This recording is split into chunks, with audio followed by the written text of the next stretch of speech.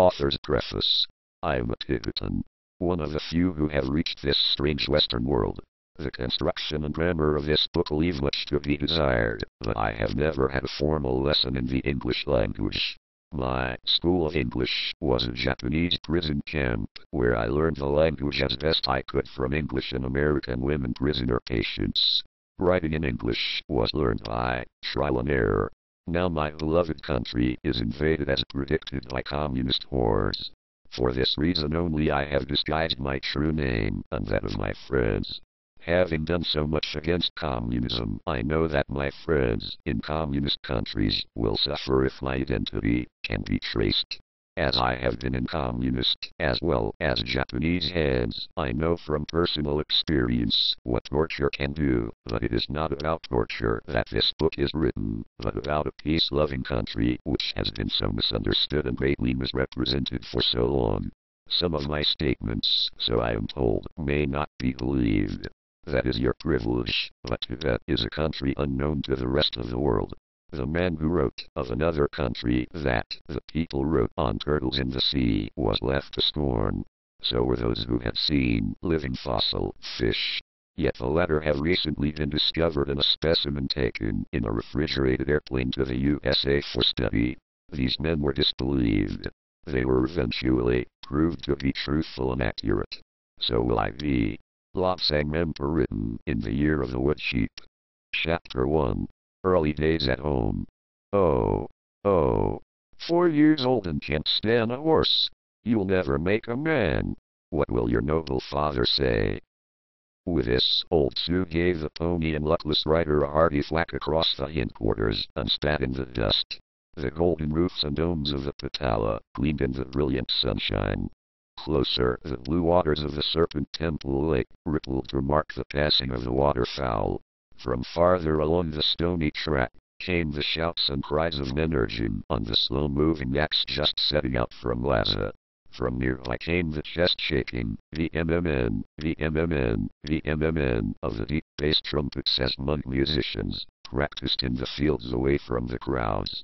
But I had no time for such everyday, commonplace things.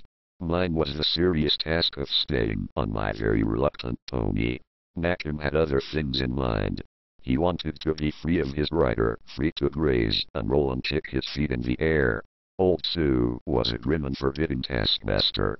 All his life he had been stern and hard, and now, as guardian and riding instructor to a small boy of 4, his patience often gave way under the strain.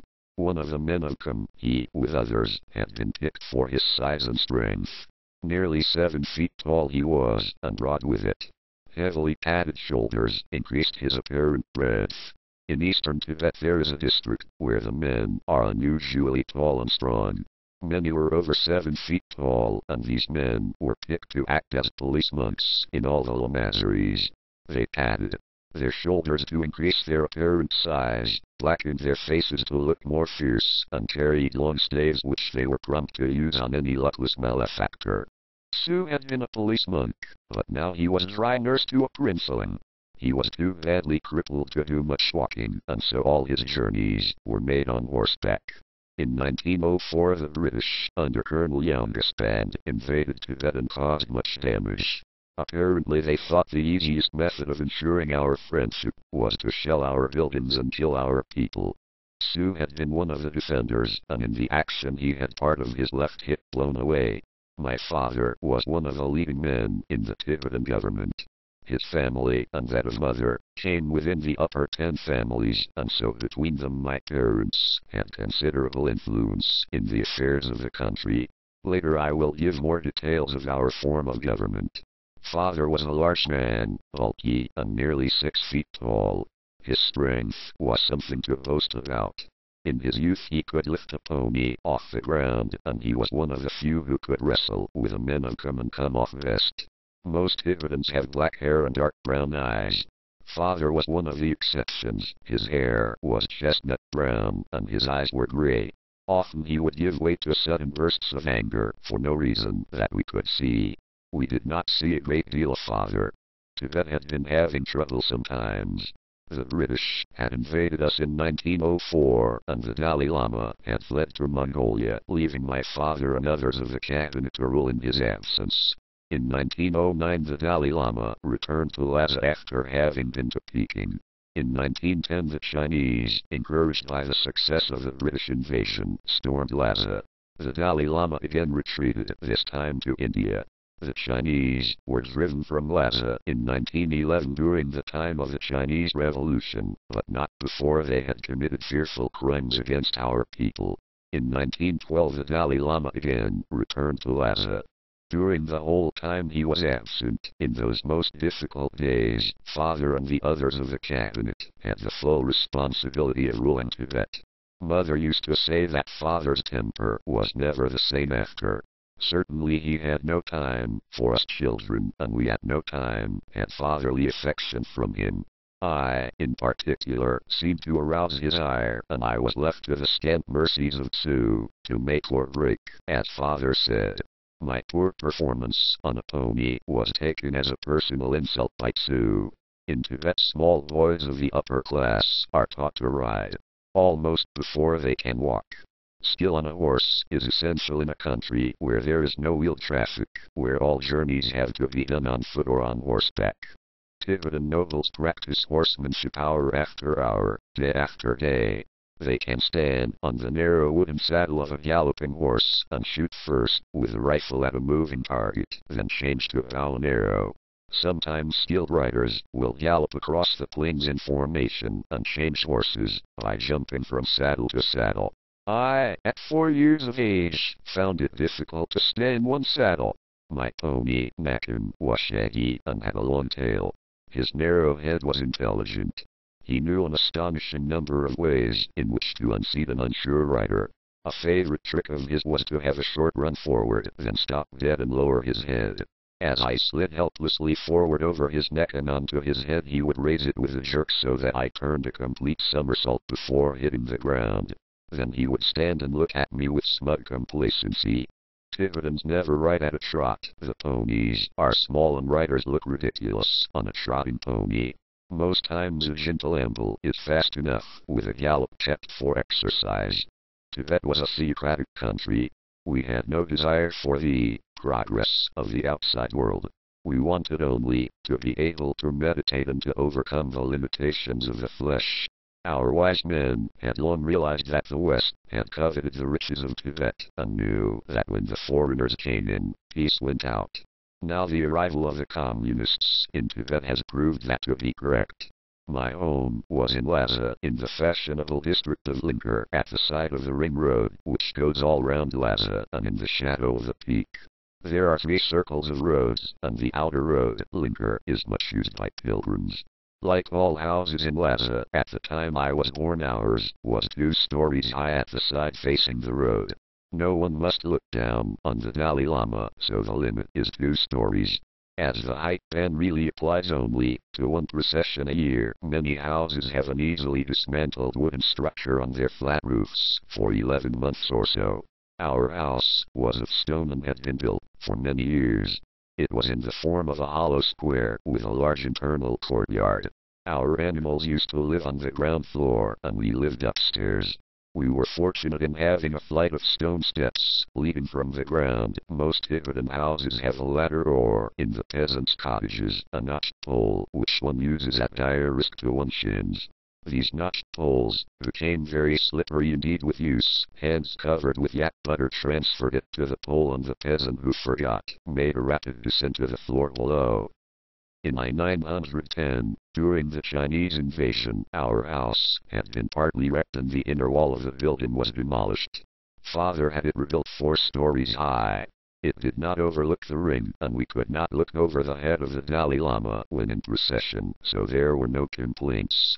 The gate which gave entrance to our central courtyard was heavy and black with age. The Chinese invaders has not been able to force its solid wooden beams, so they had broken down a wall instead. Just above this entrance was the office of the steward. He could see all who entered or left. He engaged and dismissed staff and saw that the household was run efficiently.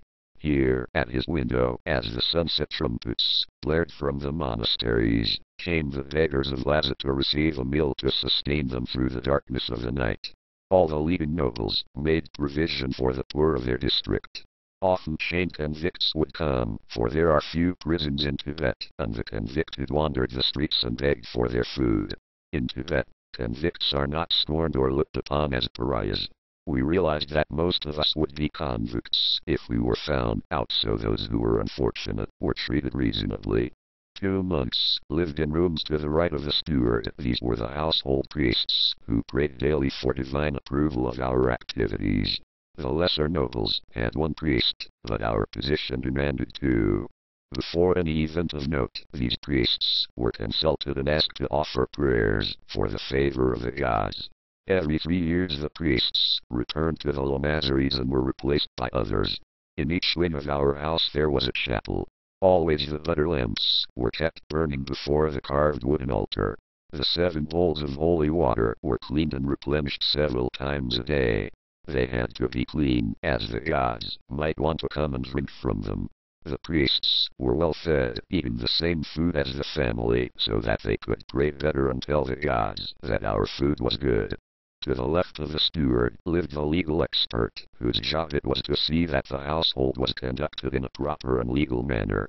Tibetans are very law-abiding, and father had to be an outstanding example in observing the law. We children, Brother Kalger, Sister Yazidara, and I, lived in the new block, at the side of the square remote from the road.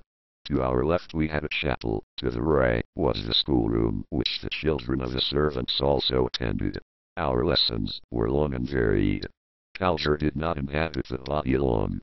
He was weakly and unfit for the hard life to which we both were subjected. Before he left us and returned to the land of many temples. Yazo was 6 when he passed over, and I was 4. I still remember when they came for him as he lay an empty husk, and how the men of the deaf carried him away to be broken up and fed to the scavenger birds according to custom. Now heir to the family, my training was intensified. I was 4 years of age and a very indifferent horseman. Father was indeed a strict man, and as a prince of the church he saw to it that his son had stern discipline and was an example of how others should be brought up. In my country, the higher the rank of a boy, the more severe his training. Some of the nobles were beginning to think that boys should have an easier time, but not father. His attitude was, a poor had no hope of comfort later, so give him kindness and consideration while he was young. The higher class boy had all riches and comforts to expect in later years, so be quite brutal with him during boyhood and youth, so that he should experience hardship and show consideration for others. This also was the official attitude of the country. Under this system weaklings did not survive, but those who did could survive almost anything. Su occupied a room on the ground floor and very near the main gate. For years he had, as a police monk, been able to see all manner of people, and now he could not bear to be in seclusion, away from it all. He lived near the stables, in which father kept his 20 horses and all the ponies and work animals. The grooms hated the sight of Su, because he was officious and interfered with their work. When father went riding he had to have 6 armed men escort him. These men wore uniform, and Su always bustled about them, making sure that everything about their equipment was in order. For some reason these 6 men used to back their horses against a wall, then, as soon as my father appeared on his horse, they would charge forward to meet him. I found that if I leaned out of a storeroom window, I could touch one of the riders as he sat on his horse. One day, being idle, I cautiously passed a rope through his stout leather belt as he was fiddling with his equipment. The 2 ends I looped and passed over a hook inside the window. In the bustle and talk I was not noticed. My father appeared, and the riders surged forward. 5 of them. The 6th was pulled backwards off his horse, yelling that demons were gripping him. His belt broke, and in the confusion I was able to pull away the rope and steal away undetected. It gave me much pleasure, later, to say, "So you too, Nitak, can't stand a horse." Our days were quite hard. We were awake for 18 hours out of the 24. Tibetans believe that it is not wise to sleep at all when it is light, or the demons of the day may come and seize one. Even very small babies are kept awake so that they shall not become demon-infested. Those who are ill also have to be kept awake, and a monk is called in for this. No one is spared from it. Even people who are dying have to be kept conscious for as long as possible, so that they shall know the right road to take through the borderlands to the next world. At school we had to study languages, Tibetan and Chinese. Tibetan is two distinct languages, the ordinary and the honorific. We use the ordinary when speaking to servants and those of lesser rank, and the honorific to those of equal or superior rank. The horse of a higher rank person had to be addressed in honorific style. Our autocratic cat, stalking across the courtyard on some mysterious business, would be addressed by a servant. Would Honorable Puss Puss deign to come and drink this unworthy milk? No matter how Honorable Puss Puss was addressed, she would never come until she was ready. Our schoolroom was quite large. At one time it had been used as a refectory for visiting monks, but since the new buildings were finished, that particular room had been made into a school for the estate. Altogether there were about 60 children attending. We sat cross-legged on the floor at a table or long bench which was about 18 inches high. We sat with our backs to the teacher so that we did not know when he was looking at us. It made us work hard all the time. Paper in Tibet is handmade and expensive, far too expensive to waste on children. We used slates, large thin slabs about 12 inches by 14 inches. Our pencils were a form of hard chalk, which could be picked up in the Tsula Hills, some 12,000 feet higher than Lhasa, which was already 12,000 feet above sea level. I used to try to get the chalks with a reddish tint, but Sister Yazo was very fond of a soft purple. We could obtain quite a number of colors, reds, yellows, blues, and greens. Some of the colors, I believe, were due to the presence of metallic ores in the soft chalk base. Whatever the cause, we were glad to have them. Arithmetic really bothered me. If 783 monks each drank 52 cups of sampa per day, and each cup held 5/8 of a pint, what size container would be needed for a week's supply? Sister Yazo could do these things and think nothing of it. I was not so bright. I came into my own when we did carving. That was a subject which I liked and could do reasonably well. All printing in Tibet is done from carved wooden plates, and so carving was considered to be quite an asset. We children could not have wood to waste. The wood was expensive as it had to be brought all the way from India. Tibetan wood was too tough and had the wrong kind of grain. We used a soft kind of soapstone material which could be cut easily with a sharp knife.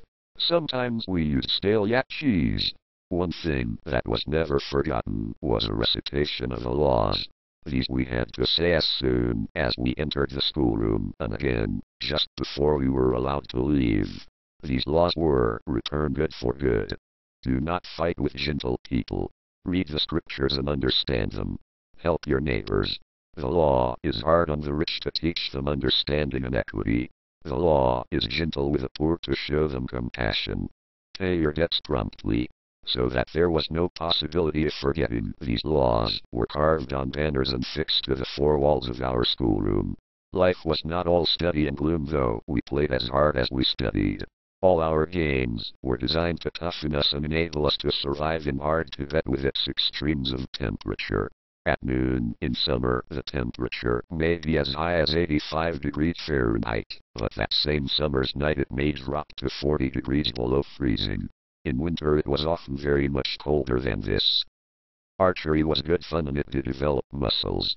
We used bows made of yew imported from India, and sometimes we made crossbows from Tibetan wood. As Buddhists we never shot at living targets. Hidden servants would pull a long string and cause a target to bob up and down. We never knew which to expect. Most of the others could hit the target when standing on the saddle of a galloping pony. I could never stay on that long. Long jumps were a different matter. Then there was no horse to bother about. We ran as fast as we could, carrying a 15-foot pole, then when our speed was sufficient, jumped with the aid of the pole. I used to say that the others stuck on a horse so long that they had no strength in their legs, but I, who had to use my legs, really could vault. It was quite a good system for crossing streams, and very satisfying to see those who were trying to follow me plunge in one after the other. Stilt walking was another of my pastimes. We used to dress up and become giants, and often we would have fights on stilts. The one who fell off was the loser. Our stilts were homemade. We could not just slip round to the nearest shop and buy such things. We used all our powers of persuasion on the keeper of the stores, usually the steward, so that we could obtain suitable pieces of wood. The grain had to be just right, and there had to be freedom from nozzles. Then we had to obtain suitable wedge-shaped pieces of footrests. As wood was too scarce to waste, we had to wait our opportunity and ask at the most appropriate moment. The girls and young women played a form of shuttlecock. A small piece of wood had holes made in one upper edge, and feathers were wedged in. The shuttlecock was kept in the air by using the feet. The girl would lift her skirt to a suitable height to permit a free kicking, and from then on would use her feet only. To touch with a hand meant that she was disqualified. An active girl would keep the thing in the air for as long as 10 minutes at a time before missing a kick. The real interest in Tibet, or at least in the district of U, which is the home country of Lhasa, was kite flying. This could be called a national sport. We could only indulge in it at certain times, at certain seasons. Years before, it had been discovered that if kites were flown in the mountains, rain fell in torrents, and in those days it was thought that the rain gods were angry, so kite flying was permitted only in the autumn, which in Tibet is the dry season. At certain times of the year, men will not shout in the mountains, as the reverberation of their voices causes the supersaturated rain clouds from India to shed their load too quickly and cause rainfall in the wrong place. Now, on the first day of autumn, a long kite would be sent up from the roof of the patala.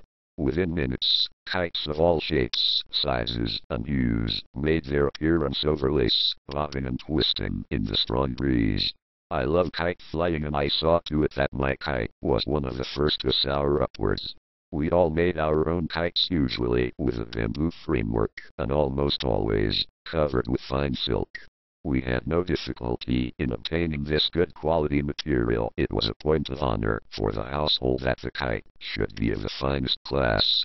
Of box form, we frequently fitted them with a ferocious dragon head and with wings and tail. We had battles in which we tried to bring down the kites of our rivals. We stuck shards of broken glass to the kite string and covered part of the cord with glue powdered with broken glass in the hope of being able to cut the strings of others and so capture the falling kite. Sometimes we used to steal out at night and send our kite aloft with little butter lamps inside the head and body. Perhaps the eyes would glow red and the body would show different colors against the dark night sky. We particularly liked it when the huge yak caravans were expected from the Lobsang district. In our childish innocence we thought that the ignorant natives from far distant places would not know about such modern inventions as our kites, so we used to set out to frighten some wits into them. One device of ours was to put 3 different shells into the kite in a certain way, so that when the wind blew into them they would produce a weird wailing sound. We likened it to fire, breathing dragon shrieking in the night, and we hoped that its effect on the traders would be salutary. We had many a delicious tingle along our spines as we thought of these men lying frightened in their bedrolls as our kites bobbed above. Although I did not know it at this time, my play with kites was to stand me in very good stead in later life when I actually flew in them. Now it was but a game, although an exciting one. We had one game which could have been quite dangerous. We made large kites, big things about 7 or 8 feet square and with wings, projecting from 2 sides. We used to lay these on level ground, near a ravine, where there was a particularly strong updraft of air. We would mount our ponies, with one end of the cord looped round our waist, and then we would gallop off, as fast as our ponies would move. Up into the air jumped the kite, and soaring higher and higher until it met this particular updraft. There would be a jerk and the rider would be lifted straight off his pony, perhaps 10 feet in the air, and sink swaying slowly to earth. Some poor wretches were almost worn in two if they forgot to take their feet from the stirrups, but I, never very good on a horse, could always fall off, and to be lifted was a pleasure. I found, being foolishly adventurous, that if I yanked at a cord at the moment of rising I would go higher, and further judicious yanks would enable me to prolong my flights by seconds. On one occasion I yanked most enthusiastically, the wind cooperated, and I was carried onto the flat roof of a peasant's house upon which was stored the winter fuel. Tibetan peasants live in houses with flat roofs, with a small parapet, which retains the yak dung, which is dried and used as fuel. This particular house was of dried mud brick instead of the more usual stone, nor was there a chimney. An aperture in the roof served to discharge smoke from the fire below. My sudden arrival at the end of a rope disturbed the fuel, and as I was dragged across the roof, I scooped most of it through the hole on to the unfortunate inhabitants below. I was not popular. My appearance, also through that hole, was greeted with yelps of rage, and, after having one dusting from the furious householder, I was dragged off to father for another dose of corrective medicine. That night I lay on my face.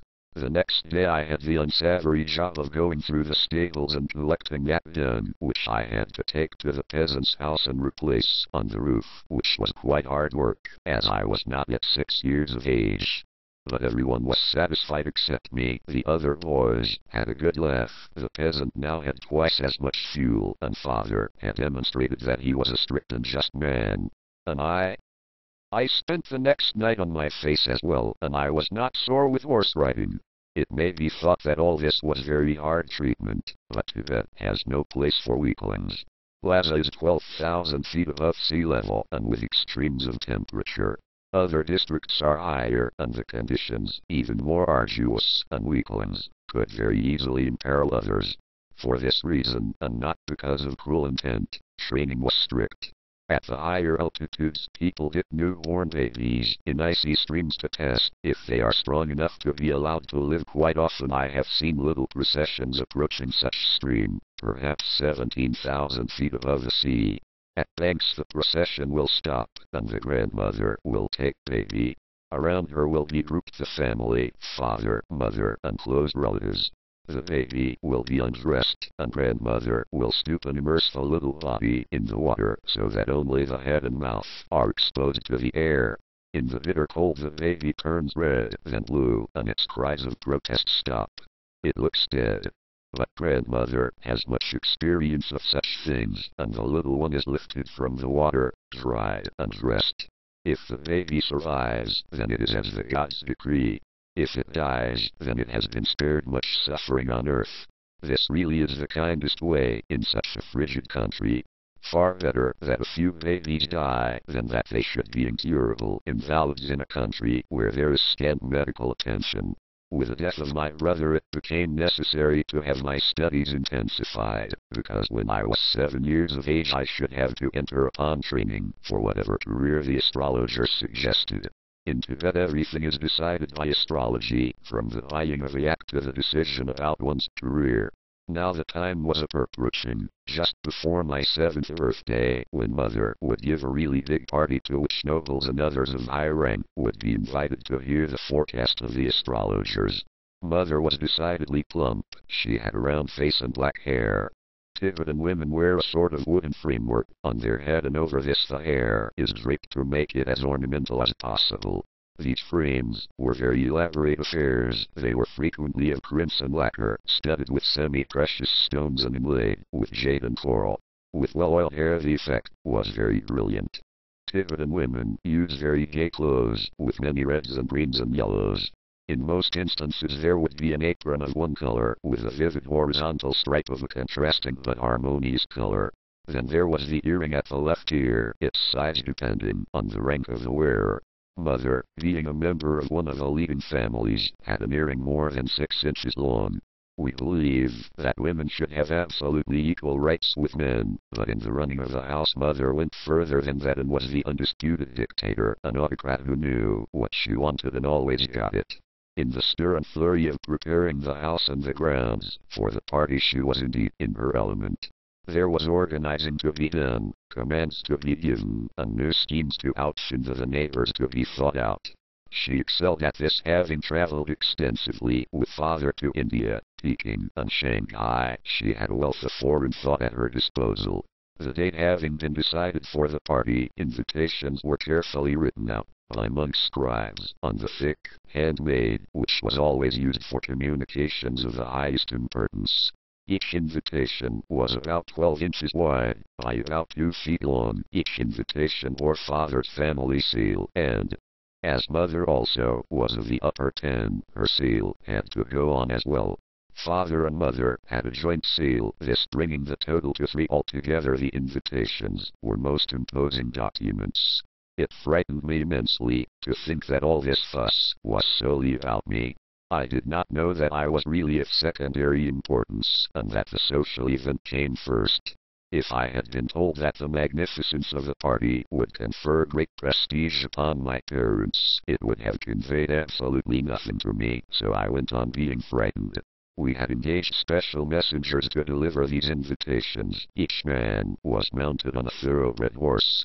Each carried a cleft stick, in which was lodged an invitation. The stick was surmounted by a replica of the family coat of arms. The sticks were gaily decorated with printed prayers, which waved in the wind. There was pandemonium in the courtyard as all the messengers got ready to leave at the same time. The attendants were hoarse with shouting, horses were neighing, and the huge black mastiffs were barking madly. There was a last-minute gulping of tibbet and beer before the mugs were put down with a clatter as the ponderous main gates rumbled open, and the troop of men with wild yells galloped out. In Tibet, messengers deliver a written message, but also give an oral version, which may be quite different. In days of long ago, bandits would waylay messengers and act upon the written message, perhaps attacking an ill-defended house or procession. It became the habit to write a misleading message, which often lured bandits to where they could be captured. This old custom of written and oral messages was a survival of the past. Even now, sometimes the 2 messages would differ, but the oral version was always accepted as correct. Inside the house everything was bustle and turmoil. The walls were cleaned and recolored, the floors were scraped and the wooden boards polished until they were really dangerous to walk upon. The carved wooden altars in the main rooms were polished and relacquered, and many new butter lamps were put in use. Some of these lamps were gold and some were silver, but they were all polished so much that it was difficult to see which was which. All the time mother and the head steward were hurrying around, criticizing here, ordering there, and generally giving the servants a miserable time. We had more than 50 servants at the time, and others were engaged for the forthcoming occasion. They were all kept busy, but they all worked with a will. Even the courtyard was scraped until the stone shone as if newly quarried. The spaces between them were filled with colored material to add to the gap appearance. When all this was done, the unfortunate servants were called before mother and commanded to wear only the cleanest of clean clothes. In the kitchens there was tremendous activity. Food was being prepared in enormous quantities. Tibet is a natural refrigerator. Food can be prepared and kept for an almost indefinite time. The climate is very, very cold and dry with it. But even when the temperature rises, the dryness keeps stored food good. Meat will keep for about a year, while grain keeps for hundreds of years. Buddhists do not kill, so the only meat available is from animals which have fallen over cliffs or been killed by accident. Our larders were well stocked with such meat. There are butchers in Tibet, but they are of an untouchable caste, and the more orthodox families do not deal with them at all. Mother had decided to give the guests a rare and expensive treat. She was going to give them preserved rhododendron blooms. Weeks before, servants had ridden out from the courtyard to go to the foothills of the Himalaya, where the choicest blooms were to be found. In our country, rhododendron trees grow to a huge size, and with an astonishing variety of colors and scents. Those blooms which have not quite reached maturity are picked and most carefully washed. Carefully, because if there is any bruising, the preserve will be ruined. Then each flower is immersed in a mixture of water and honey in a large glass jar, with special care to avoid trapping any air. The jar is sealed, and every day, for weeks after, the jars are placed in the sunlight and turned at regular intervals so that all parts of the flower are adequately exposed to the light. The flower grows slowly and becomes filled with nectar manufactured from the honey water. Some people like to expose the flower to the air for a few days before eating so that it dries and becomes a little crisp, but without losing flavor or appearance. These people also sprinkle a little sugar on the petals to imitate snow. Father grumbled about the expense of these preserves. "We could have bought 10 yak with calves for what you have spent on these pretty flowers," he said. Mother's reply was typical of women. "Don't be a fool. We must make a show, and anyhow, this is my side of the house." Another delicacy was shark's fin. This was brought from China, sliced up and made into soup. Someone had said that shark's fin soup is the world's greatest gastronomic treat. To me the stuff tasted terrible. It was an ordeal to swallow it, especially as by the time it reached Tibet, the original shark owner would not have recognized it. To state it mildly, it was slightly off. That, to some, seemed to enhance the flavor. My favorite was succulent young bamboo shoots, also brought from China. These could be cooked in various ways, but I preferred them raw, with just a dab of salt. My choice was just the newly opening yellow-green ends. I am afraid that many shoots, before cooking, lost their ends in a manner at which the cook could only guess and not prove. Rather a pity, because the cook also preferred them that way. Cooks in Tibet are men. Women are no good at stirring sampa or making exact mixtures. Women take a handful of this, slap in a lump of that, and season, with hope that it will be right. Men are more thorough, more painstaking, and so better cooks. Women are all right for dusting, talking, and, of course, for a few other things. Not for making sampa, though. Sampa is the main food of Tibetans. Some people live on sampa and tea from their first meal in life to their last. It is made from barley, which is roasted to a nice crisp golden brown. Then the barley kernels are cracked so that the flour is exposed. Then it is roasted again. This flour is then put in a bowl, and hot, buttered tea is added. The mixture is stirred until it attains the consistency of dough. Salt, borax, and nut butter are added to taste. The result sampa can be rolled into slabs, made into buns, or even molded into decorative shapes. Sampa is monotonous stuff alone, but it really is a very compact, concentrated food which will sustain life at all altitudes and under all conditions. While some servants were making sampa, others were making butter. Our butter-making methods could not be commended on hygienic grounds. Our churns were large goat-skin bags with a hair inside. They were filled with yak or goat milk, and the neck was then twisted, turned over, and tied to make it leak-proof. The whole thing was then bumped up and down until butter was formed. We had a special butter-making floor which had stone protuberances about 18 inches high. The bags full of milk were lifted and dropped onto these protuberances, which had the effect of churning the milk. It was monotonous to see and hear perhaps 10 servants lifting and dropping these bags hour after hour. There was the drawn as the bag was lifted, and the squashy zunk as it was dropped. Sometimes a carelessly handled or old bag would burst. I remember one really hefty fellow who was showing off his strength. He was working twice as fast as anyone else, and the veins were standing out on his neck with the exertion.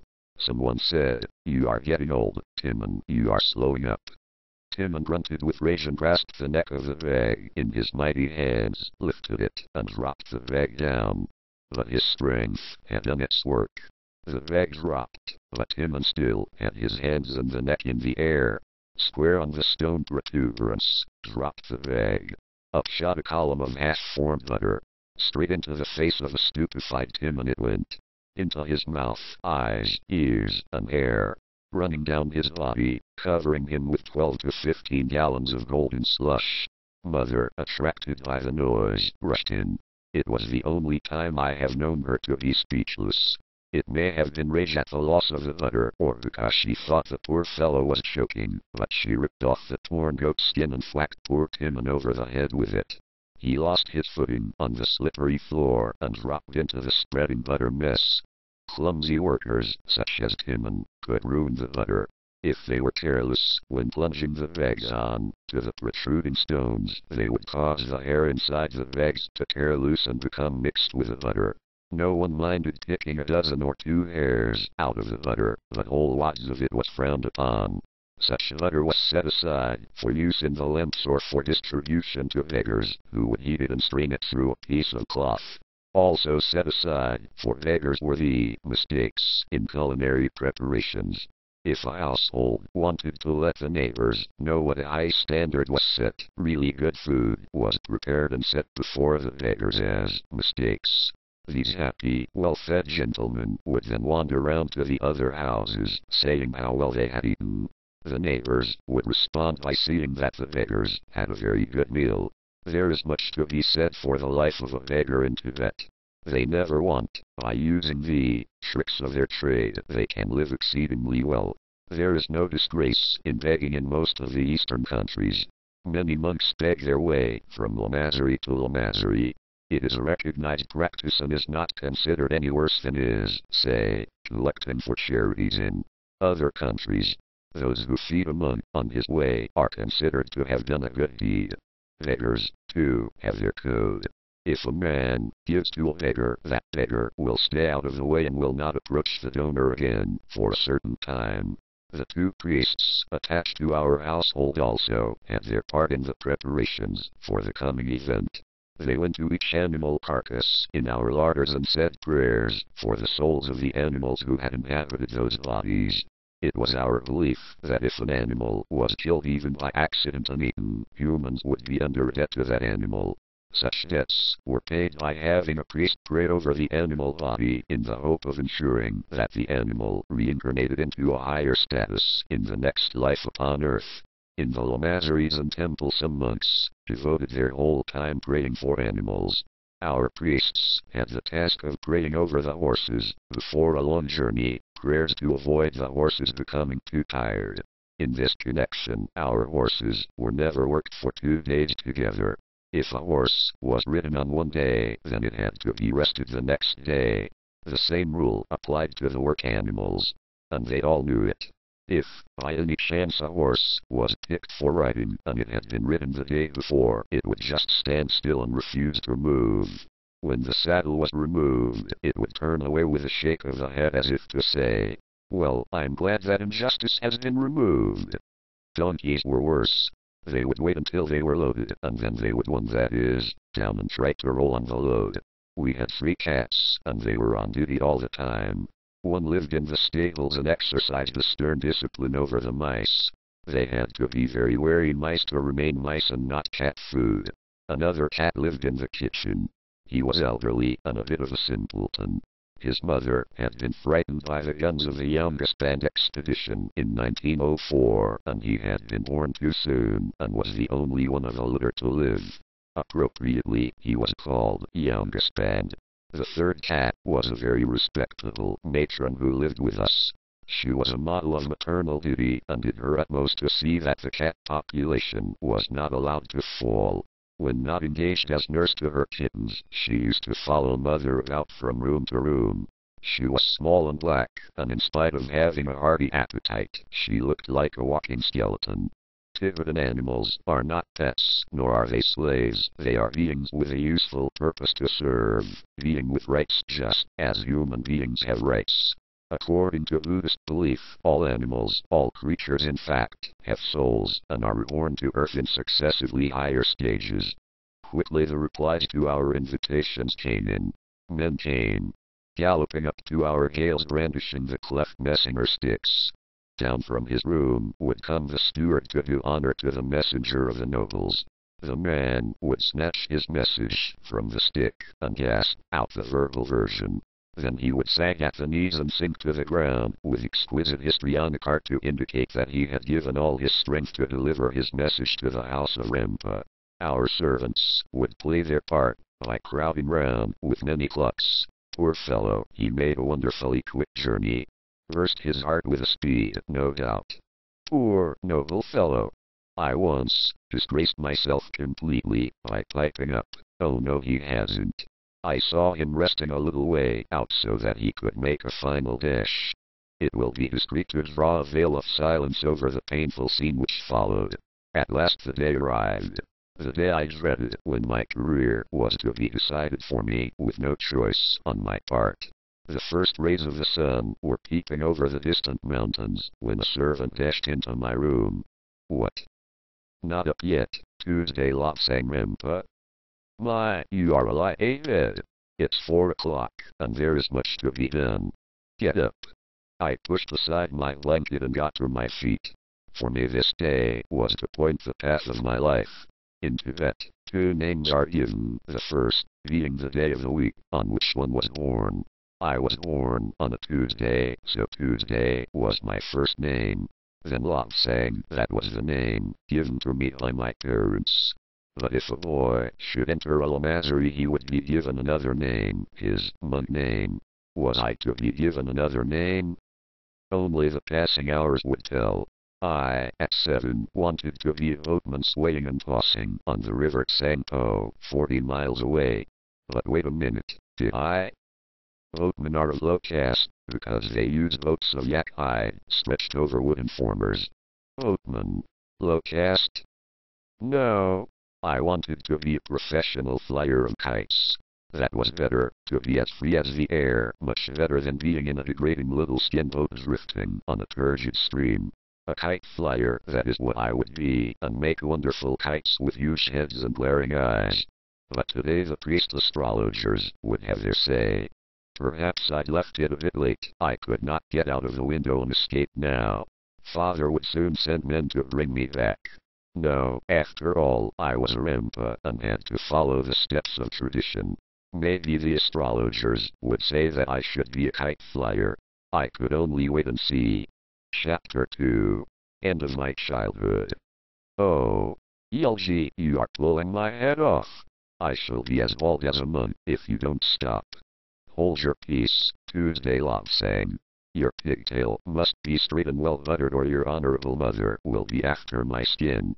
But Yelji, you don't have to be so rough, you are twisting my head off.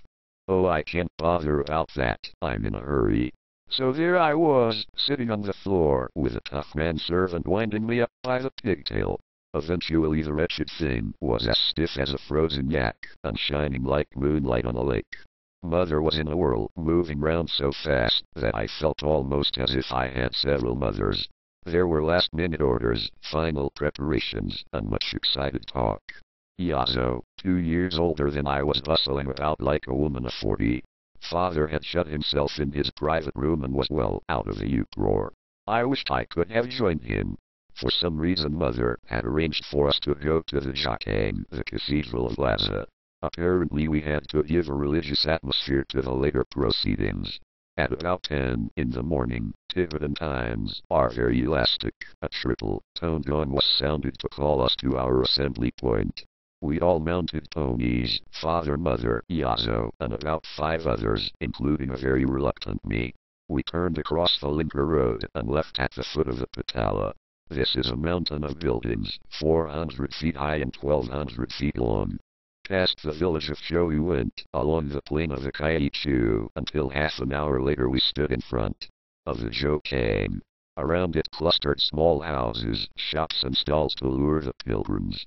1,300 years the cathedral had stood here to welcome the devout. Inside, the stone floors were grooved inches deep by the passage of so many worshippers. Pilgrims moved reverently around the inner circuit, each turning the hundreds of prayer wheels as they passed, and repeating incessantly the mantra, Om Mani Padme. Huge wooden beams, black with age, supported the roof, and the heavy odor of constantly burning incense drifted around like light summer clouds at the crest of a mountain. Around the walls were golden statues of the deities of our faith. Stout metal screens, with a coarse mesh so as not to obstruct the view, protected the statues from those whose cupidity overcame their reverence. Most of the more familiar statues were partly buried by the precious stones and gems, which had been heaped around them by the pious who had sought favors.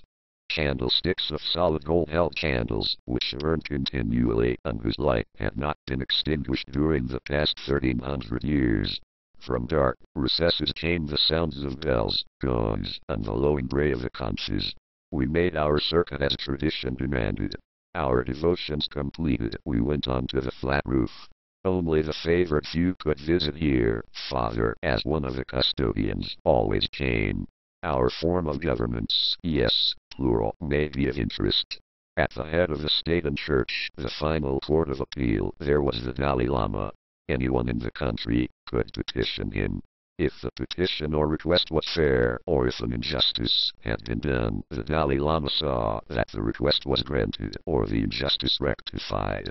It is not unreasonable to say that everyone in the country, probably without exception, either loved or revered him. He was an autocrat. He used power and domination, but never did he use these for his own gain, only for the good of the country. He knew of the coming communist invasion, even though it lay many years ahead, and temporary eclipse of freedom. That is why a very small number of us were specially trained so that the arts of the priest should not be forgotten. After the Dalai Lama there were two councils, that is why I wrote governments. The first was the Ecclesiastical Council. The 4 members of it were monks of Lama status. They were responsible, under the Most One, for all the affairs of the lamaseries and nunneries. All ecclesiastical matters came before them. The Council of Ministers came next. This council had 4 members, 3 lay and 1 cleric. They dealt with the affairs of the country as a whole, and were responsible for integrating the church and state. 2 officials, who may be termed prime ministers, for that is what they were, acted as liaison officers between the 2 councils, and put their views before the Dalai Lama. They were of considerable importance during the rare meetings of the National Assembly. This was a body of some 50 men, representing all the most important families and lamaseries in Lhasa. They met only during the gravest emergencies, such as in 1904, when the Dalai Lama went to Mongolia when the British invaded Lhasa. In connection with this, many Western people have the strange notion that the Most One was cowardly in running away. He did not run away. Wars on Tibet may be likened to a game of chess. If the king is taken, the game is won. The Dalai Lama was our king. Without him there would be nothing to fight for. He had to go to safety in order to keep the country together.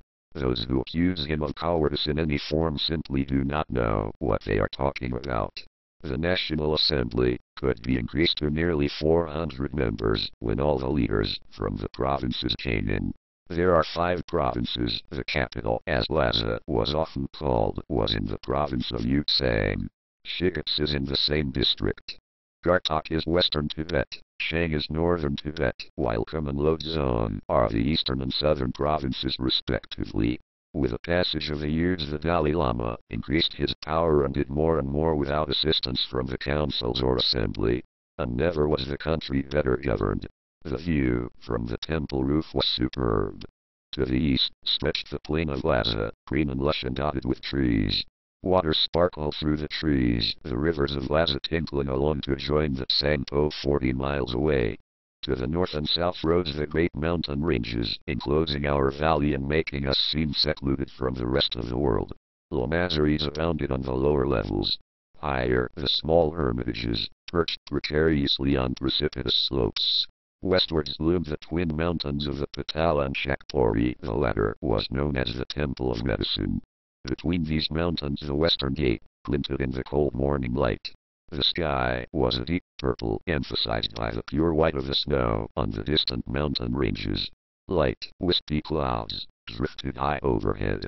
Much nearer, in the city itself, we looked down on the council hall nestling against the northern wall of the cathedral. The treasury was quite near, and surrounding it all were the stalls of the traders and the market in which one could buy almost anything. Close by, slightly to the east, a nunnery jostled the precincts of the disposers of the dead.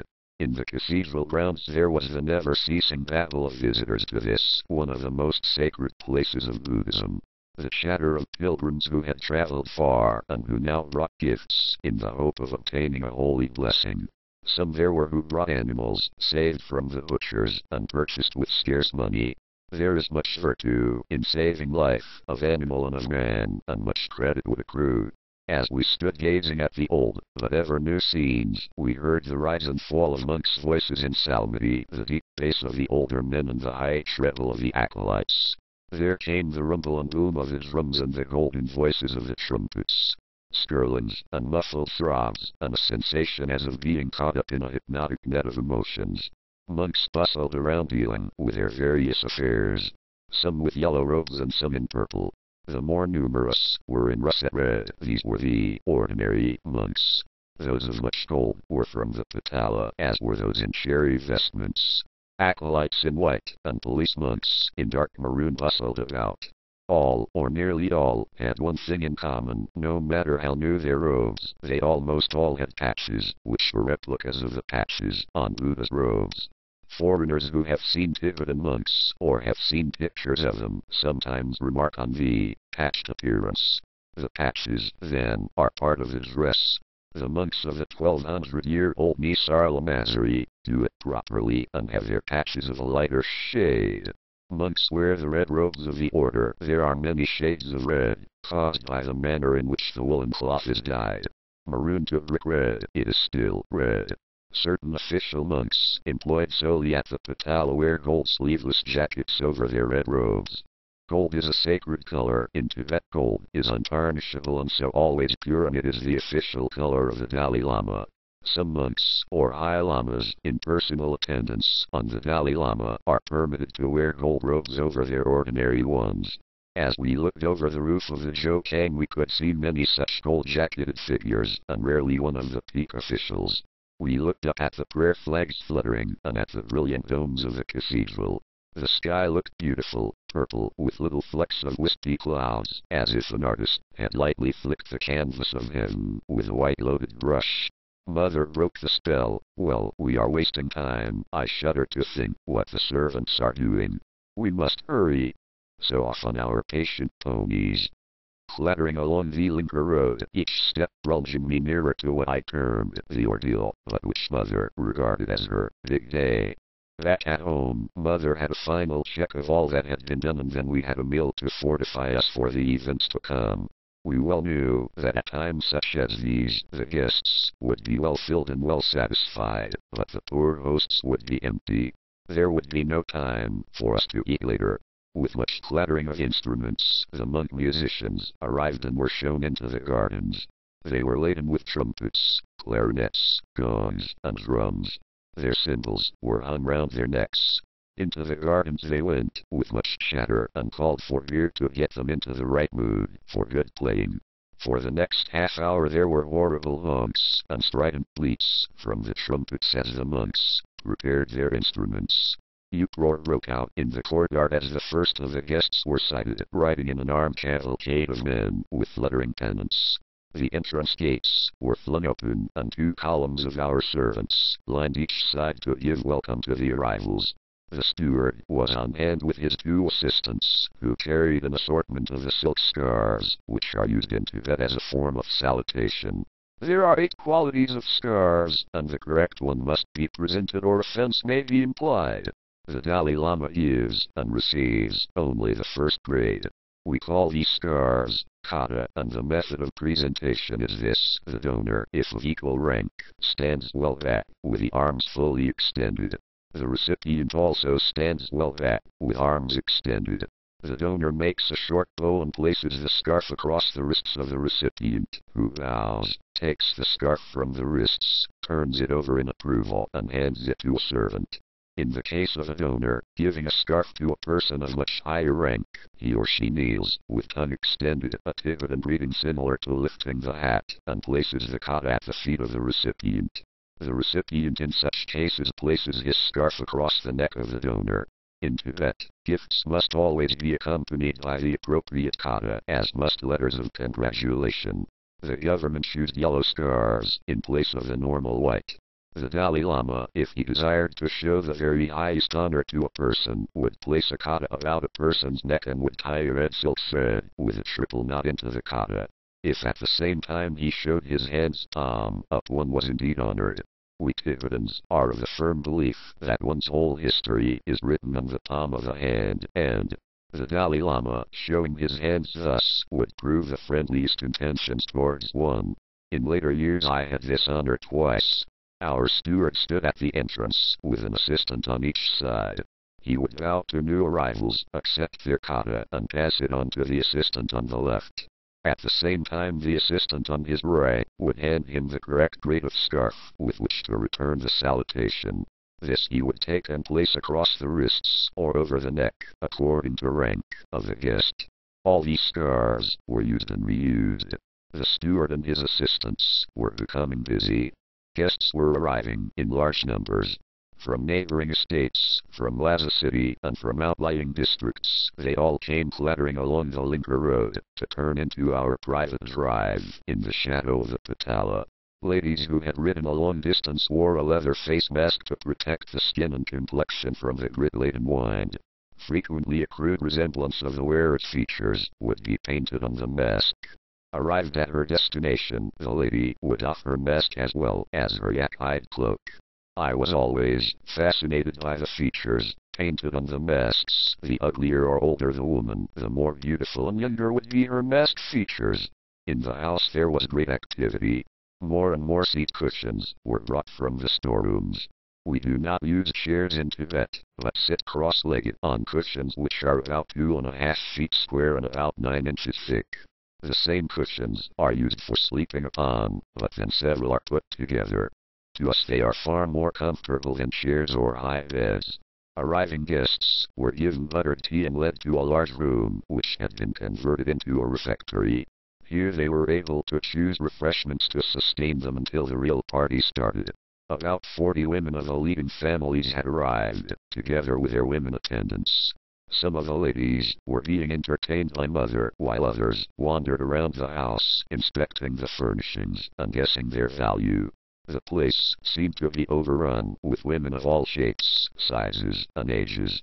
They appeared from the most unusual places, and did not hesitate one moment to ask passing servants what this cost, or what that was worth. They behaved, in short, like women the world over. Sister Yazo was parading around in very new clothes, with her hair done in what she regarded as the latest style, but which to me seemed terrible, but I was always biased when it came to women. Certain it was that on this day they seemed to get in the way. There was another set of women to complicate matters. The high-class woman in Tibet was expected to have huge stores of clothing and ample jewels. These she had to display, and as this would have entailed much changing and dressing, special girls, young girls, were employed to act as mannequins. They paraded around in mother's clothes, sat and drank innumerable cups of butter tea, and then went and changed into different clothing and jewelry. They mixed with the guests and became, to all intents and purposes, mother's assistant hostesses. Throughout the day these women would change their attire perhaps 5 or 6 times. The men were more interested in the entertainers in the gardens. A troupe of acrobats had been brought in to add a touch of fun. 3 of them held up a pole about 15 feet high, and another acrobat climbed up and stood on his head on the top. Then the others snatched away the pole, leaving him to fall, turn, and land cat-like on his feet. Some small boys were watching and immediately rushed away to a secluded spot to emulate the performance. They found a pole about 8 or 10 feet high, held it up, and the people were walking about, admiring the gardens, or sitting in most daring, climbed up and tried to stand on his head. Down he groups discussing social affairs. The ladies, in particular, were busy came with an awful crump straight on top of the others. However, their heads were thick, and apart from egg-sized bruises, no harm was done. Mother appeared, leading the rest of the ladies to see the entertainments and listen to the music. The latter was not difficult. The musicians were now well warmed up with copious amounts of Tibetan beer. For this occasion, Mother was particularly well dressed. She was wearing a yak wool skirt of deep russet red, reaching almost to the ankles. Her high boots of Tibetan felt were of the purest white, with blood-red soles and tastefully arranged red piping. Her bolero-type jacket was of a reddish-yellow, somewhat like Father's monk robe. In my later medical days, I should have described it as iodine on bandage. Beneath it she wore a blouse of purple silk. These colors all harmonized and had been chosen to represent the different classes of monks' garments. Across her right shoulder was a silk brocade sash, which was caught at the left side of her waist by a massive gold circlet. From the shoulder to the waist, not the sash, was blood red, but from that point it shaded from pale lemon yellow to deep saffron when it reached the skirt hem. Around her neck she had a gold cord, which supported the 3 amulet bags, which she always wore. These had been given to her on her marriage to father. One was from her family, one from father's family, and one, an unusual honor, was from the Dalai Lama. She wore much jewelry, because Tibetan women wear jewelry and ornaments in accordance with their station in life. A husband is expected to buy ornaments and jewelry whenever he has a rise in status. Mother had been busy for days past having her hair arranged in 108 plaits, each about as thick as a piece of whipcord. 108 is a Tibetan sacred number, and ladies with sufficient hair to make this number of plaits were considered to be most fortunate. The hair, parted in the Madonna style, was supported on a wooden framework worn on top of the head like a hat. Of red lacquered wood, it was studded with diamonds, jade, and gold discs.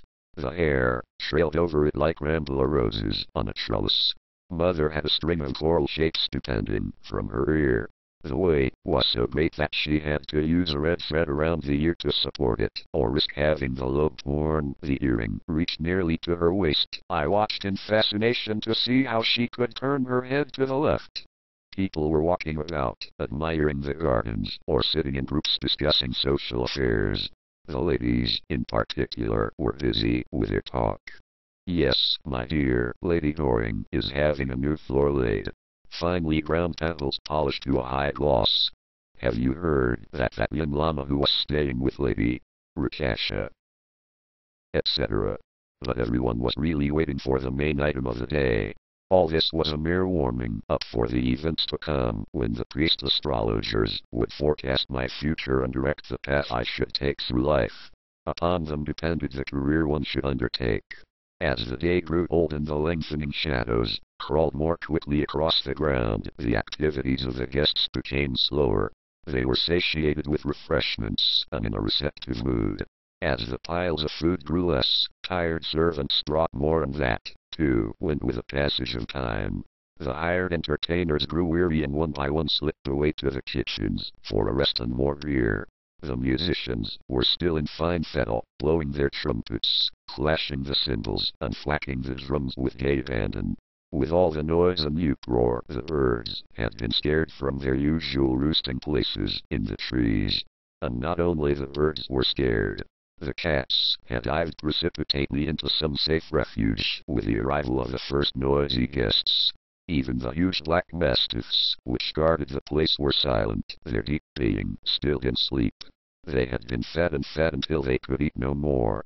In the walled gardens, as the day grew yet darker, small boys flitted like gnomes between the cultivated trees, swinging lighted butter lamps and smoke incense censers, and at times leaping into the lower branches for a carefree frolic. Dotted about the grounds were golden incensed braziers sending up their thick columns of fragrant smoke. Attending them were old women who also twirled clacking prayer wheels, each revolution of which sent thousands of prayers heavenwards. Father was in a state of perpetual fright. His walled gardens were famous throughout the country for their expensive, imported plants and shrubs. Now, to his way of thinking, the place was like a badly run zoo. He wandered around wringing his hands and uttering little moans of anguish when some guest stopped and fingered a bud. In particular danger were the apricot and pear trees and the little dwarf apple trees. The larger and taller trees, poplar, willow, juniper, birch, and cypress, were festooned with streams of prayer flags which fluttered gently in the soft evening breeze. Eventually the day died as the sun set behind the far distant peaks of the Himalayas.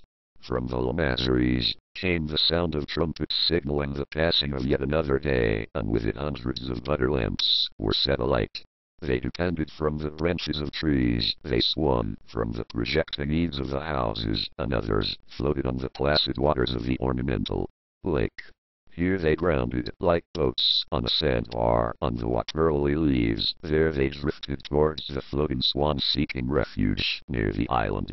The sound of a deep-toned gong, and everyone turned to watch the approaching procession.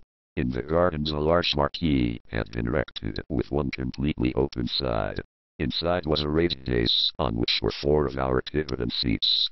Now the procession approached the dais. 4 servants carried upright poles with large flares at the upper end.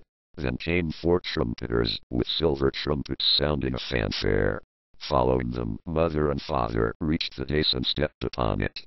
Then 2 old men, very old men, from the lamasery of the state oracle. These 2 old men from Netchin were the most experienced astrologers in the country. Their predictions have been proved correct time after time. Last week they had been called to predict for the Dalai Lama. Now they were going to do the same for a 7-year-old boy. For days they had been busy at their charts and computations. Long had been their discussions about trines, ecliptics, sesquiquadrates, and the opposing influence of this or that. I will discuss astrology in a later chapter. 2 lamas carried the astrologers' notes and charts. 2 others stepped forward and helped the old seers to mount the steps of the dais. Side by side they stood, like 2 old ivory carvings. Their gorgeous robes of yellow Chinese brocade merely emphasized their age. Upon their heads they wore tall priests' hats, and their wrinkled necks seemed to wilt beneath the weight. People gathered around and sat on the ground, on cushions brought by the servants. All gossip stopped, as people strained their ears to catch the shrill, piping voice of the astrologer-in-chief. Lobsang Miles Cho Nangchig, he said, gods, devils, and men all behave in the same way, so the probable future can be foretold. And he droned for an hour and then stopped for a 10-minute rest. For yet another hour he went on outlining the future. Allah! Allah! Extraordinary! Extraordinary! Exclaimed the entranced audience. And so it was foretold. A boy of 7 to enter a lamasery after a hard feat of endurance, and there be trained as a priest-surgeon. To suffer great hardships, to leave the homeland and go among strange people. To lose all and have to start again, and eventually to succeed. Gradually the crowd dispersed. Those who had come from afar would stay the night at our house and depart in the morning. Others would travel with their retinues and with flares to light the way. With much clattering of hooves and the hoarse shouts of men, they assembled in the courtyard. Once again the ponderous gates swung open, and the company streamed through. Growing fainter in the distance was the clop-clop of the horses and the chatter of their riders, until from without there was the silence of the night. Chapter 3. Last days at home. Inside the house there was still much activity. Tea was still being consumed in huge quantities, and food was disappearing as last-minute revelers fortified themselves against the coming night. All the rooms were occupied, and there was no room for me. Disconsolately I wandered around, idly kicking at stones and anything else in the way, but even that did not bring inspiration. No one took any notice of me. The guests were tired and happy, the servants were tired and irritable. The horses have more feeling, I grumbled to myself. I will go and sleep with them. The stables were warm, and the fodder was soft, but for a time sleep would not come. Each time I dozed a horse would nudge me, or a sudden burst of sound from the house would rouse me. Gradually the noises were stilled. I raised myself to one elbow and looked out. The lights were one by one flickering to blackness. Soon there was only the cold blue moonlight reflecting vividly from the snow-heaped mountains. The horses slept, some on their feet and some on their sides. I too slept. The next morning I was awakened by a rough shake and a voice saying, "Come along, Tuesday Lobsang. I have got to get the horses ready and you are in the way." So I got up and made my way into the house in search of food. There was much activity. People were preparing to leave, and Mother was flitting from group to group for a last-minute chat.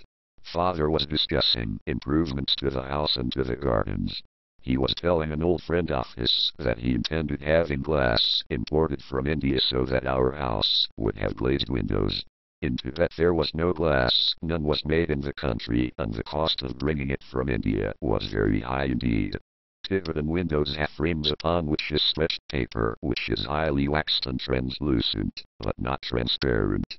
Outside vertical line windows were heavy wooden shutters, not so much to keep burglars away as to prevent the ingress of grit, carried by the strong winds. This grit, sometimes it was more like small pebbles, would tear through any unprotected windows. It would also deeply cut exposed hands and faces, and during the season of strong winds, such journeys were fraught with danger. The people of Lhasa used to keep a wary eye upon the peak, and when it suddenly became hidden in a black haze, everyone used to dash for shelter before the whipping, blood-bringing wind caught them. But not only humans were on the alert, animals also were on the watch, and it was no unusual sight to see horses and dogs leading the humans in the rush for shelter. Cats were never caught in a storm, and yaks were quite immune. With the departure of the last of the guests, I was called before Father, who said, "Go to the shopping center and buy your needs. Sue knows what is required." I thought of the things I would need: a sample bowl made of wood, a cup, and a rosary. The cup would be in 3 parts: a stand, the cup, and its lid. This would be of silver. The rosary would be of wood, with its 108 beads highly polished. 108, the sacred number, also indicates the things which a monk has to remember. We set off, Sue on his horse, and I on my pony. As we left the courtyard we turned right, later turning right again as we left the ring road past the Patala to enter the shopping center. I looked about me as if seeing the town for the first time. I was greatly afraid that I was seeing it for the last time. The shops were crowded with chauffeuring merchants who had just arrived in Lhasa. Some were bringing tea from China, and others had brought cloth from India. We made our way through the crowd to the shops we wished to visit. Every so often Sue would call out a greeting to some old friend of former years. I had to get a robe of russet red. I was going to have it rather on the large size, not merely because I was growing, but for an equally practical reason. In Tibet men wear voluminous robes, which are tied tightly at the waist. The upper portion is pulled up and forms a pouch, which is the repository for all those items which the Tibetan male finds it necessary to carry. The average monk, for instance, will carry in this pouch his sampa bowl, cup, a knife, various amulets, a rosary, a bag of roasted barley, and, not infrequently, a supply of sampa. But remember, a monk carries upon his person all his worldly possessions. My pathetic little purchases were rigidly supervised by Sue, who permitted only the barest essentials, and those of merely mediocre quality as befitted a poor acolyte. They included sandals, with yak leather soles, a small leather bag for roasted barley, a wooden sampa bowl, wooden cup, not the silver affair I had hoped for, and a carving knife. This, together with a very plain rosary, which I had to polish myself, were to be my only possessions.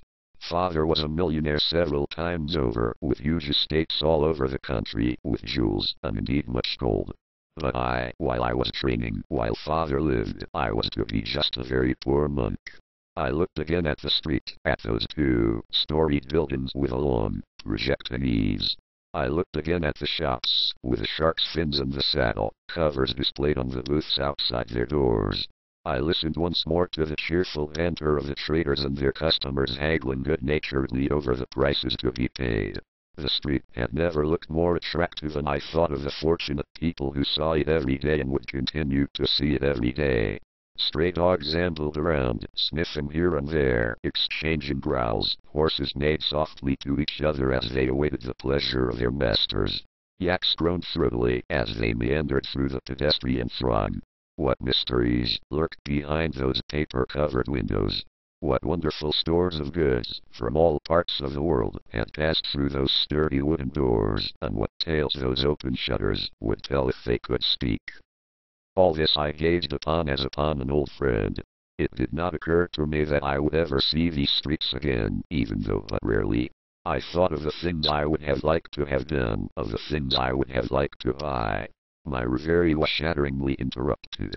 A hand immense and menacing descended upon me, caught my ear and twisted it fiercely, while the voice of Sue bellowed for all the world to hear. "Come on, Tuesday Lobsang, are you yet on your feet? I don't know what boys are coming to nowadays. Wasn't like this when I was a lad."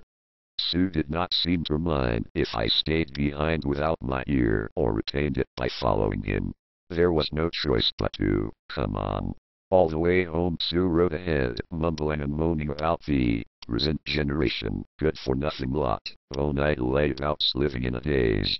At least there was one bright spot. As we turned into the Linker Road there was a quite bitter wind. Sue's great bulk ahead of me gave me a sheltered path. At home, Mother had a look at the things which I had bought. To my regret she agreed that they were good enough. I had been cherishing the hope that she would overrule Sue and say that I could have better quality articles. So once again my hopes of having a silver cup were shattered and I had to make do with a wooden one turned on a hand lathe in the bazaars of Lhasa. I was not to be left alone for my last week. Mother dragged me round to the other big houses in Lhasa so that I could pay my respects, not that I was feeling respectful. Mother reveled in the journeyings, in the interchange of social conversation, and in the polite tittle-tattle which made up the everyday round. I was bored stiff. To me all this was a genuine ordeal as I was definitely not born with the attributes which make one suffer fools gladly. I wanted to be out in the open enjoying myself for the few days remaining. I wanted to be out flying my kites, jumping with my pole and practicing archery, instead of which I had to be dragged around like a prize yak, being shown off to frumpish old women who had nothing to do all day but to sit on silk cushions and call for a servant in order to gratify their slightest whim. But it was not only Mother who caused me so much heartburning. Father had to visit the Drebin Lamasery and I was taken along to see the place.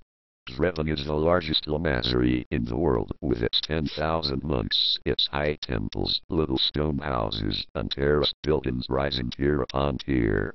This community was like a walled town, and like a good town, it was self-supporting. Drebin means rice heap, and from a distance it did look like a heap of rice, with the towers and domes gleaming in the light. Just at this time I was not in a mood to appreciate architectural beauties. I was feeling distinctly glum at having to waste precious time like this. Father was busy with the abbot and his assistants, and I, like a waif of the storm, wandered disconsolately around. It made me shiver with fright when I saw how some of the small novices were treated. The rice heap was really 7 lamaseries in one, 7 distinct orders, 7 separate colleges formed its composition. It was so large that no one man was in charge. 14 abbots ruled here, and stern disciplinarians they were. I was glad when this pleasant jaunt across a sunlit plain, to quote Father, came to an end, but more glad to know that I was not going to be consigned to Drebin or to Sarah, 3 miles north of Lhasa. At last the week drew to an end. My kites were taken from me and given away. My bows and beautifully feathered arrows were broken to signify that I was no longer a child and had no use for such things. I felt that my heart, too, was being broken, but no one seemed to think that important. At nightfall Father sent for me and I went to his room with its wonderful decorations and the old and valuable books lining the walls. He sat by the side of the main altar which was in his room and made me kneel before him. This was to be the ceremony of the opening of the book. In this large volume, some 3 feet wide by 12 inches long, were recorded all the details of our family for centuries past. It gave the names of the first of our line, and gave details of the deeds which caused them to be raised to the nobility. Recorded here were the services we had done for our country and for our ruler. Upon the old, yellowed pages I read history. Now, for the second time, the book was opened for me. First it had been to record my conception and birth. Here were the details upon which the astrologers based their forecasts. Here were the actual charts, prepared at the time. Now I had to sign the book myself, for tomorrow a new life for me would start when I entered the lamasery. The heavy, carved wooden covers were slowly replaced. The golden clasps pressing the thick, handmade sheets of juniper paper were clipped on. The book was heavy. Even Father staggered a little beneath its weight as he rose to replace it in the golden casket which was its protection. Reverently he turned to lower the casket into the deep stone recessed beneath the altar. Over a small silver brazier he heated wax, poured it upon the stone lid of the recess, and impressed his seal so that the book would not be disturbed. He turned to me and settled himself comfortably on his cushions. A touch of a gong at his elbow, and a servant brought him buttered tea. There was a long silence, and then he told me of the secret. History of Tibet, history going back thousands and thousands of years, a story which was old before the flood. He told me of the time when Tibet had been washed by an ancient sea, and of how excavations had proved it. Even now, he said, anyone digging near Lhasa could bring to light fossilized sea animals and strange shells. There were artifacts, too, of strange metal and unknown purpose. Often monks, who visited certain caves in the district, would discover them and bring them to Father. He showed me some. Then his mood changed. Because of the law, to the high-born shall be shown austerity, while to the low shall be shown compassion, he said. You will undergo a severe ordeal before you are permitted to enter the lamasery. He enjoined upon me the utter necessity of implicit obedience to all commands, which would be given to me. His concluding remarks were not conducive to a good night's sleep. He said, my son, you think I am hard and uncaring, but I care only for the name of the family. I say to you, if you fail in this test for entry, do not return here. You will be as a stranger to this household. With that, with no further word, he motioned me to leave him. Earlier in the evening I had said my farewells to my sister Yazo. She had been upset, for we had played together so often and she was now but 9 years of age, while I would be 7 tomorrow. Mother was not to be found. She had gone to bed and I was not able to say goodbye to her. I made my lonely way to my own room for the last time and arranged the cushions, which formed my bed. I lay down, but not to sleep. For a very long time I lay there thinking of the things my father had told me that night. Thinking of the strong dislike Father had for children, and thinking of the dreaded morrow when for the first time I would sleep away from home. Gradually the moon moved across the sky. Outside a night bird fluttered on the windowsill. From the roof above came the flap of prayer flags slapping against bare wooden poles. I fell asleep, but as the first feeble rays of the sun replaced the light of the moon, I was awakened by a servant and given a bowl of tsampa and a cup of buttered tea. As I was eating this meager fare, Sue bustled into the room. Well, boy, he said, our ways part. Thank goodness for that. Now I can go back to my horses. But acquit yourself well, remember all that I have taught you. With that he turned upon his heel and left the room. Although I did not appreciate it at the time, this was the kindest method. Emotional farewells would have made it very much more difficult for me to leave home for the first time, forever, as I thought. If Mother had been up to see me off, then no doubt I should have tried to persuade her to allow me to remain at home. Many Tibetan children have quite soft lives. Mine was hard, by any standard, and the lack of farewells, as I later found, was on Father's order, so that I should learn discipline and firmness early in life. I finished my breakfast, tucked my tsampa bowl and cup into the front of my robe, and rolled a spare robe and a pair of felt boots into a bundle. As I crossed the room, a servant bade me go softly and not waken the sleeping household. Down the corridor I went. The false dawn had been replaced by the darkness that comes before the true dawn as I made my way down the steps and onto the road. So I left my home, lonely, frightened, and sick at heart. Chapter 4. At the temple gates. The road led straight ahead to Chakpori Lamasery, the temple of Tibetan medicine. A hard school, this. I walked the miles as the day grew lighter, and at the gate leading to the entrance compound I met 2 others, who also desired admission.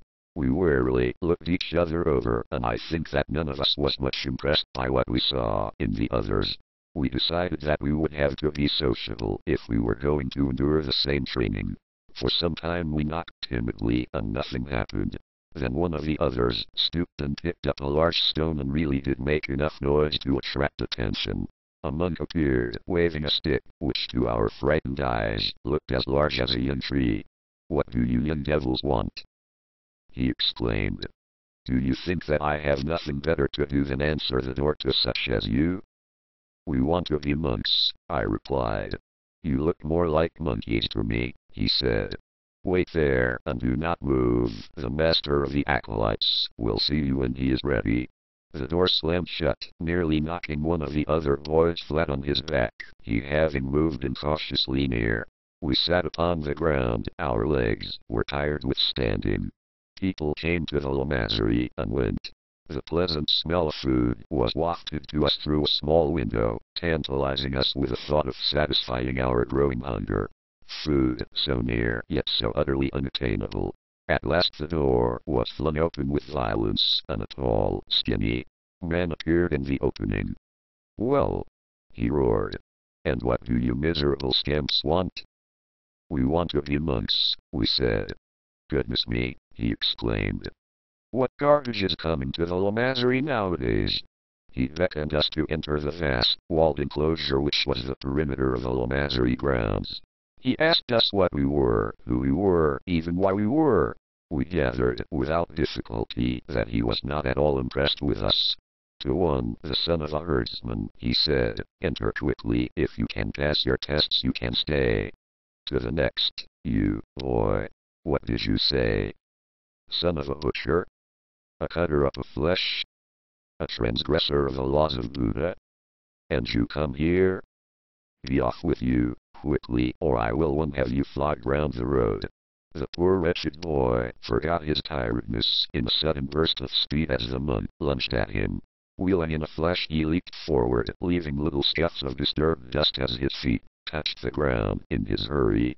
Now I was left alone on my 7th birthday. The gaunt monk turned his fierce gaze in my direction, almost causing me to shrivel on the spot with fright. He twitched his stick menacingly. "And you? What have we here?" "Oh, a young prince who wants to turn religious. We must see what you are made of first, my fine fellow. See what kind of stuffing you have. This is not the place for soft and tempered princelings. Take 40 paces backwards and sit in the attitude of contemplation until I tell you otherwise, and do not move an eyelash." With that he turned abruptly and went away. Sadly I picked up my pathetic little bundle and took the 40 steps back. On my knees I went, then sat cross-legged as commanded. So I sat throughout the day, unmoving. The dust blew against me, forming little mounds in the clips of my upturned hands, piling on my shoulders and lodging in my hair.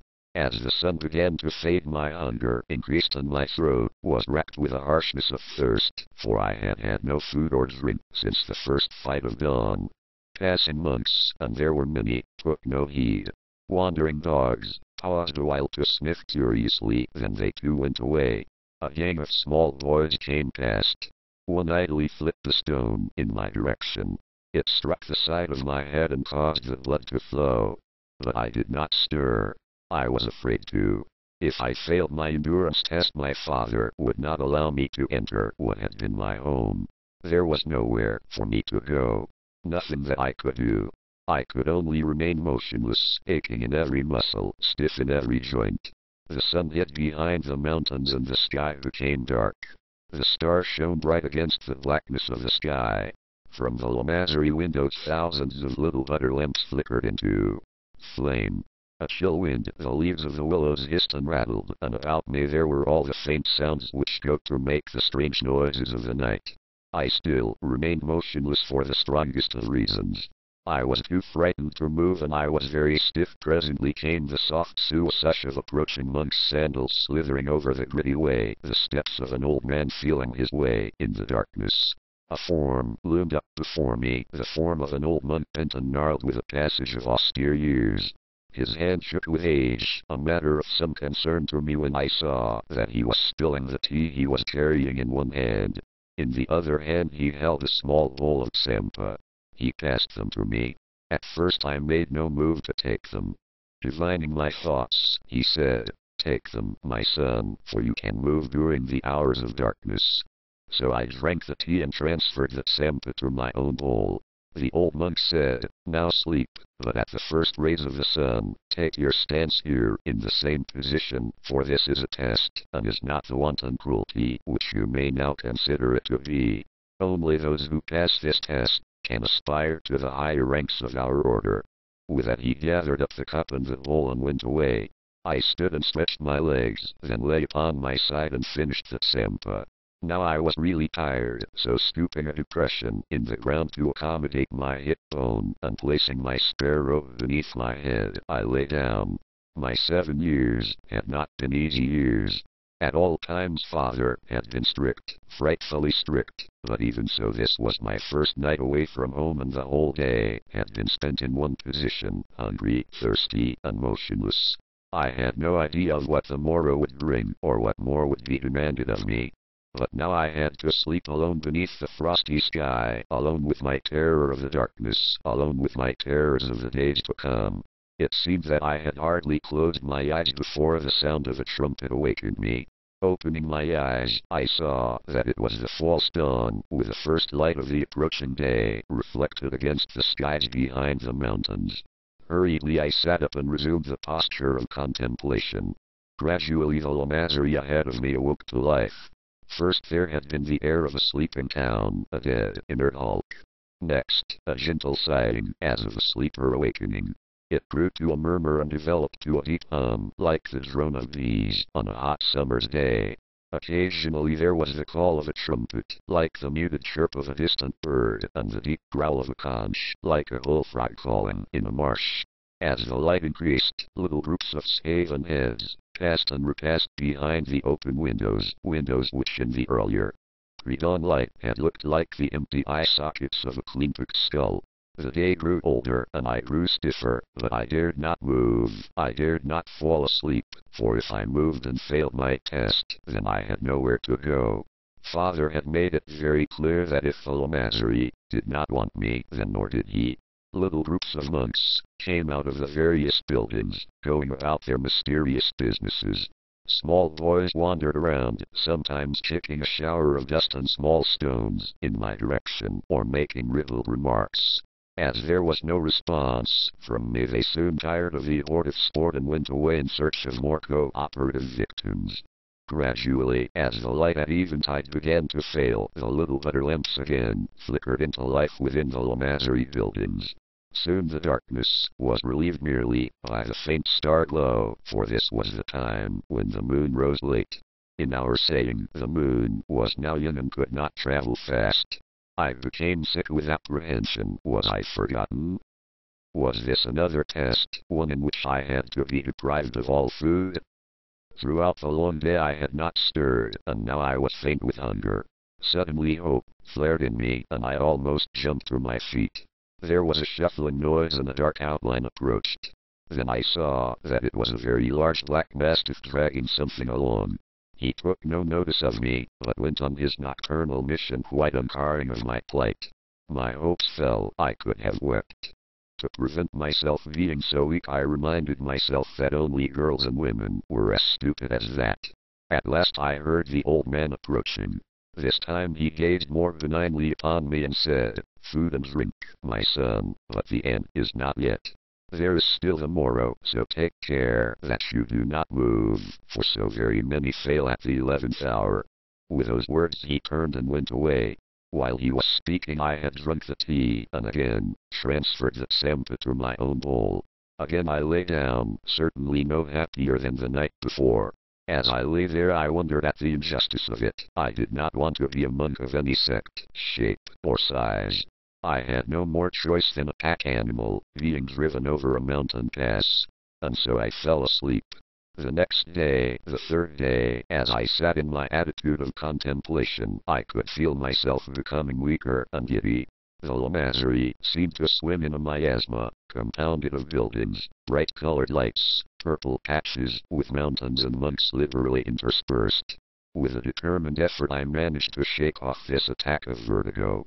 It really frightened me to think that I might fail now, after all the suffering I had had. By now the stones beneath me seemed to have grown knife edges which chafed me in inconvenient places.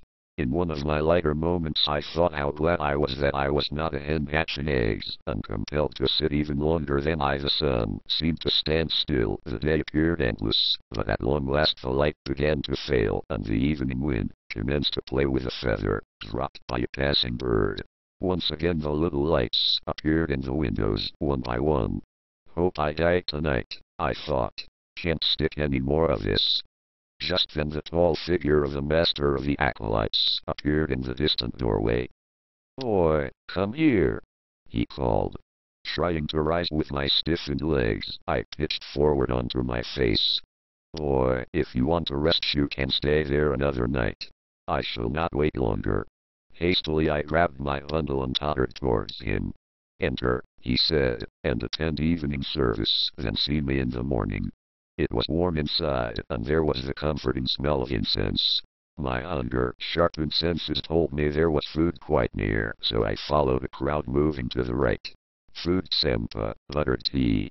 I edged my way to the front row as if I had had a lifetime of practice. Monks made ineffectual grabs at my pigtail as I scrambled between their legs, but I was after food and nothing was going to stop me now. Feeling a little better, with some food inside me, I followed the crowd to the inner temple and the evening service. I was too tired to know anything about it, but no one took any notice of me. As the monks filed out, I slipped behind a giant pillar and stretched out on the stone floor with my bundle beneath my head. I slept. A stunning crash. I thought my head had split and the sound of voices. "New boy," one of the high horn. "Come on, let's scrag him." One of the crowd of acolytes was waving my spare robe, which he had pulled from under my head. Another had my felt boots. A soft, squashy mass of Sampa caught me in the face.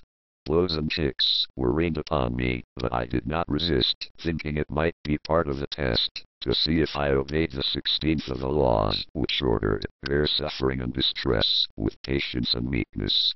There was a sudden loud bellow. "What's going on here?" A frightened whisper. "Oh, it's old Rattlebones on the prowl." As I clawed the Sampa from my eyes, the master of the acolytes reached down and dragged me to my feet by my pigtail. Softly. "Weakling, you one of the future leaders?" "Ah, take that, and that." Blows, hard ones, absolutely showered upon me. "Worthless weakling, can't even defend yourself." The blows seemed non-ending. I fancied I heard old Sue's farewell saying, "Acquit yourself, well, remember all I have taught you." Unthinkingly I turned and applied a little pressure as Sue had taught me.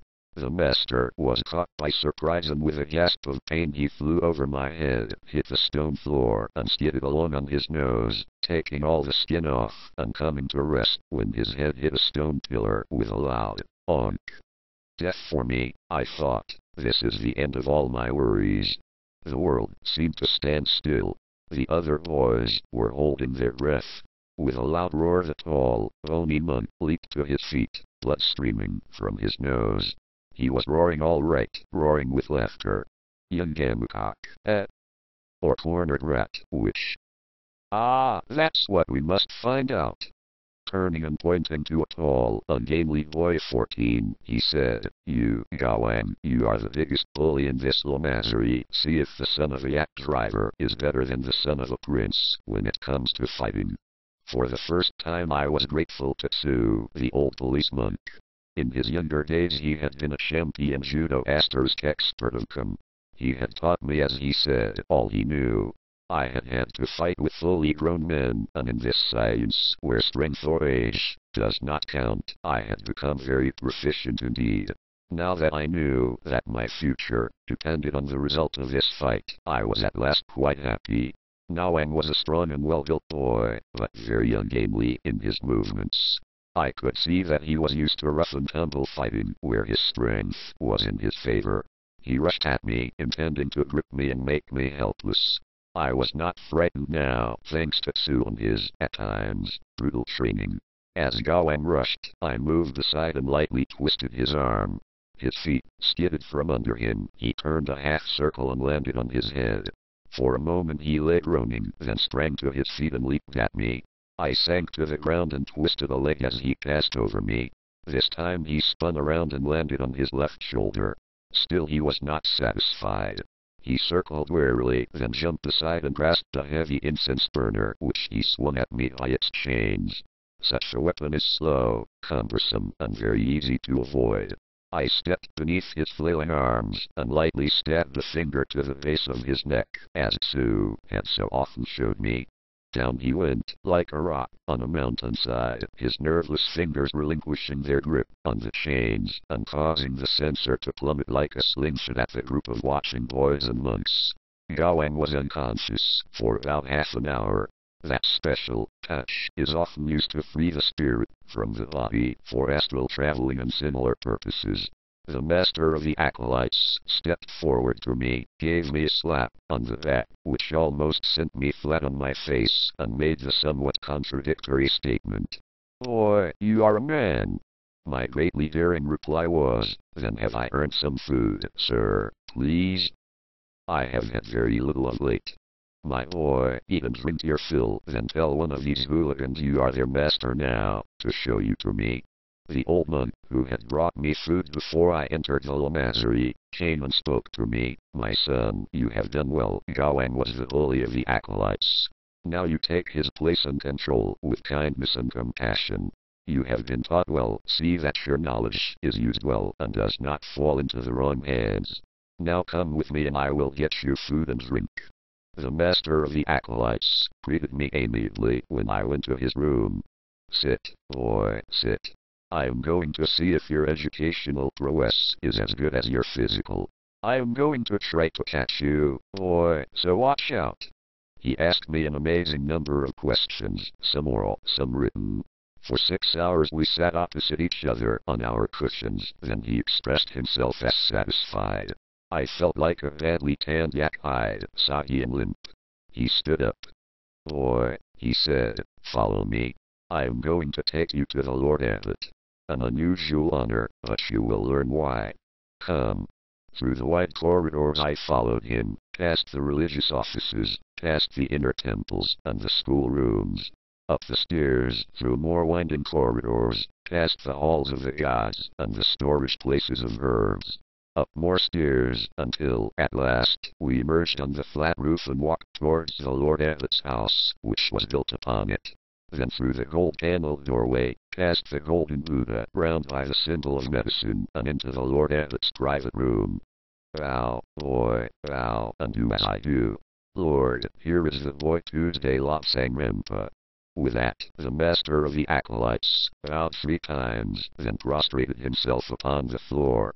I did the same, panting with eagerness to do the right thing in the right way. The impassive Lord Abbot looked at us and said, "Sit." We sat upon cushions, cross-legged in the Tibetan way. For a long time the Lord Abbot remained looking at me, but not speaking. Then he said, "Tuesday Lobsang Rampa, I know all about you, all that has been predicted. Your trial of endurance has been harsh, but with good reason. That reason you will know in later years. Know now that of every 1,000 monks, only one is fitted for higher things, for higher development. The others drift and do their daily task. They are the manual workers, those who turn the prayer wheels without wondering why. We are not short of them, we are short of those who will carry on our knowledge when later our country is under an alien cloud. You will be specially trained, intensively trained, and in a few short years you will be given more knowledge than a lama normally acquires in a long lifetime. The way will be hard, and often it will be painful. To force clairvoyance is painful, and to travel in the astral planes requires nerves that nothing can shatter, and a determination as hard as the rocks." I listened hard, taking it all in. It all seemed too difficult to me. I was not that energetic. He went on, "You will be trained here in medicine and in astrology. You will be given every assistance which we can render. You will also be trained in the esoteric arts. Your path is mapped for you, Tuesday Lobsang Rampa. Although you are but 7 years of age, I speak to you as a man, for thus you have been brought up." He inclined his head, and the master of the acolytes rose and bowed deeply. I did the same, and together we made our way out. Not until we were again in the master's room did he break the silence. "Boy, you will have to work hard all the time. But we will help you all we can. Now I will have you taken to get your head shaved." In Tibet, when a boy enters the priesthood, his head is shaved with the exception of one lock. This lock is removed when the boy is given the priest name, and his former name is discarded, but more of that a little further on. The master of the acolytes led me through winding ways to a small room, the barber shop. Here I was told to sit on the floor. Tancho, the master said, shave this boy's head. Remove the name lock as well, for he is being given his name immediately. Tancho stepped forward, grasped my pigtail in his right hand and lifted it straight up. Ah, my boy. Lovely pigtail, well buttered, well cared for. A pleasure to saw it off. From somewhere he produced a huge pair of shears, the sort our servants used for cutting plants. Tish, he roared. Come and hold up this end of rope. Tish, the assistant, came running forward and held up my pigtail so tightly that I was almost lifted off the ground. With his tongue protruding and with many little grunts, Tancho manipulated those deplorably blunt shears until my pigtail was severed. This was just the start. The assistant brought a bowl of hot water, so hot that I jumped off the floor in anguish when it was poured on my head. What's the matter, boy? Being boiled? I replied that I was, and he said, never mind that, it makes the hair easier to remove. He took up a three-sided razor, very like the thing we had at home for scraping floors. Eventually, after an eternity, it seemed to me, my head was denuded of hair. Come with me, said the master. He led me to his room and produced a big hook. Now, what are we to call on you? He went on mumbling to himself, then, ah, here we are, from now on you will be called Ismigmar Lalu. For this book, however, I shall continue to use the name of Tuesday Lobsang Rampa, as it is easier for the reader. Feeling as naked as a new-laid egg, I was taken to a class. Having had such a good education at home, I was considered to know more than the average, so was put in the class of the 17-year-old acolytes. I felt like a dwarf among giants. The others had seen how I had handled Gawang, so I had no trouble except for the incident of one big, stupid boy. He came up behind me and put his dirty great hands on my very sore pate. It was just a matter of reaching up and jabbing my fingers into the ends of his elbows to send him away screaming with pain. Try knocking two funny bones at once and see. Sue really taught me well. The judo instructors whom I was to meet later in the week all knew Sue, all said he was the finest judo adept in the whole of Tibet. I had no more trouble from boys. Our teacher, who had his back turned when the boy put his hands on my head, had soon noticed what was happening. He laughed so much at the result that he let us go early. It was now about 8:30 in the evening, so we had about 3/4 of an hour to spare before temple service at 9:15. My joy was short-lived. As we were leaving the room, a lama beckoned to me. I went to him and he said, "Come with me." I followed him, wondering what fresh trouble was in store. He turned into a music room where there were about 20 boys whom I knew to be entranced like myself. 3 musicians sat at their instruments, one at a drum, one at a conch, and the other a silver trumpet. The lama said, "We will sing so that I may test your voices for the choir." The musicians started, playing a very well-known air which everyone could sing. We raised our voices. The music master raised his eyebrows. The puzzled look on his face was replaced by one of real pain. Up went his 2 hands in protest. "Stop! Stop!" he shouted. "Even the gods must writhe at this. Now start again and do it properly." We started again. Again we were stopped. This time the music master came straight to me. "Dolt," he exclaimed, "you are trying to make fun of me. We will have the musicians play, and you sing alone as you will not sing in company." Once again the music started. Once again I raised my voice in song. But not for long. The music master waved to me in a frenzy. "Tuesday Lobsang, your talents do not include music. Never in my 55 years here have I heard such an off-key voice." "Off-key? It is no key at all. Boy, you will not sing again. In the singing sessions you will study other things. In the temple services you will not sing, or your disharmony will ruin all. Now go, you unmusical vandal." I went. I idled around until I heard the trumpets announcing that it was time to assemble for the last service. Last night, good gracious, was it only last night that I had entered the Lamasery? It seemed ages. I felt that I was walking in my sleep, and I was hungry again. Perhaps that was just as well. If I had been full, I should have dropped off to sleep. Someone grabbed my robe, and I was swung up in the air. A huge, friendly-looking llama had hoisted me up to his broad shoulder. Come on, boy, you will be late for service, and then you'll catch it. You miss your supper, you know, if you are late, and you feel as empty as a drum. He entered the temple still carrying me and took his place just at the back of the void cushions. Carefully he placed me on a cushion in front of him. Face me, boy, and make the same responses as I do, but when I sing, you ah, ah. Keep quiet. I was indeed grateful for his help. So few people had ever been kind to me. Instruction I had had in the past had been yelled in one end or knocked in the other.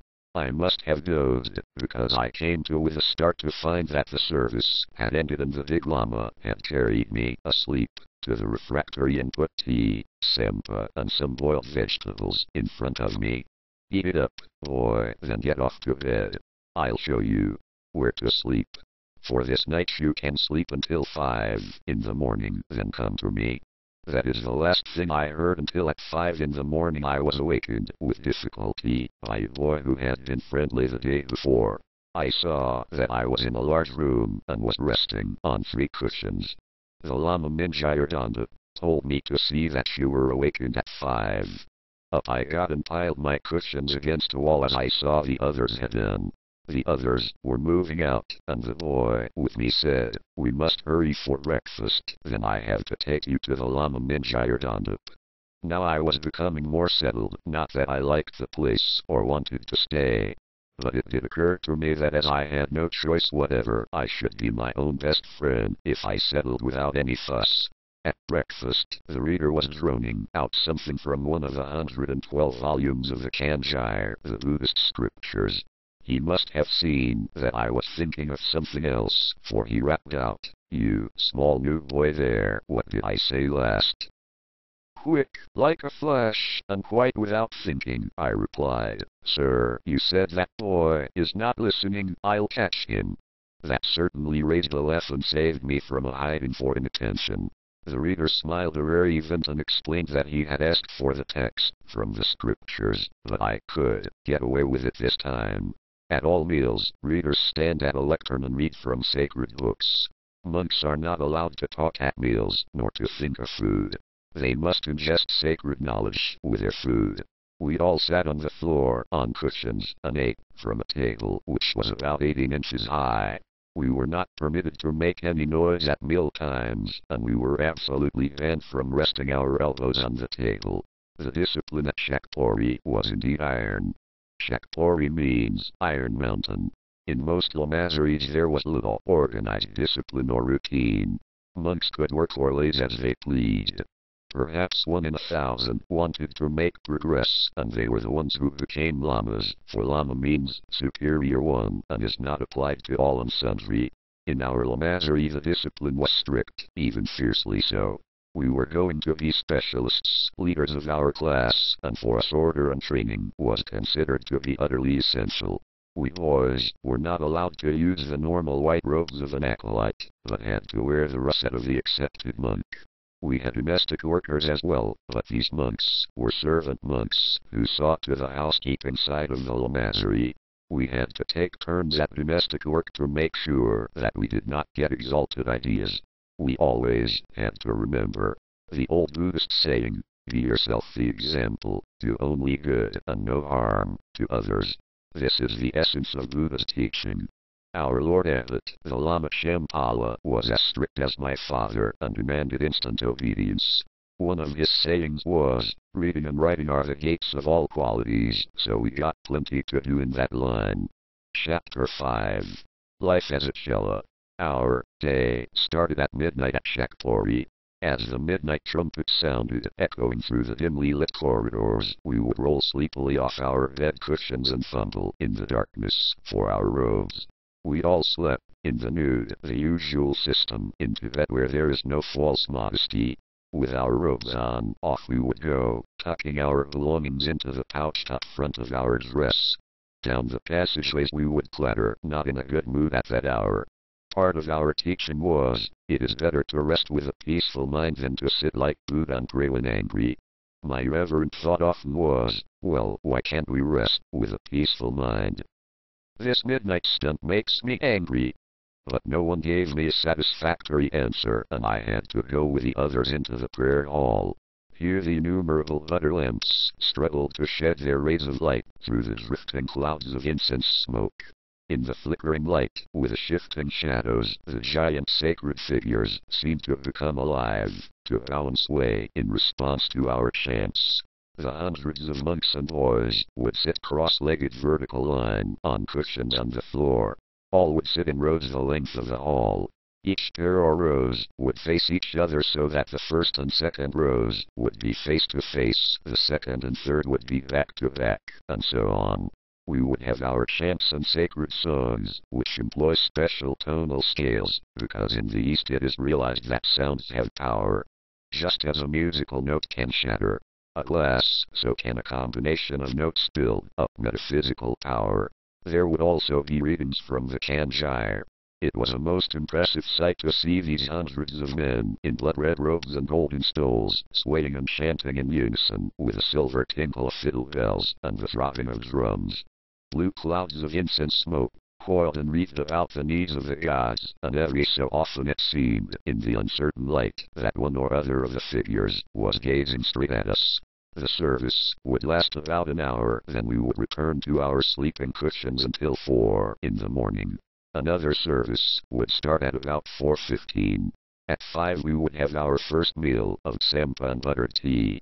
Even at this meal the reader would be droning out his words and the disciplinarian would be watchful at his side. At this meal any special orders or information would be given. It might be that something was wanted from Lhasa, and then at the breakfast meal the names of the monks would be called, those who were going to take or collect the goods. They would also be given special dispensation to be away from the lamasery for such and such a time, and to miss a certain number of services. At 6 o'clock we would be assembled in our classrooms ready for the first session of our studies.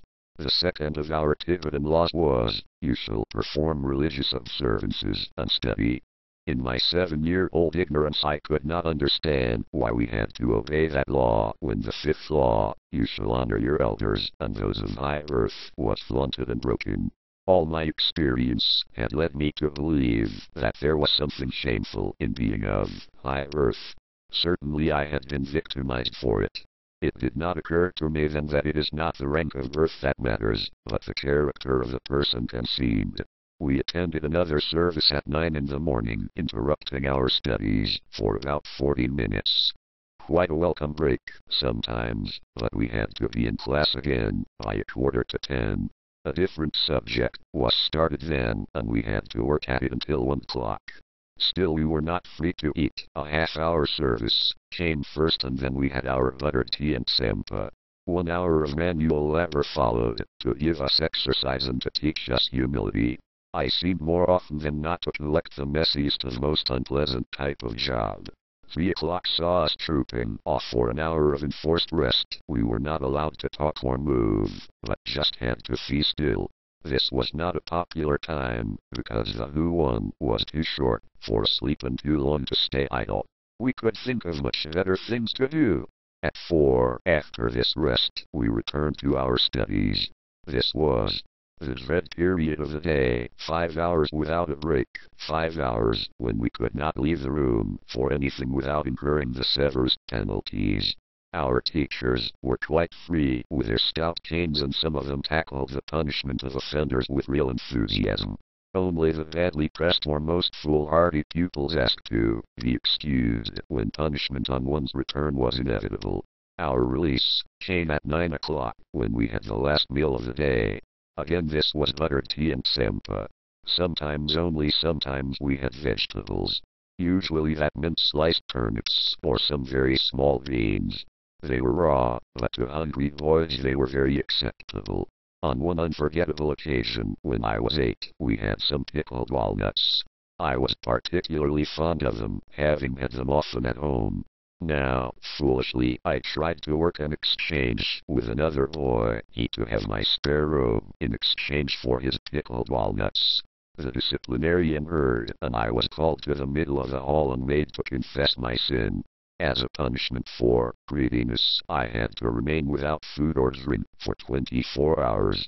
My spare robe was taken from me as it was said that I had no use for it, having been willing to barter it for that which was not essential. At 9:30 we went to our sleeping cushions. Bed, to us. No one was late for bed. I thought the long hours would kill me. I thought that I should drop dead at any moment, or that I would fall asleep and never again awaken. At first I and the other new boys used to hide in corners for a good doze. After quite a short time I became used to the long hours and took no notice at all of the length of the day. It was just before 6 in the morning when, with the help of the boy who had awakened me, I found myself in front of the Lama Minjayardondic store. Although I had not knocked, he called for me to enter. His room was a very pleasant one and there were wonderful wall paintings, some of them actually painted on the walls and others painted on silk and hanging. A few small statuettes were on low tables. They were of gods and goddesses and were made of jade, gold, and poison. A large wheel of life also hung upon the wall. The Lama was sitting in the lotus attitude on his cushion, and before him, on a low table, he had a number of books, one of which he was studying as I entered. "Sit here with me, Lobsang," he said. "We have a lot of things to discuss together, but first an important question to a growing man. Have you had enough to eat and drink?" I assured him that I had. "The Lord Eva has said that we can work together. We have traced your previous incarnation and it was a good one. Now we want to redevelop certain powers and abilities you then had. In the space of a very few years we want you to have more knowledge than a Lama has in a very long life." He paused and looked at me long and hard. His eyes were very piercing. "All men must be free to choose their own path," he continued. "Your way will be hard for 40 years if you take the right path, but it will lead to great benefits in the next life. The wrong path now will give you comforts, softness, and riches in this life, but you will not develop. You and you alone can choose." He stopped and looked at me. "Sir," I replied, "my father told me that if I failed at the Lamasery I was not to return home. How then would I have softness and comfort if I had no home to which to return? And who would show me the right path if I choose it?" He smiled at me and answered, "Have you already forgotten? We have traced your previous incarnation.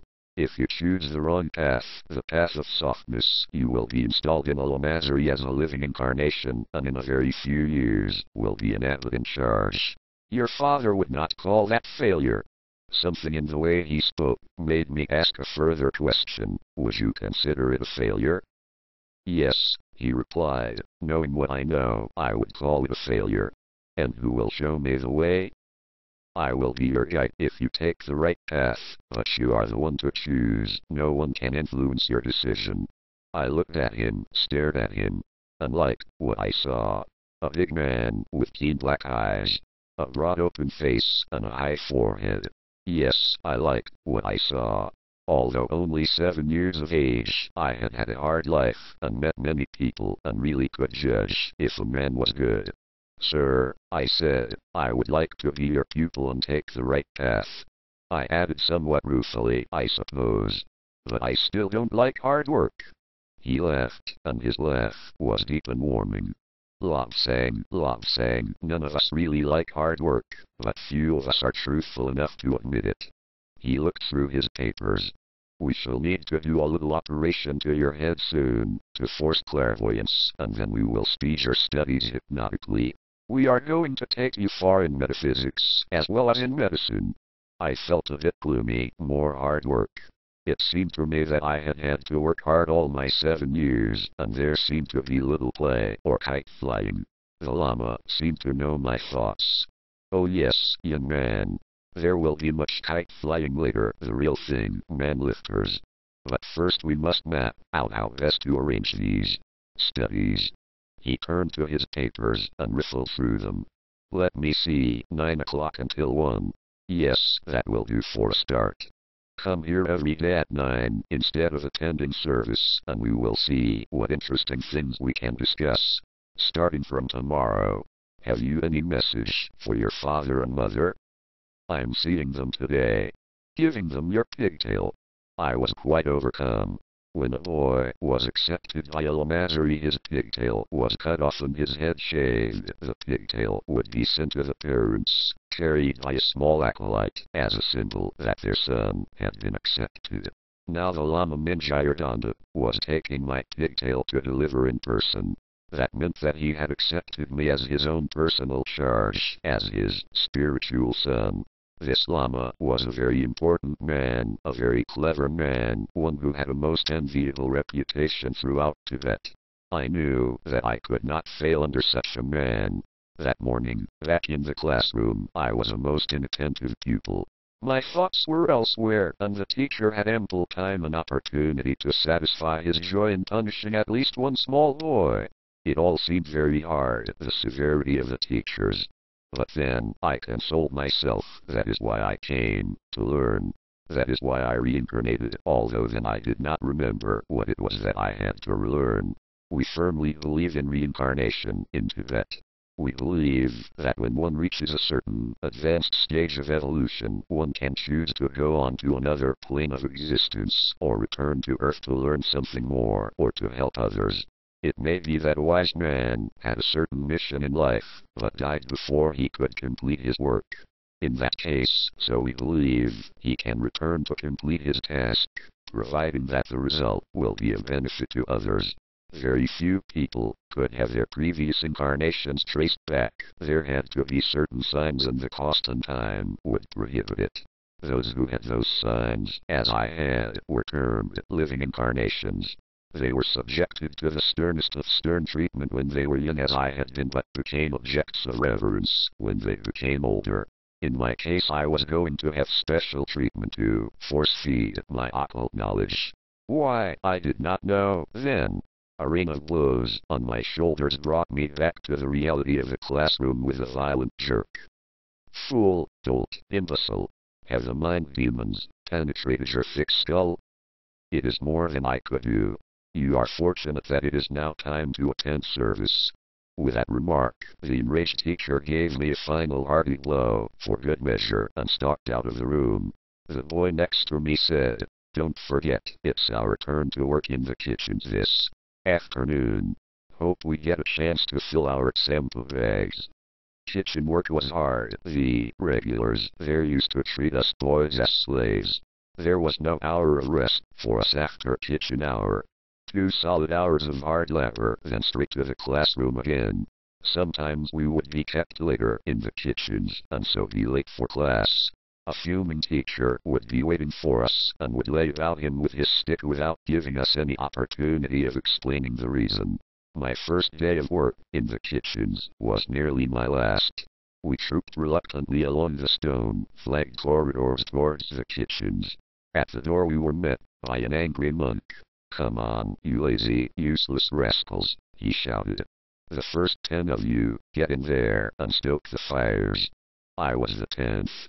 Down another flight of steps we went. The heat was overpowering. In front of us we saw a ruddy light, the light of roaring fires. Huge piles of yak dung lay about. This was fuel for the furnaces. "Get those iron scoops and stoke, for your lives," the monk in charge yelled. I was just a poor 7-year-old among the others of my class, among whom was none younger than 17. I could scarcely lift the scoop, and in straining to put the fuel in the fire I tipped it over the monk's feet. With a roar of rage he seized me by the throat, swung me round and tripped. I was sent flying backwards. A terrible pain shot through me, and there was the sickening smell of burning flesh. I had fallen against the red-hot end of a bark protruding from the furnace. I fell with a scream to the floor among the hot ashes. At the top of my left leg, almost at the leg joint, the bar had burned its way in until stopped by the bone. I still have the dead white scar, which even now causes me some trouble. By this scar I was in later years to be identified by the Japanese. There was uproar. Monks came rushing from everywhere. I was still among the hot ashes but was soon lifted out. Quite a lot of my body had superficial burns, but the leg burn really was serious. Quickly I was carried upstairs to a lama. He was a medical lama and applied himself to the task of saving my leg. The iron had been rusty, and when it entered my leg, flakes of rust had remained behind. He had to probe round and scoop out the pieces until the wound was clean. Then it was tightly packed with a powdered herb compress. The rest of my body was dabbed with a herbal lotion, which certainly eased the pain of the fire. My leg was throbbing and I was sure that I would never walk again. When he had finished, the lama called a monk to carry me to a small side room where I was put to bed on cushions. An old monk came in and sat on the floor beside me and started muttering prayers over me. I thought to myself that it was a fine thing to offer prayers for my safety after the accident had happened. I also decided to lead a good life, as I now had personal experience of what it felt like when the fire devils tormented one. I thought of a picture I had seen in which the devil was prodding an unfortunate victim in much the same place as I had been burned. It may be thought that monks were terrible people, not at all what one would expect. But, monks, what does it mean? We understand that word as anyone, male, living in the monastic service. Not necessarily a religious person. In Tibet almost anyone can become a monk. Often a boy is sent to be a monk without having any choice at all in the matter. Or a man may decide that he had had enough of sheep herding and wants to be sure of a roof over his head when the temperature is 40 below zero. He becomes a monk not through religious convictions, but for his own creature comfort. The Lamaseries had monks as their domestic staff, as their builders, laborers, and scavengers. In other parts of the world they would be termed servants, or the equivalent. Most of them had had a hard time. Life at 12 to 20,000 feet can be difficult, and often they were hard on us boys just for sheer want of thought or feeling. To us the term monk was synonymous with man. We named the members of the priesthood quite differently. A chela was a boy pupil, a novice, or acolyte. Nearest to what the average man means by monk is trappa. He is the most numerous of those in a lamasery. Then we come to that most abused term, a lama. If the trappas are the non-commissioned soldiers, then the lama is the commissioned officer. Judging by the way most people in the West talk and write, there are more officers than men. Lamas are masters, gurus, as we term them. The Lama Minjayardanda was going to be my guru, and I his chela. After the lamas there were the abbots. Not all of them were in charge of lamaseries, many were engaged in the general duties of senior administration or traveling from lamasery to lamasery. In some instances, a particular lama could be of higher status than an abbot. It depended upon what he was doing. Those who were living incarnations, such as I had been proved, could be made abbots at the age of 14. It depended upon whether they could pass the severe examinations. These groups were strict and stern, but they were not cruel. They were at all times just. A further example of monks can be seen in the term police monks. Their sole purpose was to keep order. They were not concerned with a temple ceremonial except that they had to be present to make sure that everything was orderly. The police monks often were cruel and, as stated, so were the domestic staff. One could not condemn a bishop because his undergardener misbehaved, nor expect the undergardener to be a saint just because he worked for a bishop. In the lamasery we had a prison. Not by any means a pleasant place to be in, but the characters of those who were consigned to it were not pleasant either. My solitary experience of it was when I had to treat a prisoner who had been taken ill. It was when I was almost ready to leave the lamasery that I was called to the prison cell. Out in the back courtyard were a number of circular parapets, about 3 feet high. The massive stones forming them were as white as they were high. Covering the tops were stone bars each as thick as a man's thigh. They covered a circular opening about 9 feet across. 4 police monks grasped the center bar and dragged it aside. One stooped and picked up a yak hair rope, at the end of which there was a flimsy-looking loop. I looked on unhappily, trust myself to that. "Now, Honorable Medical Lama," said the man, "if you will step here and put your foot in this, we will lower you." Gloomily I complied. "You will want a light, sir," the policeman said, and passed me a flaring torch, made of yarn, soaked in butter. My gloom increased. I had to hold on to the rope, and hold the torch, and avoid setting myself on fire or burning through the thin little rope, which so dubiously supported me. But down I went, 25 or 30 feet, down between walls glistening with water, down to the filthy stone floor. By the light of the torch I saw an evil-looking wretch, crouched against the wall. Just one look was enough. There was no aura around him, so no life. I said a prayer for the soul wandering between the planes of existence, and closed the wild, staring eyes, then called to be pulled up. My work was finished. Now the body breakers would take over. I asked what had been his crime, and was told that he had been a wandering beggar who had come to the Lamasery for food and shelter, and then, in the night, killed a monk for his few possessions. He had been overtaken while escaping, and brought back to the scene of his crime. But all that is somewhat of a digression from the incident of my first attempt at kitchen work. The effects of the cooling lotions were wearing off, and I felt as if the skin were being scorched off my body. The throbbing in my leg increased. It seemed as if it was going to explode. To my fevered imagination, the hole was filled with a flaming torch. Time dragged. Throughout the Lamasery there were sounds, some that I knew, and many that I did not. The pain was sweeping up my body in great fury gouts. I lay on my face, but the front of my body also was burned by the hot ashes. There was a faint rustle, and someone sat beside me. A kind, compassionate voice, the voice of the Lalna Minjayardandap said, "Little friend, it is too much. Sleep." Gentle fingers swept along my spine. Again, and I knew no more. A pale sun was shining in my eyes. I blinked awake, and with a first returning consciousness thought that someone was kicking me, that I had overslept. I tried to jump up, to attend service, but fell back in agony. My leg. A soothing voice spoke. "Keep still, Lobsang, this is a day of rest for you." I turned my head stiffly, and saw, with great astonishment, that I was in the Lama's room, and that he was sitting beside me. He saw my look and smiled. And why the amazement? Is it not right that two friends should be together when one is sick? My somewhat faint reply was, "But you are a head Lama, and I am just a boy. Lobsang, we have gone far together in other lives. In this, yet, you do not remember. I do. We were very close together in our last incarnations. But now you must rest and regain your strength. We are going to save your leg for you, so do not worry." I thought of the wheel of existence. I thought of the injunction in our Buddhist scriptures: the prosperity of the generous man never fails, while the miser finds no comforter.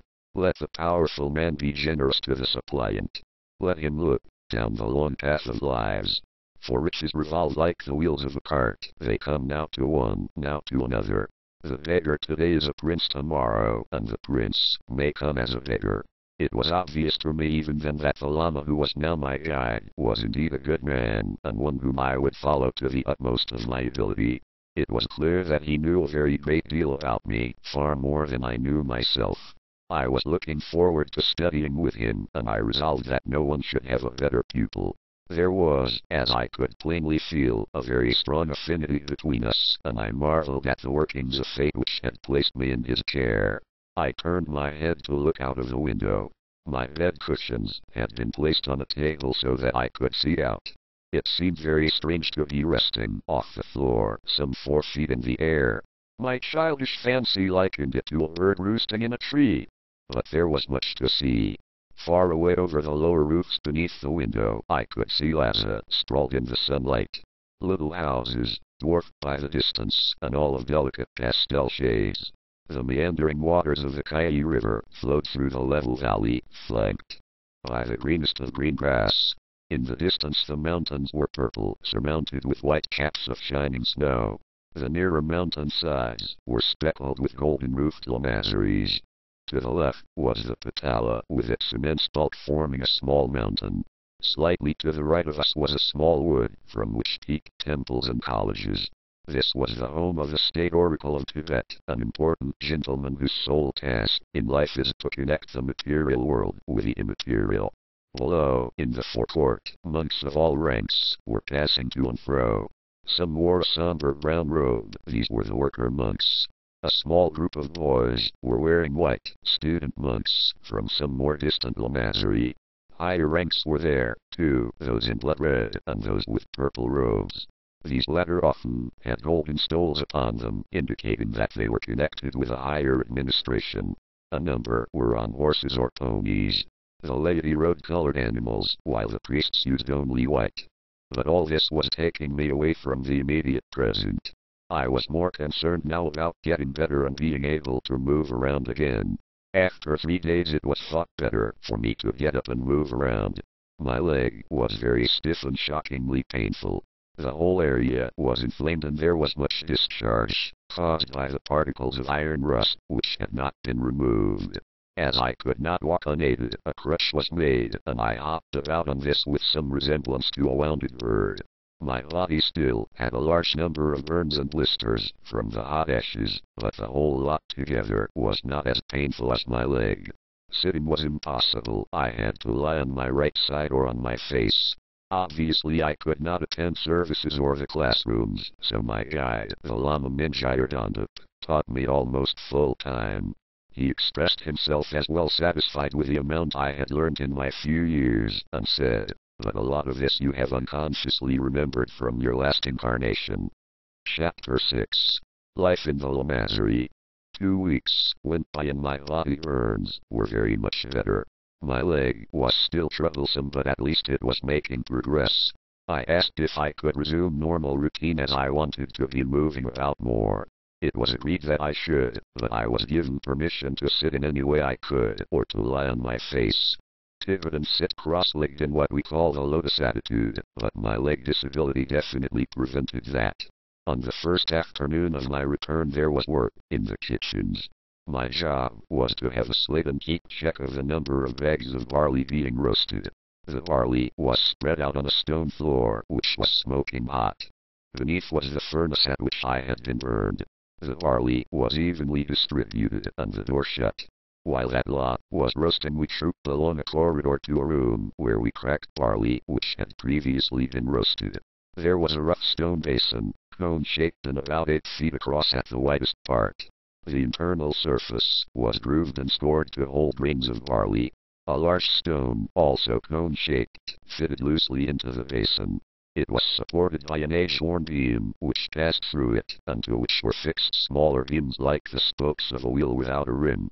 Roasted barley was poured into the basin, and monks and boys strained at the spokes to turn the stone, which weighed many tons. Once it started it was not so bad, then we all trooped around singing songs. I could sing here without reprimand. Starting the wretched stone was terrible. Everyone had to lend a hand to get it moving. Then, once moving, great care was taken to see that it did not stop. Fresh supplies of roasted barley were poured in as the crushed grains dropped out of the bottom of the basin. All the cracked barley was taken away, spread onto hot stones, and roasted again. That was the basis of tsempa. Each of us boys carried a week's supply of tsempa on us, or, more correctly, we carried the cracked and roasted barley on us. At meal times we poured a little of it from our leather bags into our bowls. Then we would add buttered tea, stir with our fingers until the mess was like dough, then we would eat it. The next day we had to work helping to make tea. We went to another part of the kitchens, where there was a cauldron holding 150 gallons. This had been scoured out with sand and now gleamed like new metal. Earlier in the day it had been half filled with water, and this was now boiling and steaming. We had to fetch bricks of tea and crush them up. Each brick was about 14 to 16 pounds in weight and had been brought to Lhasa over the mountain passes from China and India. The crushed pieces were tossed into the boiling water. A monk would add a great block of salt, and another would put in an amount of soda. When everything was boiling again, shovelfuls of clarified butter would be added and the whole lot boiled 4 hours. This mixture had a very good food value and with its tsempa was quite sufficient to sustain life. At all times the tea was kept hot, and as one cauldron became used, another was filed and prepared. The worst part of preparing this tea was tending the fires. The yak dung, which we used instead of wood as fuel, is dried into the form of slabs, and there is an almost inexhaustible supply of it.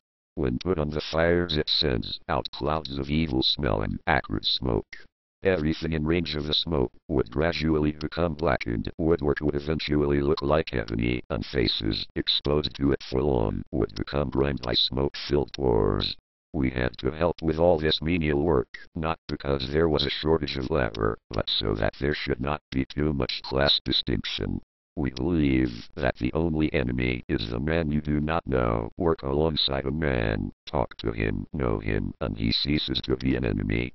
In Tibet, on one day in every year, those in authority set aside their powers, and then any subordinate can say exactly what they think. If an abbot has been harsh during the year, he is told about it, and if the criticism is just, no action can be taken against the subordinate.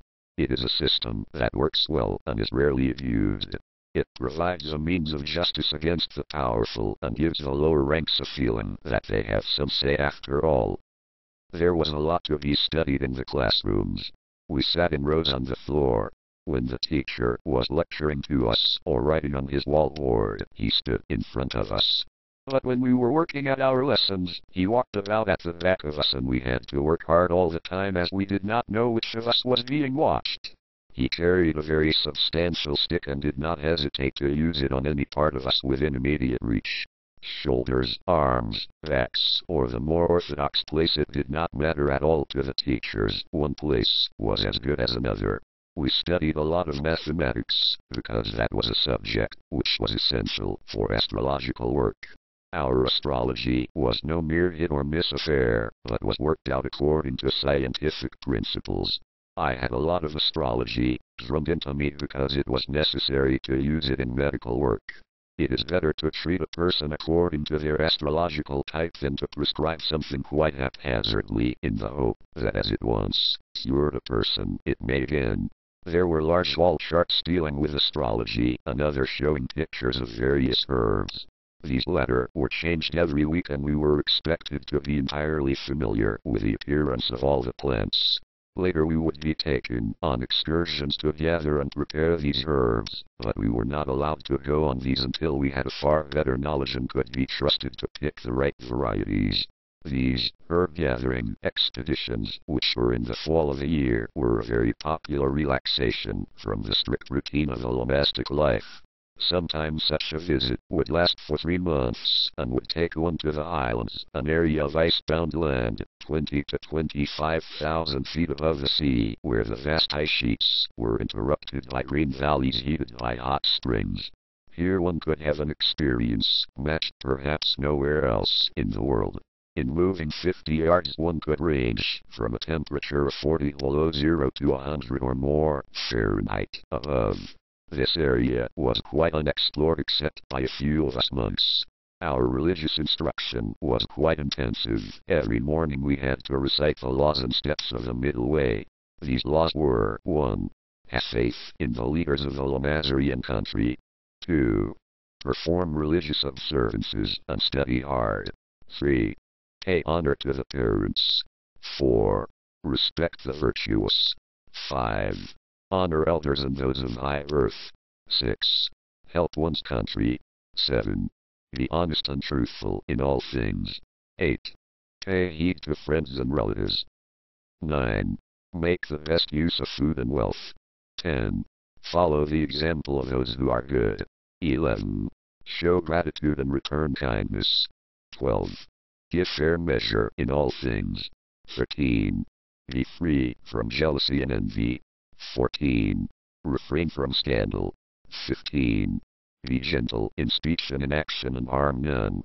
16. Bear suffering and distress with patience and meekness.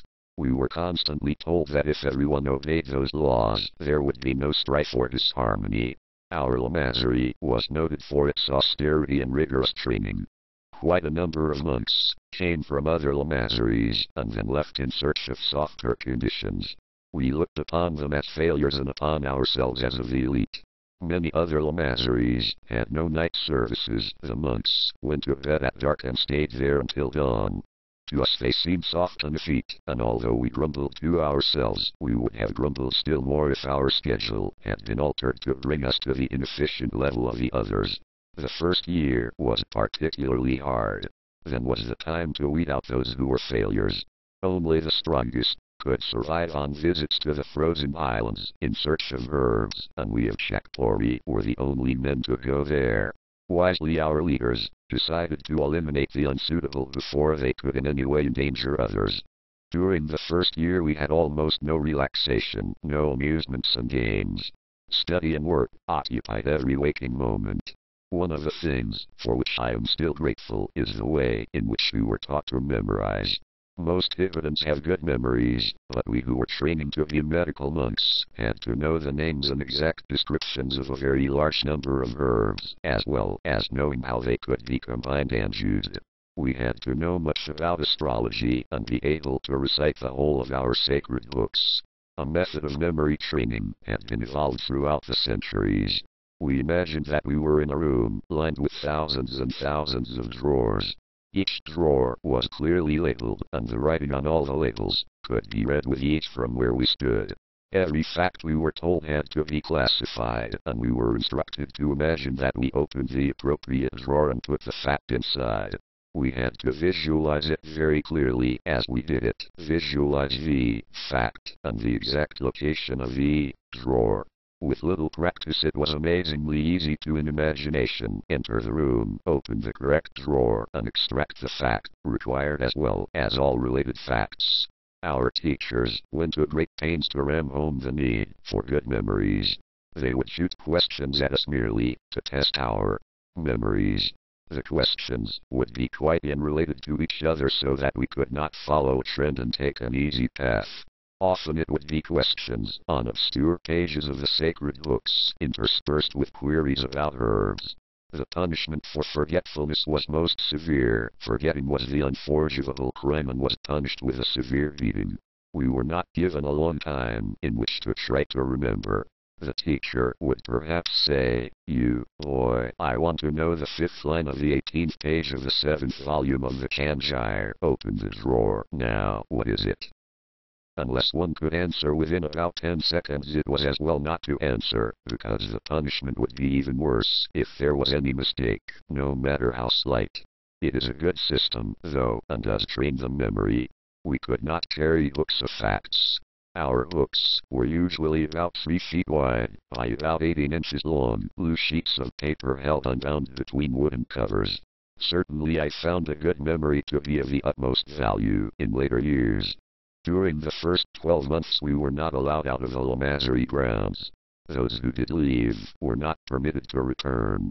This was a rule peculiar to Shakpori, because the discipline was so strict it was feared that if we were allowed out we should not return. I admit that I should have run for it if I had had anywhere to run. After the first year we were used to it. The first year we were not permitted to play any games at all. We were kept hard at work the whole time, and this most effectively weeded out those who were weak and unable to stand the strain. After these first hard months we found that we had almost forgotten how to play. Our sports and exercises were designed to toughen us and be of some practical use in later life. I retained my earlier fondness for stilt walking, and now I was able to devote some time to it. We started with stilts, which lifted our feet our own height above ground. As we became more adept we used longer stilts, usually about 10 feet high. On those we strutted about the courtyards, peering into windows and generally making a nuisance of ourselves. No balancing pole was used. When we desired to stay in one place we rocked from foot to foot as if we were marking time. That enabled us to maintain our balance and position. There was no risk of falling off if one was reasonably alert. We fought battles on stilts. 2 teams of us, usually 10 aside, would line up about 30 yards apart, and then on a given signal we would charge each other, uttering wild whoops, calculated to frighten off the sky demons. As I have said, I was in a class of boys much older and bigger than myself. This gave me an advantage when it came to stilt fights. The others lumbered along heavily. and I could nip in among them and pull a stilt here and push one there, and so send the riders toppling. On horseback I was not so good, but when I had to stand or fall on my own resources, I could make my way. Another use for stilts, for us boys, was when we crossed streams. We could wade carefully across and save a long detour to the nearest ford. I remember once I was ambling along on 6-foot stilts. A stream was in the way and I wanted to cross. The water was deep right from the banks. There was no shallow part at all. I sat on the bank and lowered my stilted legs in. The water came to my knees. As I walked out in midstream it rose to nearly my waist. Just then I heard running footsteps. A man hurried along the path and gave a merced glance at the small boy crossing the water. Apparently, seeing that the stream did not reach my waist, he thought, "Ah, here is a shallow spot." There was a sudden splash, and the man disappeared completely. Then there was a flurry of water, and the man's head came above the surface. His clutching hands reached the bank, and he hauled himself to the land. His language was truly horrible, and the threats of what he was going to do to me almost curdled my blood. I hurried off to the far bank, and when I, too, reached shore, I think that never before had I traveled so fast on stilts. One danger of stilts was the wind, which always seems to be blowing in Tibet. We would be playing in a courtyard on stilts, and in the excitement of the game we would forget the wind and stride out beyond the sheltering wall. A gust of wind would billow out our robes and over we would go, a tangle of arms, legs and stilts. There were very few casualties. Our studies in judo taught us how to fall without harming ourselves. Often we would have bruises and scraped knees, but we ignored those trifles. Of course there were some who could almost trip over their shadow. Some clumsy boys never learned break falls and they at times sustained a broken leg or arm. There was one boy who would walk along on his stilts and then turn a somersault between the shafts. He seemed to hold on the end of the stilts, take his feet from the steps, and twist himself round in a complete circle. Up his feet would go, straight over his head, and down to find the steps every time. He did it time after time, almost never missing a step, or breaking the rhythm of his walk. I could jump on stilts, but the first time I did so I landed heavily. The 2 steps sheared right off and I made a hasty descent. After that I made sure that the stilt steps were well fastened. Just before my 8th birthday, the Lama Minjayardanda told me that the astrologers had predicted that the day following my birthday would be a good time to open the third eye. This did not upset me at all. I knew that he would be there, and I had complete trust in him. As he had so often told me, with a third eye open, I should be able to see people as they were. To us the body was a mere shell, activated by the greater self, the overself, that takes over when one is asleep, or leaves this life. We believe that man is placed in the infirm physical body so that he can learn lessons and progress. During sleep man returns to a different plane of existence. He lays down to rest, and the spirit disengages itself from the physical body and floats off when sleep comes. The spirit is kept in contact with the physical body via a silver cord, which is there until the moment of death. The dreams which one has are experiences undergone in the spirit plane of sleep. When the spirit returns to the body, the shock of awaking distorts the dream memory unless one has had special training, and so the dream may appear wildly improbable to one in the waking state. But this will be mentioned rather more fully later when I state my own experiences in this connection. The aura which surrounds the body, and which anyone can be taught to see under suitable conditions, is merely a reflection of a life force burning within. We believe that this force is electric, the same as lightning. Now, in the West, scientists can measure and record the electric brain waves. People who scoff at such things should remember this and remember, too, the corona of the sun. Here flames protrude millions of miles from the sun's disk. The average person cannot see this corona, but in times of total eclipse it is visible to anyone who cares to look. It really does not matter whether people believe it or not. Disbelief will not extinguish the sun's corona. It is still there. So is the human aura. It was this aura, among other things, which I was going to be able to see when the third eye was opened. Chapter 7. The opening of the third eye. My birthday came, and during that day I was at liberty, free from lessons, free from services. The Lama Minjire Donduk said in the early morning, "Have an amusing day, Lobsang. We are coming to see you at dusk." It was very pleasant lying on my back, blazing in the sunlight. Slightly below me I could see the Patala with its roof sagging. Behind me the blue waters of the Norbulinga or Jewel Park made me wish that I could take a skin boat and drift along. South I could watch a group of traders crossing the Kaichu ferry. The day passed too quickly. With the death of the day the evening was born, and I went to the little room where I was to stay. There came the murmur of soft felt boots on the stone floor outside, and into the room came 3 lamas of high degree. They put a herbal compress through my head and bound it tightly in place. In the evening the 3 came again, and one was the Lama Minjire Donduk. Carefully the compress was removed, and my forehead wiped clean and dry. A strong-looking lama sat behind me and took my head between his knees. The second lama opened a box and removed an instrument made of shining steel. It resembled a rattle except that instead of having a round shaft this one was U-shaped, and in place of a point there were little teeth around the edge of the U. For some moments the lama looked at the instrument, and then passed it through the flame of a lamp to sterilize it.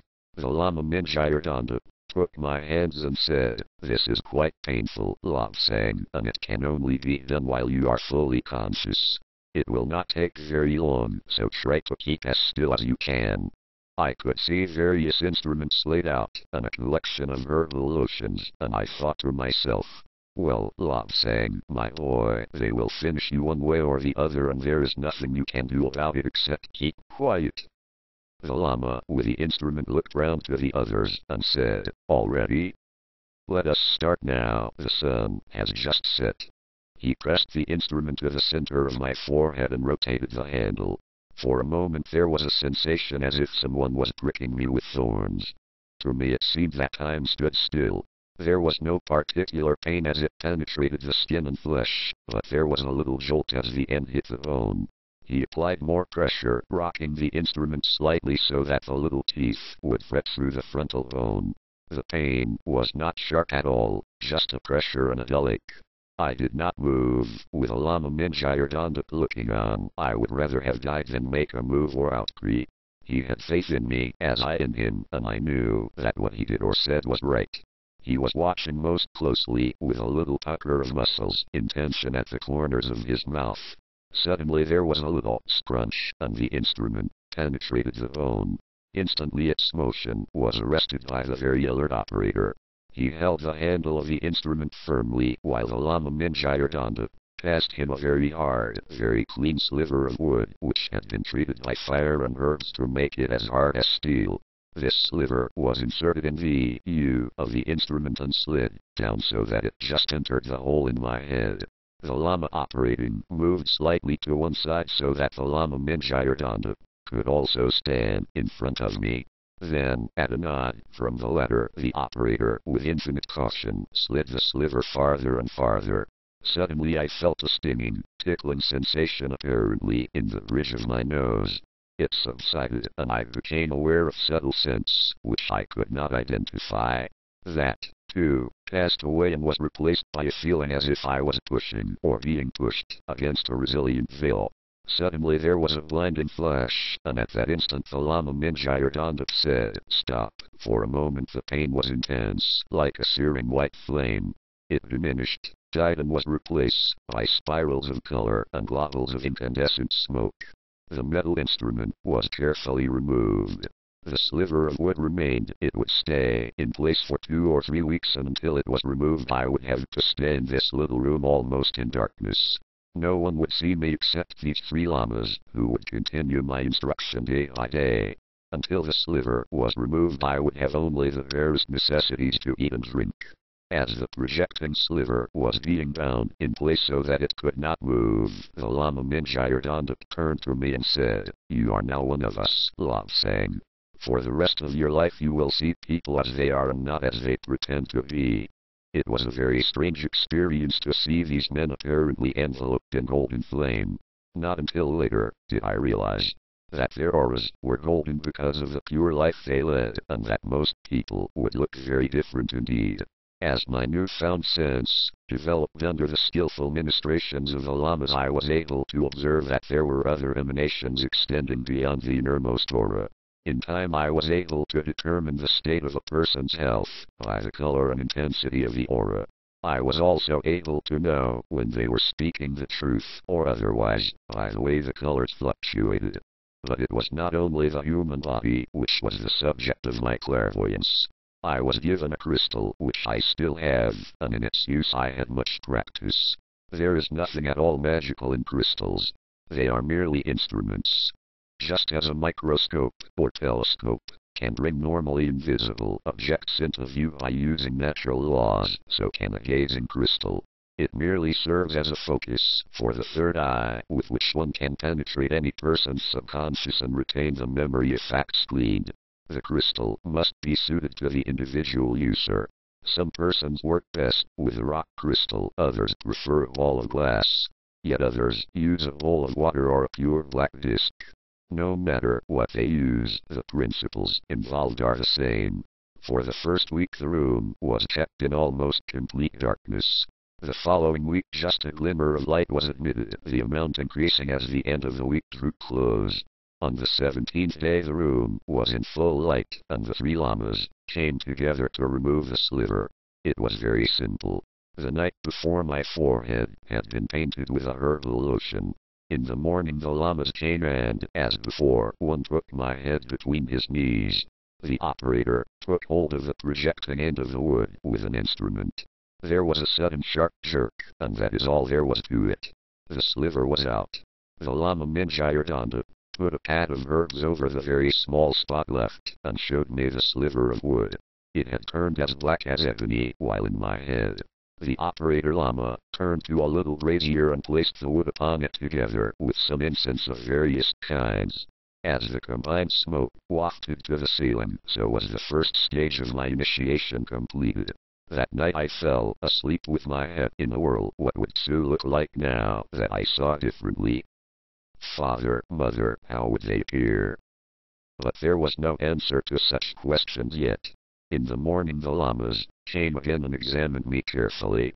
They said that I could now go out with the others, but told me that half my time would be spent with a Lama Minjayardanda, who would teach me by intensive methods. The other half of my time would be spent attending classes and services, not so much for the educational side, but to give me a balanced outlook by mixing. A little later I would be taught by hypnotic methods as well. For the moment I was mainly interested in food. For the past 18 days I had been kept on a very small allowance. Now I intended to make up for it. Out of the door I hurried, intent only on that thought. Approaching me was a figure, smothered in blue smoke, shot through with flecks of angry red. I uttered a squeak of alarm and dashed back into the room. The others looked up at my horrified expression. "There's a man on fire in the corridor," I said. The Lama Minjayardanda hurried out and came back smiling. Lobsang, that is a cleaner in a temper. His aura is smoky blue as he is not evolved, and the flecks of red are the temper impulses showing. Now you can again go in search of that food you want so much. It was fascinating meeting the boys I knew so well yet had not known at all. Now I could look at them and get the impression of their true thoughts, the genuine liking for me, the jealousy from some, and the indifference from others. It was not just a matter of seeing colors and knowing all. I had to be trained to understand what those colors meant. My guide and I sat in a secluded alcove, where we could watch those who entered the main gates. The Lama Minjayardanda would say, "The one coming, Lobsang, do you see that thread of color vibrating above his heart? That shade and vibration indicates that he has a pulmonary disease, or, perhaps at an approaching traitor. Look at this one, look at those shifting bands, those intermittent flecks. Our brother of business is thinking that he may be able to elude the stupid monks, Lobsang. He is remembering that he did so once before. To what petty meannesses men will stoop for money." As an aged monk approached, the Lama said, "Watch this one carefully, Lobsang. Here is a truly holy man, but one who believes in the literal word-for-word accuracy of our scriptures. You observe those discolorations in the yellow of the nimbus? It indicates that he has not yet evolved far enough to reason for himself. So it went on, day after day. Particularly with the sick we used the power of the third eye, for those who were sick in the flesh or sick in the spirit. One evening the Lama said, later we shall show you how to shut the third eye at will, for you will not want to watch people's failings all the time, it would be an intolerable burden. For the moment you sit all the time, as you do your physical eyes, then we will train you to shut it and open it at will as you can the other eyes. Many years ago, according to our legends, all men and women could use the third eye. In those days the gods walked upon the earth and mixed with men. Mankind had visions of replacing the gods and tried to kill them, forgetting that what man could see the gods could see better. As a punishment, the third eye of man was closed. Throughout the ages a few people have been born with the ability to see clairvoyantly. Those who have it naturally can have its power increased 1,000-fold by appropriate treatment, as I had. As a special talent it had to be treated with care and respect. The Lord Abbot sent for me one day and said, "My son, you now have this ability, an ability denied to most. Use it only for good, never for self-gain. As you wander in other countries you will meet those who would have you behave as a conjurer in a fair. Prove us this, prove us that, they will say. But I say, my son, that this must not be. The talent is to enable you to help others, not to enrich self. Whatever you see by clairvoyance and you will see much. Do not disclose it if it will harm others or affect their path through life. For man must choose his own path, my son. Tell him what you will, he will still go his own way. Help in sickness, in suffering, yes, but do not say that which may alter a man's path." The Lord Abbot was a very learned man and was the physician who attended the Dalai Lama. Before concluding that interview he told me that within a few days I was going to be sent for by the Dalai Lama who wanted to see me. I was going to be a visitor at the Patala for a few weeks with a Lama Mingyur. Chapter 8. The Patala. One Monday morning the Lama Mingyur told me that the date for our visit to the Patala had been fixed. It was to be at the end of the week. We must rehearse, Lobsang. We must make ourselves quite perfect in our approach. I was going to be presented to the Dalai Lama and my approach had to be exactly right. In a little, disused temple near our schoolroom there was a life-size statue of the Dalai Lama. We went there and pretended that we were in audience at the Patala. You see how I do it first, Lobsang. Enter the room like this, with your eyes down. Walk to here, about 5 feet from the Dalai Lama. Put out your tongue in salute and sink to your knees. Now watch carefully, put your arms like this and bow forward. Once more, and then a third time. Kneel with your head bowed, then place the silk scarf across his feet, like this. Regain your position with head bowed so that he can put a scarf across your neck. Count 10 to yourself, so as not to show undue haste, then rise and walk backwards to the nearest unoccupied cushion. I had followed all that as the Lama demonstrated it with the ease of long practice. He continued. Just a warning here, before you start to walk backwards, take a quick, unobtrusive glance at the position of the nearest cushion. We don't want you to catch the cushion with your heels and have to practice a breakfall to save the back of your head. It is quite easy to trip in the excitement of the moment. Now you show me that you can do as well as I. I went out of the room, and the Lama clapped his hands as a signal for me to enter. I hurried, only to be stopped with, "Lobsang, Lobsang, are you in for a race? Now do it more slowly, time your steps, by saying to yourself, Mani Padme Hum. Then you will come in as a dignified young priest instead of a galloping racehorse on the Sangpo plain." Out I went once more, and this time I entered most sedately and made my way to the statue. On my knees I went, with my tongue protruding in Tibetan salute. My 3 bows must have been models of perfection. I was proud of them. But, goodness me, I'd forgotten the scarf.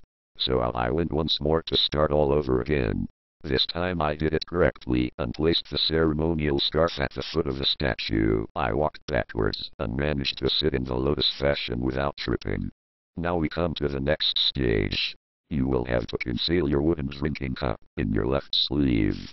You will be given tea when you are seated. The cup is held like this, wedged against the sleeve and forearm. If you are reasonably careful, it will stay in place. Let us practice with a cup up the sleeve and remembering the scarf. Every morning of that week we rehearsed so that I could do it automatically. At first the cup would fall out and clatter across the floor when I vowed, but I soon mastered the knack of it. On the Friday I had to go before the Lord Abbot and show him that I was proficient. He said that my performance was a worthy tribute to the training of our brother Minjayardandip. The next morning, Saturday, we walked down our hill to go across to the Patala. Our Lamazari was a part of the Patala organization, although it was on a separate hill, close to the main buildings. Ours was known as the Temple of Medicine and the Medical School. Our Lord Abbot was the sole physician to the Dalai Lama, a position not altogether to be envied, because his job was not to cure an illness but to keep the patient well. Any aches or disorders were thus considered to be due to some failure on the part of the physician. Yet the Lord Abbot could not go and examine the Dalai Lama whenever he wished, but had to wait until he was sent for when the patient was ill. But on this Saturday I was not thinking of the worries of the physician. I had enough of my own. At the foot of our hill we turned towards the Patala and made our way through the crowds of avid sightseers and pilgrims. These people had come from all parts of Tibet to see the home of the Most One, as we call the Dalai Lama. If they could catch a glimpse of him they would go away feeling more than repaid for the long journeys and hardships. Some of the pilgrims had traveled for months on foot to make this one visit to the Holy of Holies. Here there were farmers, nobles from distant provinces, herdsmen, traders, and the sick, who hoped to obtain a cure in Lhasa. All thronged the road and made the 6-mile circuit around the foot of the Patala. Some went on hands and knees, others stretched their length on the ground, arose, and stretched again. Yet others, the sick and infirm, hobbled along supported by friends, or with the aid of 2 sticks. Everywhere there were the vendors. Some were selling hot, buttered tea heated over a swinging brazier. Others were selling foods of various kinds. There were charms for sale and amulets, blessed by a holy incarnation. Old men were there selling printed horoscopes to the gullible. Farther down the road a group of cheerful men were trying to sell hand prayer wheels as a souvenir of the Patala. Scribes were there, too. For a certain sum they would write a note certifying that the person paying them had visited Lhasa and all the holy places there. We had no time for any of these. Our objective was the Patala. The private residence of the Dalai Lama was at the very top of the building, for no one may live higher. An immense stone staircase goes all the way up to the top, running outside the buildings. It is more like a street of stairs than a mere staircase. Many of the higher officials ride their horses up to save them from walking. We met many such during our ascent. At one point, high up, the Lama Minjayardandip stopped and pointed. There is your former home, Lobsang. The servants are very active in the courtyard.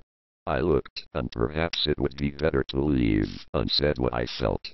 Mother was just riding out with her retinue of servants. Sue was there as well. No, my thoughts at that time must remain mine. The Patala is a self-contained township on a small mountain. Here are conducted all the ecclesiastical and secular affairs of Tibet. This building, or group of buildings, is the living heart of the country, the focus of all thoughts, of all hopes.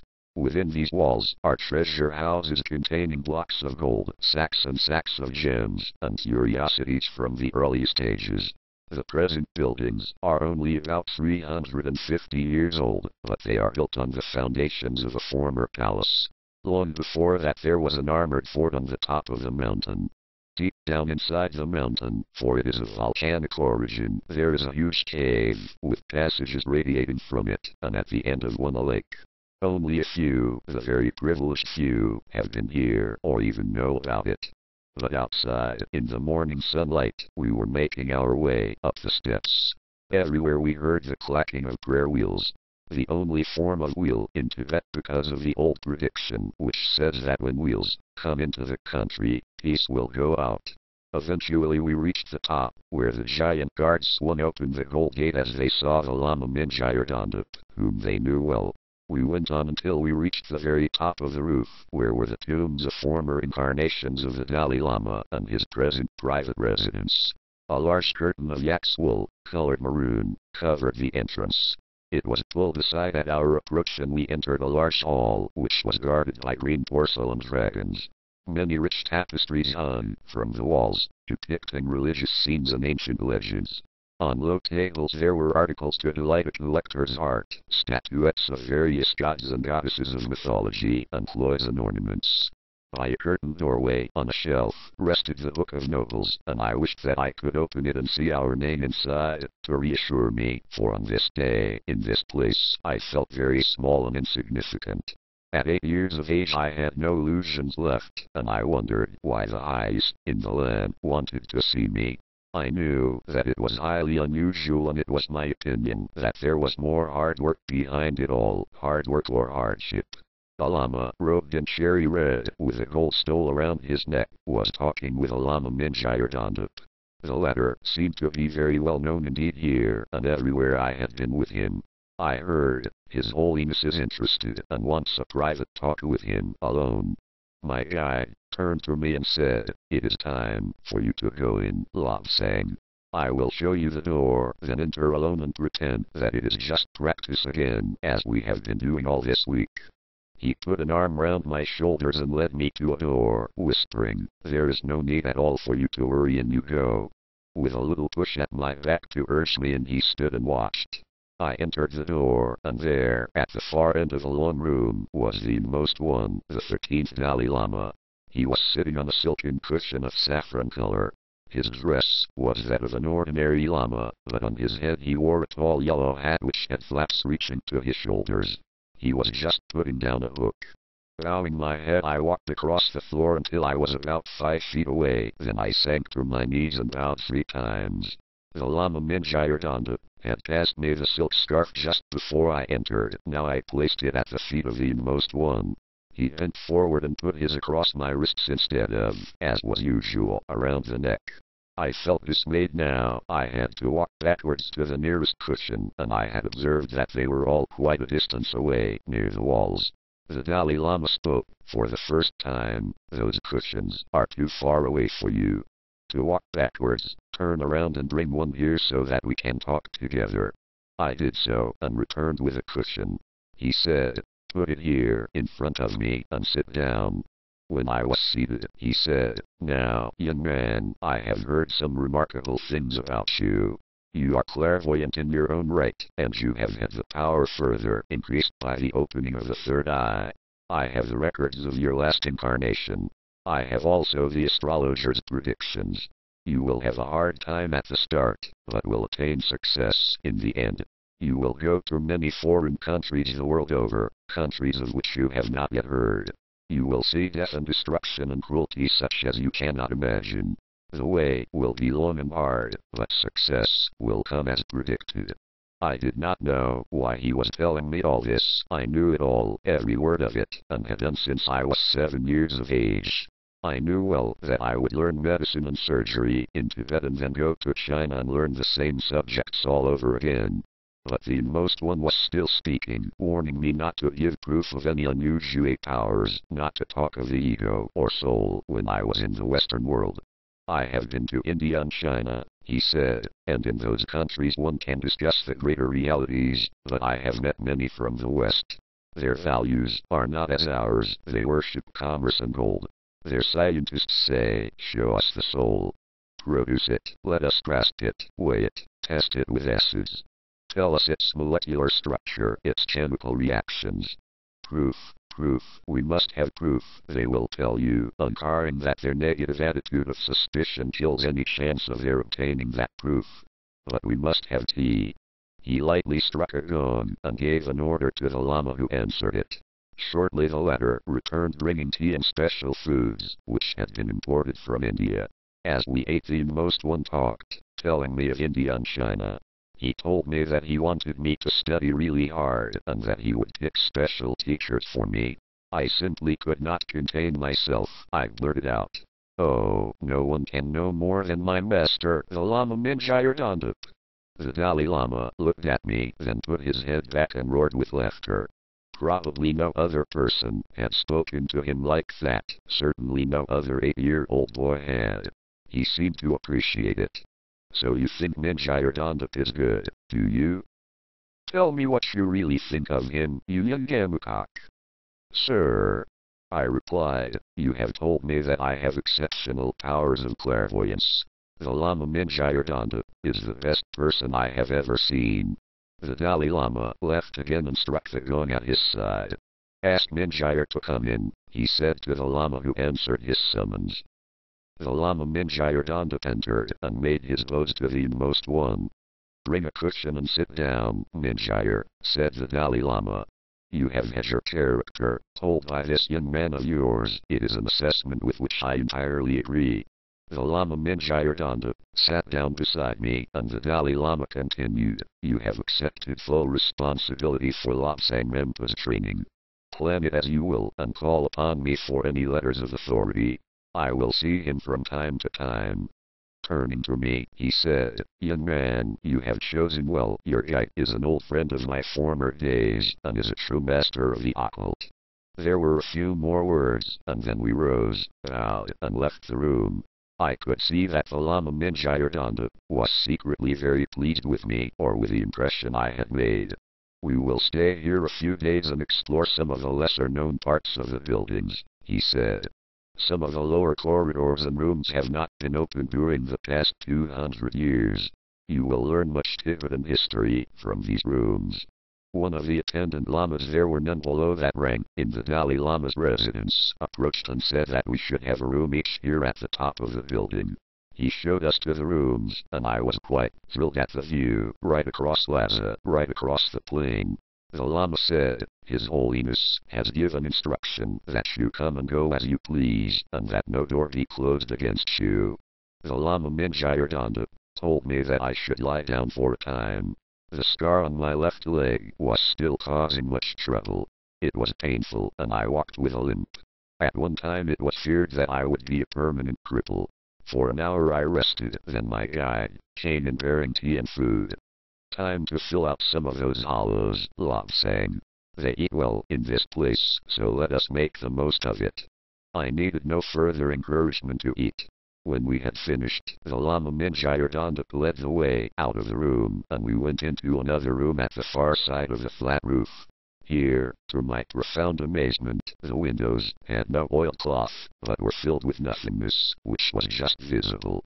I put out my hand and very cautiously touched the visible nothingness. To my astonishment it was cold as ice almost, and slippery. Then it dawned upon me, glass. I had never seen the stuff in a sheet before. We had used powdered glass on our kite strings, but that glass had been thick and one could not see clearly through it. It had been colored, but this was like water. But that was not all. The Lama Mingyur swung open the window and picked up a brass tube, which seemed to be part of a trumpet covered in leather. He took the tube and pulled, and 4 pieces appeared, each from inside the other. He laughed at the expression on my face, and then poked one end of the tube out of the window and brought the other end close to his face. Ah! I thought, he is going to play an instrument. But the end did not go to his mouth, but to one eye. He fiddled about with a tube, and then said, Look through here, Lobsang. Look with your right eye and keep the left closed. I looked, and nearly fainted with stupefaction. A man on a horse was riding up the tube towards me. I jumped aside and looked around. There was no one in the room except the Lama Mingyur, and he was shaking with laughter. I looked at him suspiciously, thinking that he had bewitched me. His Holiness said you were a master of the occult, I said, but do you have to make fun of your pupil? He laughed all the more and motioned for me to look again. With considerable misgivings I did so, and my guide moved the tube slightly so that I saw a different view. A telescope. Never before had I seen one. Never have I forgotten that sight of a man on a horse riding up inside the tube towards me. I'm often reminded of it when a Western person says, impossible, to some statement about the occult. That was certainly impossible to me. The Dalai Lama had brought a number of telescopes with him when he returned from India, and he was very fond of looking over the surrounding countryside. Here, too, I looked into a mirror for the first time, and I certainly did not recognize the horrible-looking creature that I saw. I saw a pale-faced little boy who had a large red scar in the middle of his forehead and a nose which was undeniably prominent. I had seen my faint reflection before in water, but this was too plain. I have not bothered with mirrors since. It may be thought that Tibet was a peculiar country to be without glass, telescopes or mirrors, but people did not want such things. Nor did we want wheels. Wheels made for speed and for so-called civilization. We have long realized that in the rush of commercial life there is no time for the things of the mind. Our physical world had proceeded at a leisurely pace so that our esoteric knowledge could grow and expand. We have for thousands of years known the truth of clairvoyance, telepathy, and other branches of metaphysics. While it is quite true that many lamas can sit naked in the snow and by thought alone melt the snow around them, such things are not demonstrated for the delight of the mere sensation seeker. Some lamas, who are masters of the occult, definitely can levitate, but they do not display their powers to entertain naive onlookers. The teacher in Tibet always makes sure that his pupil is morally fit to be trusted with such powers. It follows from this that as the teacher must be absolutely sure of the moral integrity of the student, metaphysical powers are never abused, as only the right people are taught. These powers are in no way magical, they are merely the outcome of using natural laws. In Tibet there are some who can best develop in company, and others who have to retire to solitude. These latter men go to outlying monasteries and enter a hermit's cell. It is a small room, usually built on the side of a mountain.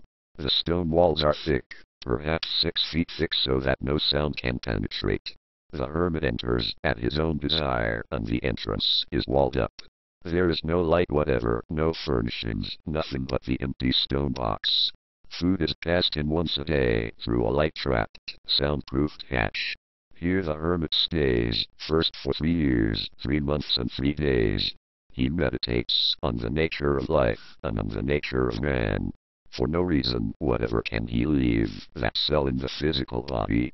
During the last month of his stay a very small hole is made in the roof to allow a faint ray of light to enter.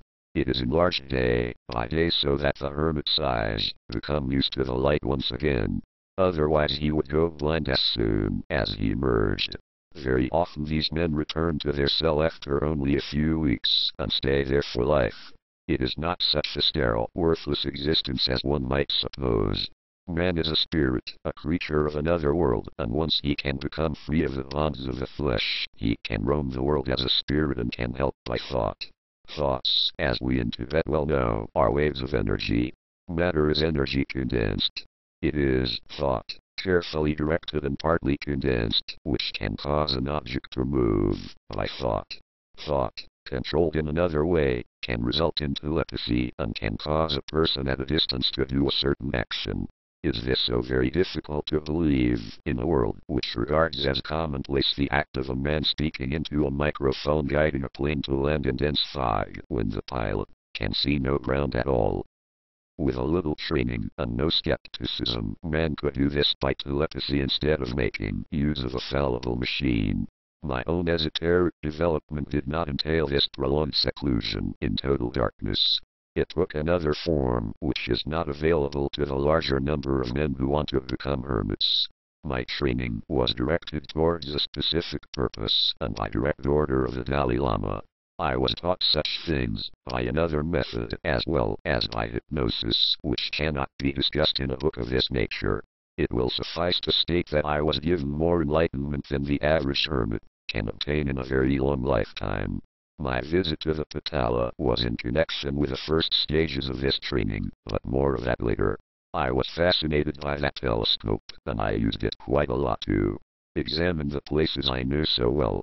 The Lama Mingyardanda explained the principles in minute detail so that I could understand that there was no magic involved, but just ordinary laws of nature. Everything was explained, not merely about the telescope, but lessons were given as to why a certain thing happened. I could never say, "Oh, it is magic," without having an explanation of the laws involved. Once during this visit I was taken to a perfectly dark room. The Lama Minjayardanda said, "Now you stand here, Lobsang, and watch that white wall." Then he blew out the flame of the butter lamp and did something to the shutter of the window. Instantly there appeared on the wall before me a picture of Lhasa, but upside down. I shouted with amazement at the sight of men, women, and yaks walking about upside down. The picture suddenly flickered, and everything was the right way up. The explanation about bending light rays really puzzled me more than anything. How could one bend light? I had demonstrated to me the method of breaking jars and pitchers with a soundless whistle that was quite simple and not worth a further thought, but bending light. Not until a special piece of apparatus, consisting of a lamp the light of which was hidden by various slats, was brought from another room, could I understand the matter. Then I could see the rays bend, and nothing surprised me after. The storerooms of the Patala were crammed full of wonderful statues, ancient books, and most beautiful wall paintings of religious subjects. The very few Western people who have seen any of them consider them to be indecent. They portray a male and a female spirit in close embrace, but the intention of these pictures is very far from being obscene, and no Tibetan would ever regard them as such. These two nude figures in embrace are meant to convey the ecstasy which follows the union of knowledge and right living. I admit that I was horrified beyond measure when I first saw that the Christians worshipped the tortured man nailed to a cross as their symbol. It is such a pity that we all tend to judge the peoples of other countries by our own standards. For centuries gifts have been arriving at the Patala from various countries, gifts for the Dalai Lama of the time. Nearly all those presents have been stored in rooms, and I had a wonderful time turning out and obtaining psychometrical impressions as to why the things were sent in the first place. It was indeed an education in motives. Then, after I had stated my impression as obtained from the object, my guide would read from a book and tell me the exact history and what had happened after. I was pleased at his more and more frequent, "You are right, Lobsang, you are doing very well indeed." Before leaving the Patala we made a visit to one of the underground tunnels. I was told that I could visit just one, as I would see the others at a later date. We took flaring torches and cautiously climbed down what seemed to be endless steps, and slithered along smooth rocky passages. These tunnels, I was told, had been made by volcanic action countless centuries before. On the walls were strange diagrams and drawings of quite unfamiliar scenes. I was more interested in seeing the lake, which I had been told stretched for miles and miles at the end of one passage. At last we entered a tunnel, which grew wider and wider, until suddenly the roof disappeared to where the light of our torches would not reach. 100 yards more, and we stood at the edge of water such as I had never seen before. It was black and still, with a blackness that made it appear almost invisible, more like a bottomless pit in a lake. Not a ripple disturbed the surface, not a sound broke the silence. The rock upon which we stood also was black. It glistened in the light of the torches, but a little to one side was a glitter on the wall. I walked towards it, and saw that in the rock there was a broad band of gold that was perhaps 15 to 20 feet long and reached from my neck to my knees. Great heat had once started to melt it from the rock, and it had cooled in lumps like golden candle grease. The Lama Minjayardanda broke the silence. "This lake goes to the river Tsangpo 40 miles away. Years and years ago an adventurous party of monks made a raft of wood and made paddles with which to propel it. They stocked the raft with torches and pushed off from the shore. For miles they paddled, exploring, then they came to an even larger space, where they could not see walls or roof. They drifted on as they paddled gently, not sure which way to go. I listened, picturing it vividly. The Lama continued. They were lost, not knowing which was forward or which was backward. Suddenly the raft lurched. There was a blast of wind which extinguished their torches, leaving them in complete darkness, and they felt that their fragile craft was in the grip of the water demons. Around they spun, leaving them giddy and sick. They clung to the ropes that held the wood together. With a violent motion, little waves washed over the top and they became wet through. Their speed increased. They felt that they were in the grip of a ruthless giant pulling them to their doom. How long they traveled they had no means of telling. There was no light. The darkness was solid black, such as never was upon the surface of the earth. There was a scraping, grating noise, and stunning blows and crushing pressures. They were flung off the raft and forced under the water. Some of them had just time to help air. Others were not so fortunate. Light appeared, greenish and uncertain. It became brighter. They were twisted and thrown, then they shot up into brilliant sunshine. 2 of them managed to reach the shore more than half drowned, battered and bleeding. Of the other 3 there was no trace. For hours they lay half between death and life. Eventually one roused sufficiently to look about him. He nearly collapsed again from the shock. In the distance was the Patala. Around them were green meadows with grazing yaks. At first they thought that they had died, and this was a Tibetan heaven. Then they heard footsteps beside them, and a herdsman was looking down at them. He had seen the floating wreckage of the raft and had come to collect it for his own use. Eventually the 2 monks managed to convince the man that they were monks, for their robes had been completely torn off, and he agreed to go to the Patala for litters. Since that day very little has been done to explore the lake, but it is known that there are islands a little way beyond the range of our torches. One of them has been explored, and what was found you will see later when you are initiated. I thought of it all and wished that I could have a raft and explore the lake. My guide had been watching my expression. Suddenly he left and said, "Yes, it would be fun to explore, but why waste our bodies when we can do the search in the astral? You can, Lobsang. Within a very few years you will be competent to explore this place with me and add to the total knowledge we have of it. But for now, study, boy, study. For both of us."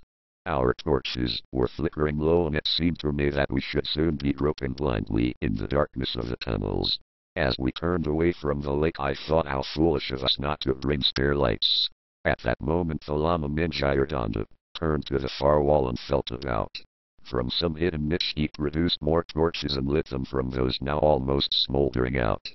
"We keep spares here," Lobsang, "because it would be difficult to find one's way out in the dark. Now let us be going." Up the sloping passages we toiled, pausing a while to regain our breath and to look at some of the drawings on the walls. I could not understand them. They appeared to be of giants, and there were machines so strange as to be utterly beyond my comprehension. Looking at my guide I could see that he was quite at home with these drawings, and in the tunnels. I was looking forward to other visits here. There was some mystery about it all, and I never could hear of a mystery without trying to get to the bottom of it. I could not bear the idea of spending years guessing at a solution when there was a chance of finding the answer, even if in so doing I was involved in considerable danger. My thoughts were interrupted by Lobsang. "You are mumbling like an old man. We have a few more steps to go, and then it is daylight again. We will go on the roof and use the telescope to point out the site where those monks of old came to the surface." When we did so, when we were on the roof, I wondered why we could not ride the 40 miles and actually visit the place. The Lama Minjayardanda told me that there was nothing much to see, certainly nothing that the telescope would not reveal. The outlet from the lake was apparently far below the water level and there was nothing to mark the spot except a clump of trees which had been planted there by order of the previous incarnation of the Dalai Lama. Chapter 9. At the Wild Rose Fence. The next morning we made our leisurely preparations to return to Chakpori. For us the Patala visit was quite a holiday. Before leaving I rushed up to the roof to have a last look at the countryside through the telescope. On the roof of the Chakpori a small acolyte was lying on his back reading and occasionally tossing small pebbles on to the bald heads of monks in the courtyard. Through the glass I could see the impish grin on his face as he ducked back out of sight of the puzzled monks below. It made me acutely uncomfortable to realize that the Dalai Lama had no doubt watched me do similar tricks. In future, I resolved I would confine my efforts to the side of the buildings hidden from the Patala. But it was time to leave. Time to say our thanks to those lamas who had worked to make our short stay so pleasant. time to be particularly nice to the Dalai Lama's personal steward. He had charge of the foods from India. I must have pleased him, because he made me a farewell gift, which I was not slow to eat. Then, fortified, we started down the steps on our way back to the Iron Mountain. As we reached halfway we became aware of shouts and calls, and passing monks pointed back behind us. We stopped, and a breathless monk rushed down and gasped out a message to the Lama Mingyardondup. My guide halted. "Wait here for me, Lobsang, I shall not be very long." With that, he turned and walked up the steps again. I idled around, admiring the view and looking at my former home. Thinking of it, I turned and almost fell over backwards as I saw my father riding towards me. As I looked at him, he looked at me and his lower jaw dropped slightly as he recognized me. Then, to my unutterable pain, he ignored me and rode on. I looked at his retreating back and called, "Father!" He took no notice whatever, but rode stolidly on. My eyes felt hot, I began to tremble, and I thought that I was going to disgrace myself in public, on the steps of the Patala of all places. With more self-control than I thought I possessed, I straightened my back and gazed out over Lhasa. After about half an hour the Lama Mingyardondup came riding down the steps and leading another horse. "Get on, Lobsang, we have to get to Sarah in a hurry. One of the abbots there has had a bad accident." I saw that there was a case tied to each saddle and guessed that it was my guide's equipment. Along the Linker road we galloped, past my former home, scattering pilgrims and beggars alike. It did not take us long to reach Sarah Lamazari, where monks were waiting for us. We jumped off the horses, each carrying a case, and an abbot led us into where an old man lay on his back. His face was the color of lead, and the life force seemed to be flickering almost to a halt. The Lama Mingyardondup called for boiling water, which was ready, and into it he dropped certain herbs. While I was stirring this, the Lama examined the old man, who had a fractured skull as a result of falling. A piece of bone was depressed and was exerting pressure on the brain. When the liquid was cool enough we mopped the old man's head with it, and my guide cleaned his hands with some of it.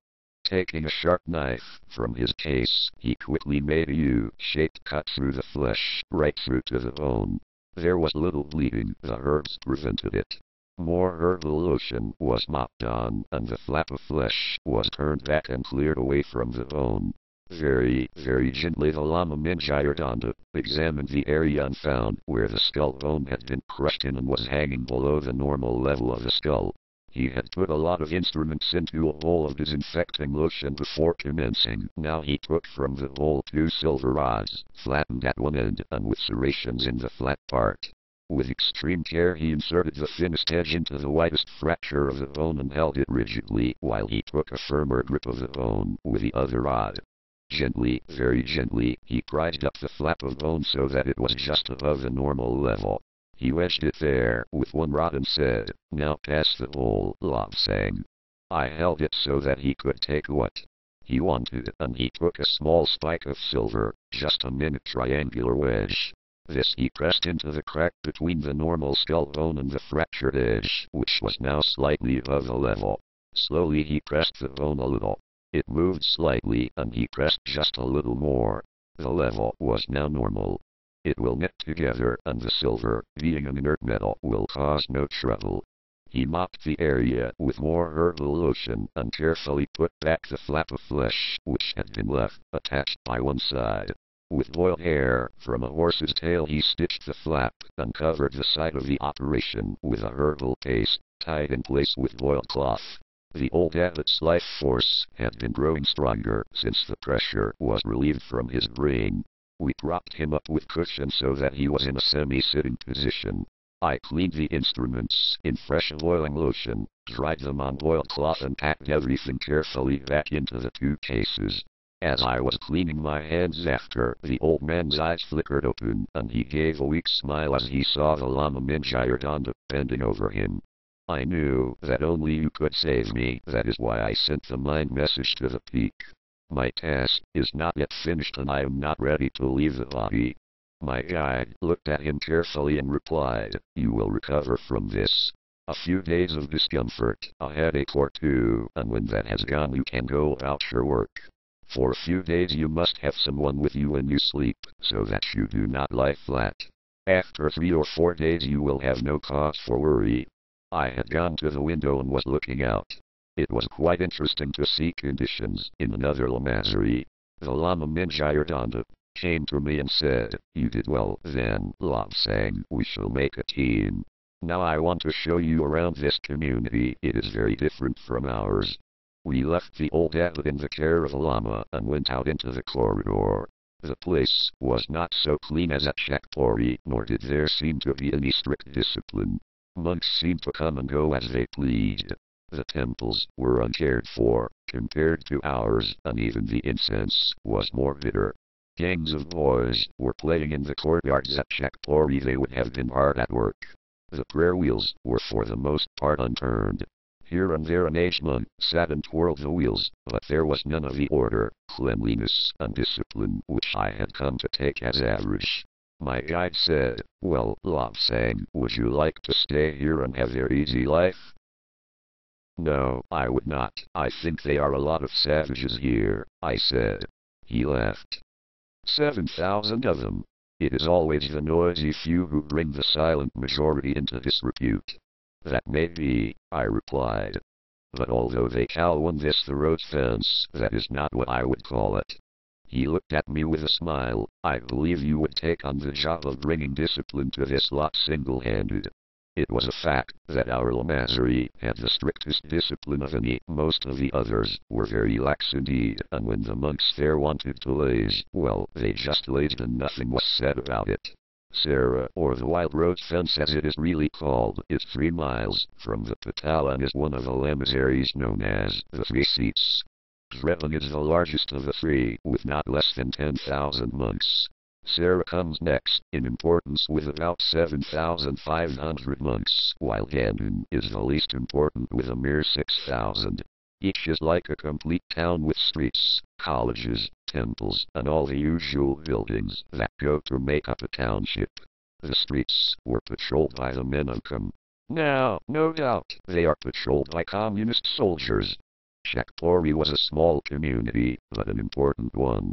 As the Temple of Medicine, it was then the seat of medical learning and was well represented in the council chamber of the government. At Shakpuri we were taught what I shall term judo. That is the nearest English word I can find. The Tibetan description of Sun Tzu Kayam-Patu, Tupololopo, cannot be translated, nor can our technical word of Emri. Judo is a very elementary form of our system. Not all lamaseries have this training, but we at Shakpuri were taught it to give us self-control, to enable us to deprive others of consciousness for medical purposes, and to enable us to travel safely in rougher parts of the country. As medical lamas we traveled extensively. Old Tzu had been a teacher of the art, perhaps the best exponent of it in Tibet, and he had taught me all he knew for his own satisfaction in doing a job well. Most men and boys knew the elementary holds and throws, but I knew them when I was 4 years of age. This art, we believe, should be used for self-defense and self-control, and not after the manner of a prize fighter. We are of the opinion that the strong man can afford to be gentle, while the weak and unsure brag and boast. Our judo was used to deprive a person of consciousness when, for instance, setting broken bones or extracting teeth. There is no pain with it, and no risk. A person can be made unconscious before he is aware of its onset, and he can be restored to full consciousness, hours or seconds later without ill effect. Curiously enough, a person made unconscious while speaking will complete the sentence upon awakening. Because of the obvious dangers of this higher system, this and instant hypnotism were taught only to those who could pass most stringent tests of character. And then hypnotic blocks were imposed so that one should not abuse the powers conferred. In Tibet, a lamasery is not merely a place where men of religious inclination live, but a self-contained town with all the usual facilities and amenities. We had our theaters in which to see religious and traditional plays. Musicians were ever ready to entertain us and prove that in no other community were there such good players. Those monks who had money were able to buy food, clothing, luxuries, and books in the shops. Those who desired to save deposited their cash in the Lobsang equivalent of a bank. All communities in any part of the world have their offenders against the rules. Ours were arrested by monk police and taken off to a court where they were given a fair trial. If found guilty, they had to serve their sentence in the Lobsang prison. Schools of various types catered for all grades of mentality. Bright boys were helped to make their way, but in all Lobsangs other than Shakpori, the slothful person was permitted to sleep or dream his life away. Our idea was, one cannot influence the life of another, so let him catch up in his next incarnation. At Shakpori matters were different, and if one did not make progress, one was compelled to leave and seek sanctuary elsewhere, where the discipline was not so strict. Our sick monks were well treated. We had a hospital in the Lobsangs, and the indisposed were treated by monks who were trained in medicine and elementary surgery. The more severe cases were treated by specialists, such as the Lama Minjayardandap. Quite often, since leaving Tibet, I have had to laugh at the Western stories about Tibetans, thinking that a man's heart is on the left side and a woman's is on the right. We saw enough dead bodies cut open to know the truth. I have also been much amused about the filthy Tibetans, riddled with VD. The writers of such statements apparently have never been in those convenient places in England and America where the local citizenry are offered free and confidential treatment. We are filthy. Some of our women, for instance, put stuff on the face and have to mark the position of the lips so that one cannot miss. Most times they put stuff on their hair to make it shine or to alter the color. They even pluck eyebrows and color nails, sure signs that Tibetan women are filthy and depraved. But to return to our Lobsang community, often there were visitors. They might be traders or monks. They were given accommodation in the Lobsang hotel. They also paid for such accommodation. Not all monks were celibate. Some thought that single blessedness did not induce the right frame of mind for contemplation. Those were able to join a special sect of Red Hat monks who were permitted to marry. They were in the minority. The Yellow Hats, a celibate sect, were the ruling class in religious life. In married Lobsangs, monks and nuns worked side by side in a well-ordered community, and most times the atmosphere there was not so rough as in a purely male community. Certain Lobsangs had their own printing works so that they could print their own books. Usually they made their own paper. This latter was not a healthy occupation, because one form of tree bark used in paper manufacture was highly poisonous. While this prevented any insect from attacking Tibetan paper, it also had a bad effect on the monks, and those who worked at this trade complained of severe headaches and worse. In Tibet we did not use metal type. All our pages were drawn on wood of suitable character, and then everything except the drawn outlines was pared away, leaving the parts to be printed standing high above the rest of the board. Some of these boards were 3 feet wide by 18 inches deep, and the detail would be quite intricate. No board containing the slightest mistake was used. Tibetan pages are not like the pages of this book, which are longer than they are wide. We used wide and short pages, and they were always unbound. The various loose sheets were kept between carved wooden covers. In printing, the carved board of page contents was laid flat. One monk ran an ink roller over the whole surface, making sure of even distribution. Another monk took up a sheet of paper and quickly spread it on the board, while a third monk followed with a heavy roller to press the paper well down. A fourth monk lifted off the printed page and passed it to an apprentice, who put it to one side. There were very few smudged sheets. These were never used for the book, but were kept for the apprentices to practice upon. At Shakpori we had carved wooden boards about 6 feet high and about 4 feet wide. These had carvings of the human figure and the various organs. From them were made wall charts, which we had to color. We had astrological charts as well. The charts, on which we erected horoscopes, were about 2 feet square. In effect, they were maps of the heavens at the time of a person's conception and birth. On the map blanks we inserted the data which we found in the carefully prepared mathematical tables which we published. After looking over the road fence Lomazari and, in my case comparing it unfavorably with ours, we returned to the room to see the old abbot again. During the 2 hours of our absence he had improved very greatly and was now able to take much greater interest in things around him. In particular he was able to pay attention to the Lama Minjayardanda, to whom he seemed very attached. My guide said, "We must leave now, but here are some powdered herbs for you. I will give full instructions to your priest in charge as we leave."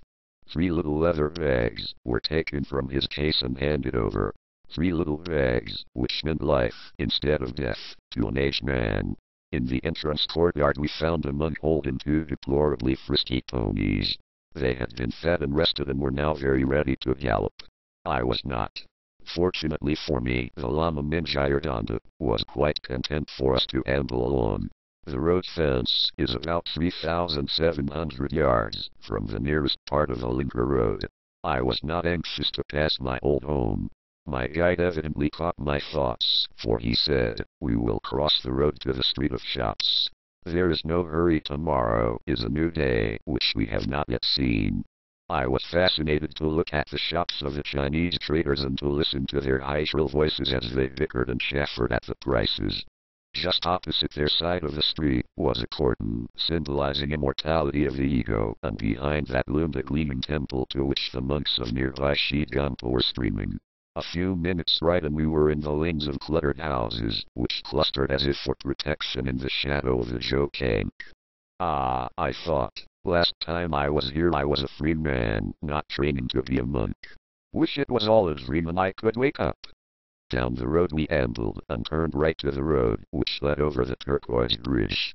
The Lama Minjayardanda turned to me and said, "So you still do not want to be a monk? It is quite a good life, you know. At the end of this week the annual party are going to the hills to gather herbs. This time I do not want you to go. Instead, study with me so that you can take the examination for travel when you are 12. I have planned to take you on a special expedition to the islands to obtain some very rare herbs." Just then we had reached the end of the village of Cho and were approaching the Pargo Kaling, the western gate of the Valley of Lhasa. A beggar shrunk against the wall. "Oh, Reverend Holy Lama of Medicine, please do not cure me of my ills or my living is gone." My guide looked sad as we rode through the cordon forming the gate. So many of these beggars, Lobsang, so unnecessary. It is they who give us a bad name abroad. In India and in China, where I went with a precious one, people talked of the beggars of Lhasa, not realizing that some of them were rich. Well, perhaps after the fulfillment of the prophecy of the year of the Iron Tiger, 1950 communists invade Tibet, the beggars will be put to work. You and I will not be here to see it, Lobsang. For you, foreign lands. For me, a return to the heavenly fields. It made me sad beyond measure to think that my beloved Lama would leave this life. Not then did I realize that life on earth was but an illusion, a testing place, a school. A knowledge of man's behavior to those beset by adversity was beyond me. Now it is not. Left we turned into the Linker Road, past the Konduling, and left again to our own road, leading up to the Iron Mountain. I never tired of looking at the colored rock carving which made up one side of our mountain. The whole cliff face was covered with carvings and paintings of deities. But the day was far advanced and we had no more time to spare.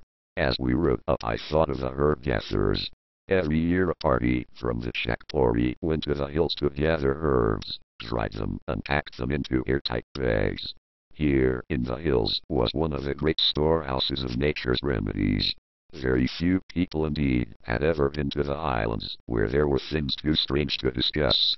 Yes, I decided I could well forego a visit to the hills this year, and I would study hard so that I should be fit to accompany the expedition to the islands, when the Lama Minjayardanda thought fit. The astrologers had said that I would pass the examination at the first attempt, but I knew that I should have to study hard. I knew that the prediction meant if I studied hard enough. My mental stage was at least equivalent to an 18-year-old. As always I had mixed with people much older than I, and I had to fend for myself.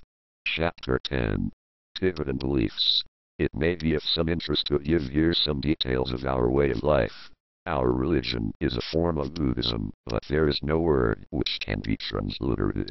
We refer to it as the religion unto those of our faith as insiders. Those of other beliefs are termed outsiders. The nearest word already known in the West is Islamism. It departs from Buddhism in that ours is a religion of hope and a belief in the future. Buddhism, to us, seems negative, a religion of despair.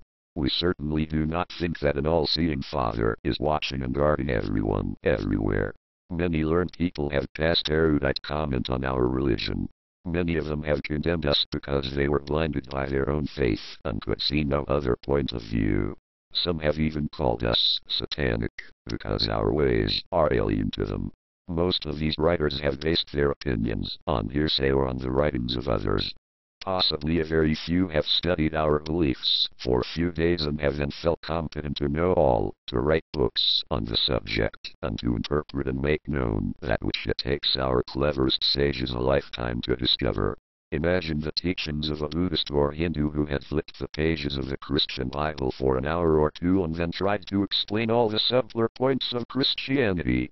None of these writers on Lamism has lived as a monk in a lamasery from early boyhood and studied the sacred books. These books are secret because they are not available to those who want quick, effortless and cheap salvation. Those who want the solace of some ritual, some form of self-hypnosis, can have it if it will help them. It is not the inner reality, but childish self-deception. To some it may be very comforting to think that sin after sin can be committed, and then, when the conscience prods too much, a gift of some kind to the nearest temple will so overwhelm the gods with gratitude that forgiveness will be immediate, all-embracing, uncertain, and will enable one to indulge in a fresh set of sins. There is a God, a supreme being. What does it matter what we call him? God is a fact. Tibetans who have studied the true teachings of Buddha never pray for mercy or for favors, but only that they may receive justice from man. A supreme being, as the essence of justice, cannot show mercy to one and not to another, because to do so would be a denial of justice. To pray for mercy or for favors, promising gold or incense if the prayer is answered, is to imply that salvation is available to the highest bidder, that God is short of money and can be bought. Man can show mercy to man, but very rarely does. The Supreme Being can show only justice. We are mortal souls. Our prayer, Mani Padme which is written below, is often translated literally as, Hail to the jewel of the lotus. We who have gone a little further know that the true meaning is, Hail to man's overself. There is death. As one doffs one's clothes at the end of day, so does the soul doff the body when the latter sleeps. As a suit of clothes is discarded when worn out, so does the soul discard the body when the latter is worn or torn. Death is birth. Dying is merely the act of being born in another plane of existence. Man, or the spirit of man, is eternal. The body is but the temporary garment that clothes the spirit, to be chosen according to the task in hand upon earth. Outward appearance does not matter. The soul within does. A great prophet may come in the guise of a pauper. How better can one judge of man's charity to man? While one who has sinned in a past life, when there is not poverty to drive him on. Mani Padme The wheel of life is what we call the act of being born, living on some world, dying, going back to the spirit state, and in time, being reborn in different circumstances and conditions. A man may suffer much in a life. It does not necessarily mean that he was evil in a past life. It may be the best and quickest way of learning certain things. Practical experience is a better teacher than hearsay. One who commits suicide may be reborn to live out the years cut short in the past life, but it does not follow that all who die young or as babies were suicides. The wheel of life applies to all, beggars and kings, men and women, colored people and white. The wheel is but a symbol, of course, but one which makes matters clear to those who have no time to make a long study of the subject. One cannot explain Tibetan belief in a paragraph or two. The Kangyur, or Tibetan scriptures, consist of over 100 books on the subject, and even then it is not fully dealt with. There are many books hidden within remote lamaseries, which are seen by initiates alone. For centuries, peoples of the East have known of the various occult forces and laws, and that these were natural. Instead of trying to disprove such forces on the grounds that as they could not be weighed or tested with acids, they could not exist, Eastern scientists and researchers have striven to increase their command over these laws of nature. The mechanics of clairvoyance, for example, did not interest us, the results of clairvoyance did. Some people doubt clairvoyance. They are like the born blind who say that sight is impossible because they have not experienced it, because they cannot understand how an object some distance away can be seen when there is clearly no contact between it and the eyes. People have auras, colored outlines, which surround the body, and by the intensity of those colors those experienced in the art, can deduce a person's health, integrity, and general state of evolution. The aura is the radiation of the inner life force, the ego or soul. Around the head is a halo or nimbus, which also is part of the force. At death the light fades as the ego leaves the body on its journey to the next stage of existence. It becomes a ghost. It drifts a little, perhaps dazed by the sudden shock of being free of the body. It may not be fully aware of what is happening. That is why lamas attend the dying, that they may be informed of the stages through which they will pass. If this is neglected, the spirit may be earthbound by desires of the flesh. It is the duty of the priests to break these ties. At frequent intervals we had a service for guiding the ghosts. Death has no terror for Tibetans, but we believe that one can have an easier passage from this life to the next if certain precautions are taken. It is necessary to follow clearly defined paths and to think along certain lines. The service would be conducted in a temple with about 300 monks present. In the center of the temple would be a group of perhaps 5 telepathic lamas sitting in a circle, face to face. As the monks, led by an abbot, chanted, the lamas would try to maintain telepathic contact with distressed souls. No translation from the Tibetan prayers can do full justice to them, but this is an attempt. Hear the voices of our souls, all you who wander unguided in the borderlands. The living and the dead live in worlds apart. Where can their faces be seen and their voices heard? The first stick of incense is lit to summon a wandering ghost, that he may be guided. Hear the voices of our souls, all you who wander. This is the world of illusion. Life is but a dream. All that are born must die. Only the way of Buddha leads to eternal life. The third stick of incense is lit to summon a wandering ghost, that he may be guided. Hear the voices of our souls, all you of great power, you who have been enthroned with mountains and rivers under your rule. Your reigns have lasted but a moment, and the complaints of your peoples have never ceased. The earth runs with blood, and the leaves of the trees are swayed by the sighs of the oppressed. The fourth stick of incense is lit to summon the ghosts of kings and dictators, that they may be guided. Hear the voices of our souls, all you warriors who have invaded, wounded and killed. Where are your armies now? The earth groans, and weeds grow over the battlefields. The fifth stick of incense is lit to summon lonely ghosts of generals and lords for guidance. Hear the voices of our souls, all artists and scholars, you who have worked at painting and writing. In vain you have strained your sight and worn down your ink slabs. Nothing of you is remembered, and your souls must continue on. The sixth stick of incense is lit to summon the ghosts of artists and scholars for guidance. Hear the voices of our souls, beautiful virgins and ladies of high degree whose youth could be compared to a fresh spring morning. After the embrace of lovers comes the breaking of hearts. The autumn, then the winter, comes. Trees and flowers fade, as do beauty, and become but skeletons. The seventh stick of incense is lit to summon the wandering ghosts of virgins and ladies of high degree, that they may be guided away from the ties of the world. Hear the voices of our souls, all beggars and thieves and those who have committed crimes against others and who can not now obtain rest. Your soul wanders friendless in the world, and you have not justice within you. The eighth stick of incense is lit to summon all those ghosts who have sinned and who now wander alone. Hear the voices of our souls, prostitutes, women of the night, and all those that have been sinned against and who now wander alone in ghostly realms. The ninth stick of incense is lit to summon them for guidance, that they may be freed from the bonds of the world. In the incense-laden dusk of the temple, the flickering butter lamps would cause living shadows to dance behind the golden images. The air would grow tense, with a concentration of the telepathic monks as they strove to maintain contact with those who had passed from the world yet were still bound to it. Russet-robed monks, sitting in lines facing each other, would intone the litany of the dead, and hidden drums would beat out the rhythm of the human heart. From other parts of the temple, as in the living body, would come the growling of internal organs, the rustling of body fluids, and the sighing of air in the lungs. As the ceremony continued, with directions to those who had passed over, the tempo of the body sounds would change, become slow, until at last would come the sounds of the spirit leaving the body. A rustling, quavering gasp, and silence. The silence that comes with death.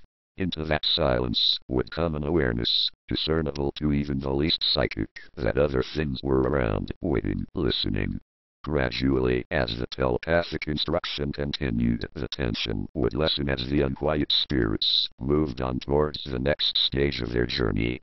We believe, firmly, that we are reborn time after time. But not merely to this earth. There are millions of worlds, and we know that most of them are inhabited. Those inhabitants may be in very different forms to those we know. They may be superior to humans. We in Tibet have never subscribed to the view that man is the highest and most noble form of evolution. We believe that much higher life forms are to be found elsewhere, and they do not drop atom bombs. In Tibet I have seen records of strange craft in the skies. The chariots of the gods, most people call them.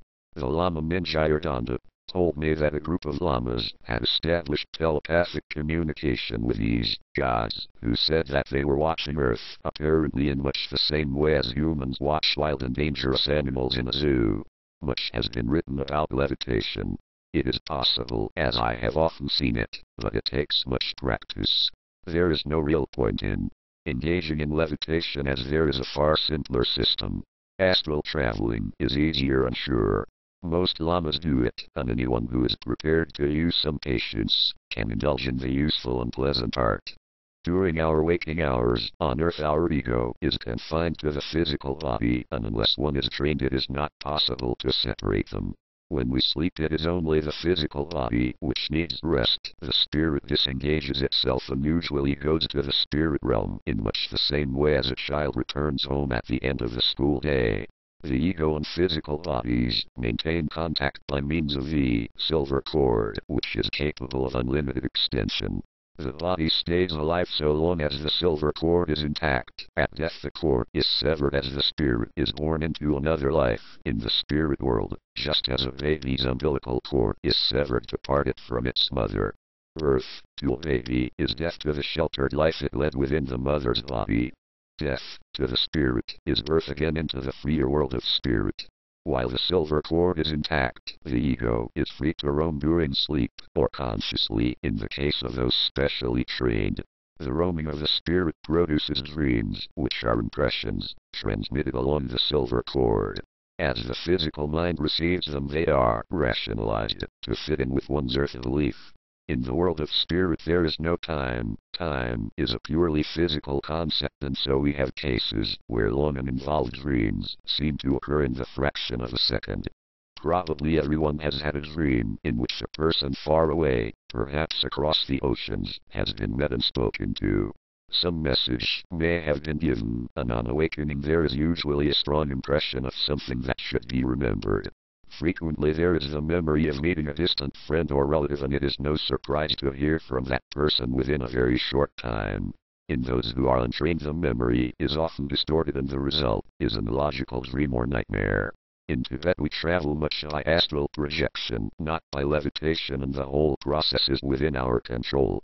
The ego is made to leave the physical body, although still connected to it by the silver cord. One can travel where one wills as quickly as one can think. Most people have the ability to engage in astral travel. Many have actually started out, and being untrained, have experienced a shock. Probably everyone has had the sensation of just drifting off to sleep and then, without apparent reason, being violently awakened by a sudden powerful jerk. This is caused by too rapid exteriorization of the ego, an ungentle parting of physical and astral bodies.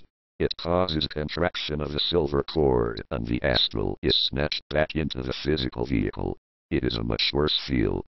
And when one has traveled and is returning, the astral is floating many feet above the body, like a balloon at the end of a string. Something, perhaps some external noise, causes the astral to return to the body with excessive rapidity. The body awakens suddenly, and there is the horrible feeling that one has fallen off a cliff and awakened just in time. Astral traveling, under one's full control and while fully conscious, can be accomplished by almost anyone. It needs practice, but above all, in the early stages, it demands privacy where one can be alone without fear of interruption. This is not a textbook of metaphysics, so there is no point in giving instructions on astral traveling, but it should be emphasized that it can be a disturbing experience unless one has a suitable teacher. There is no actual danger, but there is a risk of shocks and emotional disturbances if the astral body is allowed to leave or return to the physical body out of phase or coincidence. People with heart weaknesses should never practice astral projection. While there is no danger in projection itself, there is grave danger to those with a weak heart if another person enters the room and disturbs the body or cord. The resulting shock could prove fatal, and this would be very inconvenient indeed, as the ego would have to be reborn to finish that particular span of life before it could process to the next stage. We Tibetans believe that everyone before the fall of man had the ability to travel in the astral, see by clairvoyance, telepathize, and levitate. Our version of that fall is that man abused the occult powers and used them for self-interest instead of for the development of mankind as a whole. In the earliest days, mankind could converse with mankind by telepathy. Local tribes had their own versions of vocal speech, which they used exclusively among themselves. The telepathic speech was, of course, by thought, and could be understood by all, regardless of local language. When the power of telepathy was lost through abuse, there was Babel.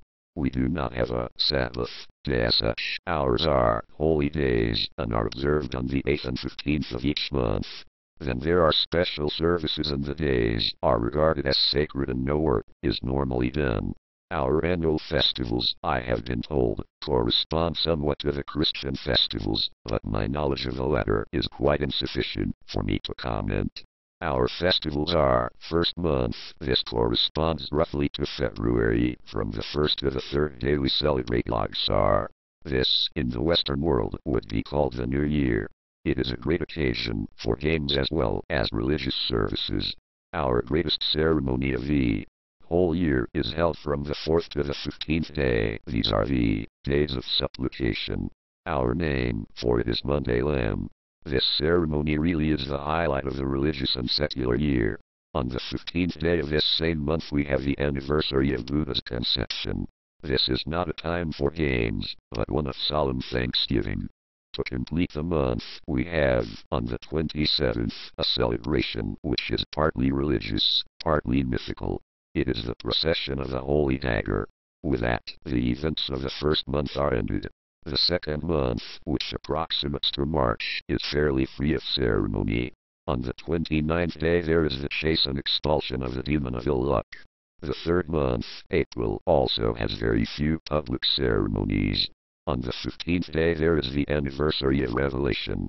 With the arrival of the 8th day of the 4th month, May by the Western calendar, we celebrate the anniversary of Buddha's renunciation of the world. This, so far as I understand, is similar to the Christian Lent. We had to live even more austerely during the days of renunciation. The 15th day was the anniversary of Buddha's death. We regarded it as the anniversary of all those who had left this life. All Souls' Day was another term for it. On that day we burned our sticks of incense to call the spirits of those who wandered earthbound. It will be understood that these are merely the major festivals. There are many minor days which have to be marked and ceremonies attended, but which are not of sufficient importance to enumerate here. June was the month when, on the 5th day, we medical lamas had to attend special ceremonies at other lamaseries. The celebrations were of thanks for the ministrations of the medical monks, of which Buddha was the founder. On that day we could do no wrong, but on the day after we were certainly called to account for what our superiors imagined we had done. The anniversary of Buddha's birth came on the 4th day of the 6th month, July. Then also we celebrated the first preaching of the law. Harvest festival was on the 8th day of the 8th month, October. Because Tibet is an arid country, very dry, we depended upon the rivers to a much greater extent than in other countries. Rainfall was slight in Tibet, so we combined Harvest Festival with Water Festival, as without water from the rivers there would be no harvest from the land. The 22nd day of the 9th month, November, was the anniversary of Buddha's miraculous descent from heaven. The next month, the 10th, we celebrate the Feast of the Lamps on the 25th day. The final religious events of the year were on the 29th to 30th days of the 12th month, which is the junction of January and February according to the Western calendar. At this time we had the expulsion of the old year and making ready for the new.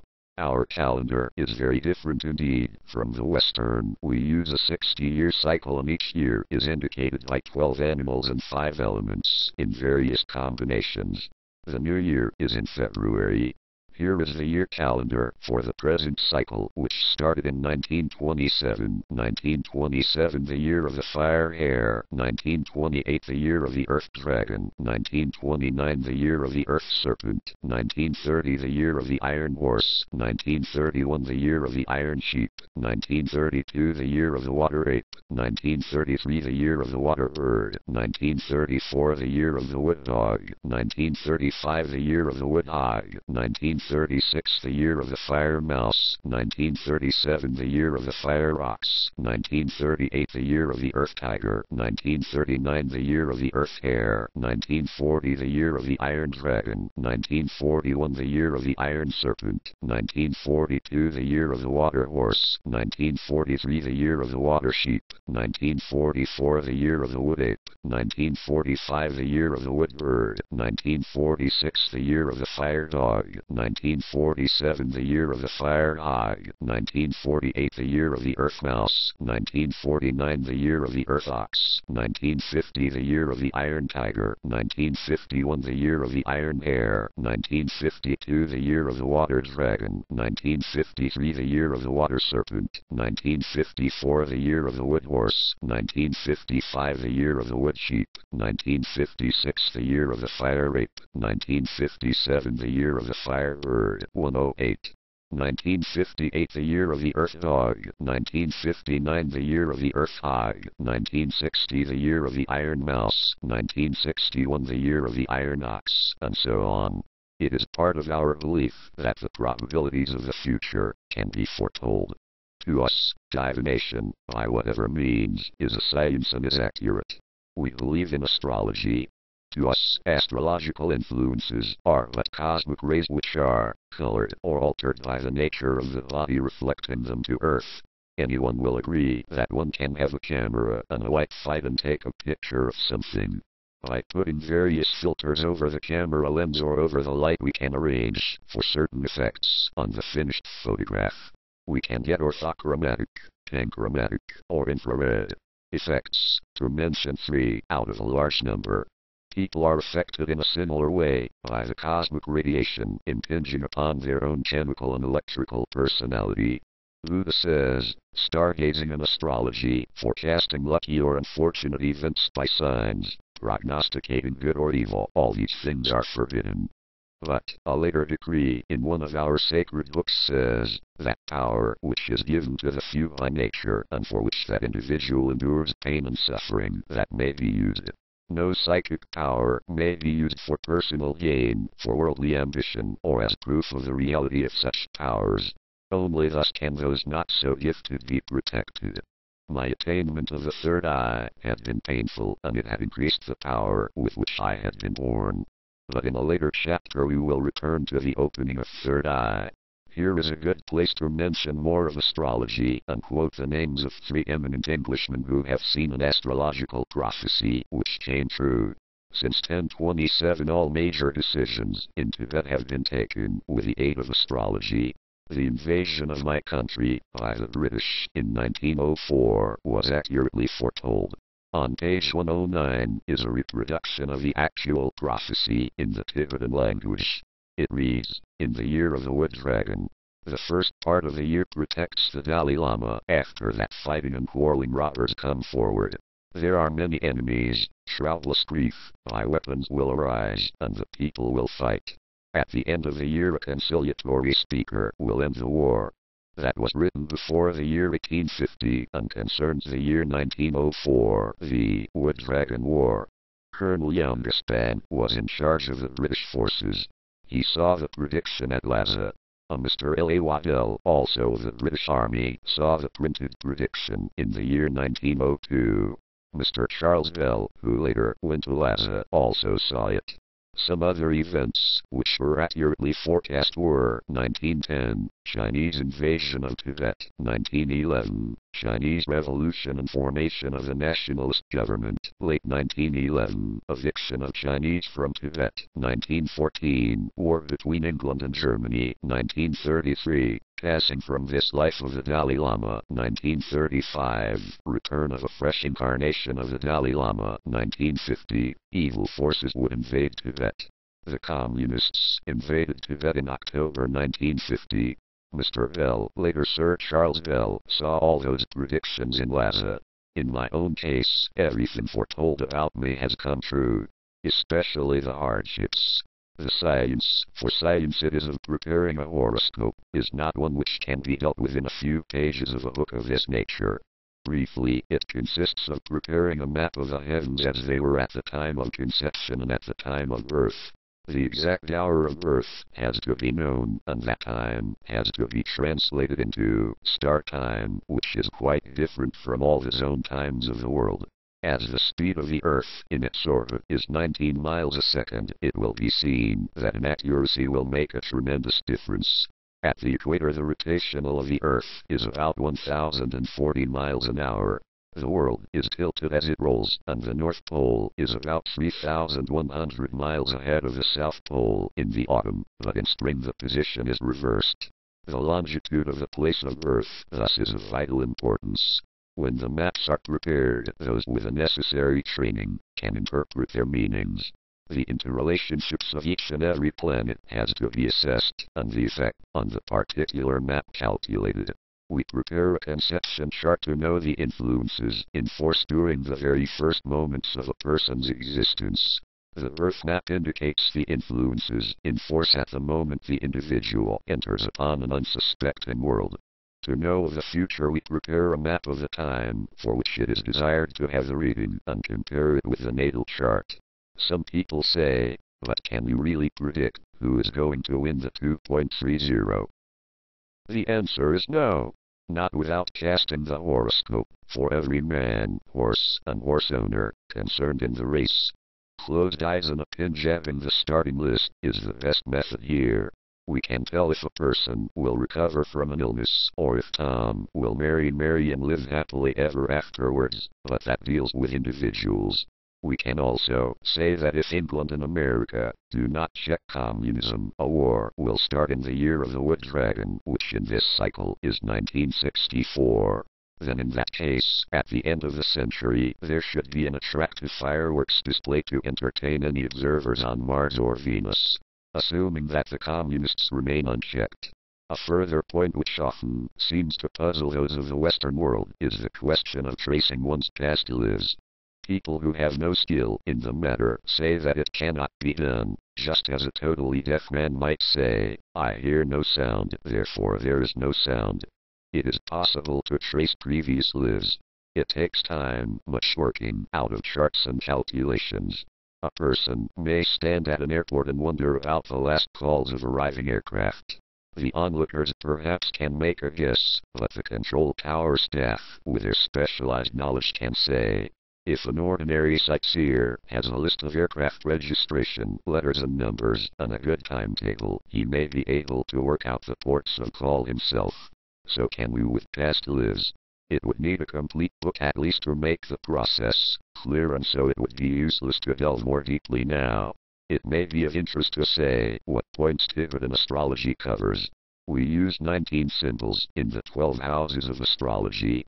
Those symbols indicate personality and self-interest, finances, how one can gain or lose money, relations, short journeys, mental and writing ability, property and the conditions at the close of life, children, pleasures and speculations, illness, work, and small animals, partnerships, marriage, enemies and lawsuits, legacies, long journeys and psychic matters, profession and honors, friendships and ambitions, troubles, restraints, and occult sorrows. We can also tell the approximate time or under what conditions the following incidents will occur: love, the type of person and the time of meeting; marriage, when and how it will work out; passion, the furious temper, kind; catastrophe, and how it will occur or if it will; fatality, death, when and how; prison or other forms of restraint; discord, usually family or business quarrels; spirit, the stage of evolution reached. Although I do astrology quite a lot, I find psychometry and crystal gazing much more rapid and no whit less accurate. It is also easier when one is bad at figures. Psychometry is the art of picking up faint impressions of past events from an article. Everyone has this ability to some extent. People enter an old church or temple, hallowed by the passing years, and will say, "What a calm, soothing atmosphere." But the same people will visit the site of a gruesome murder and exclaim, "Oh, I don't like it here, it is eerie, let's get out." Crystal gazing is somewhat different. The glass as mentioned above is merely a focus for the rays from the third eye, in much the same way as X-rays are brought to focus on a screen and show a fluorescent picture. There is no magic at all involved, it is merely a matter of utilizing natural laws. In Tibet we have monuments to natural laws. Our cordons, which range in size from 5 feet to 50 feet high, are symbols which compare with a crucifix or icon. All over Tibet these cordons stand. On the sketch map of VALIS-ified are shown the Pargo Kalan is the largest and is one of the gates of the city. Cordons are always of the shape shown in the illustration below. The square indicates the solid foundation of the earth. Upon it rests the globe of water, surmounted by a cone of fire. Above this is a saucer of air, and higher, the wavering spirit, ether, which is waiting to leave the world of materialism. Each element is reached by way of the steps of attainment. The whole symbolizes the Tibetan belief. We come to earth when we are born. During our life we climb upwards, or try to, by way of the steps of attainment. Eventually, our breath fails, and we enter into the spirit. Then, after a varying interval, we are reborn, to learn SYMBOLISMOFTIVETANCHORTENS another lesson.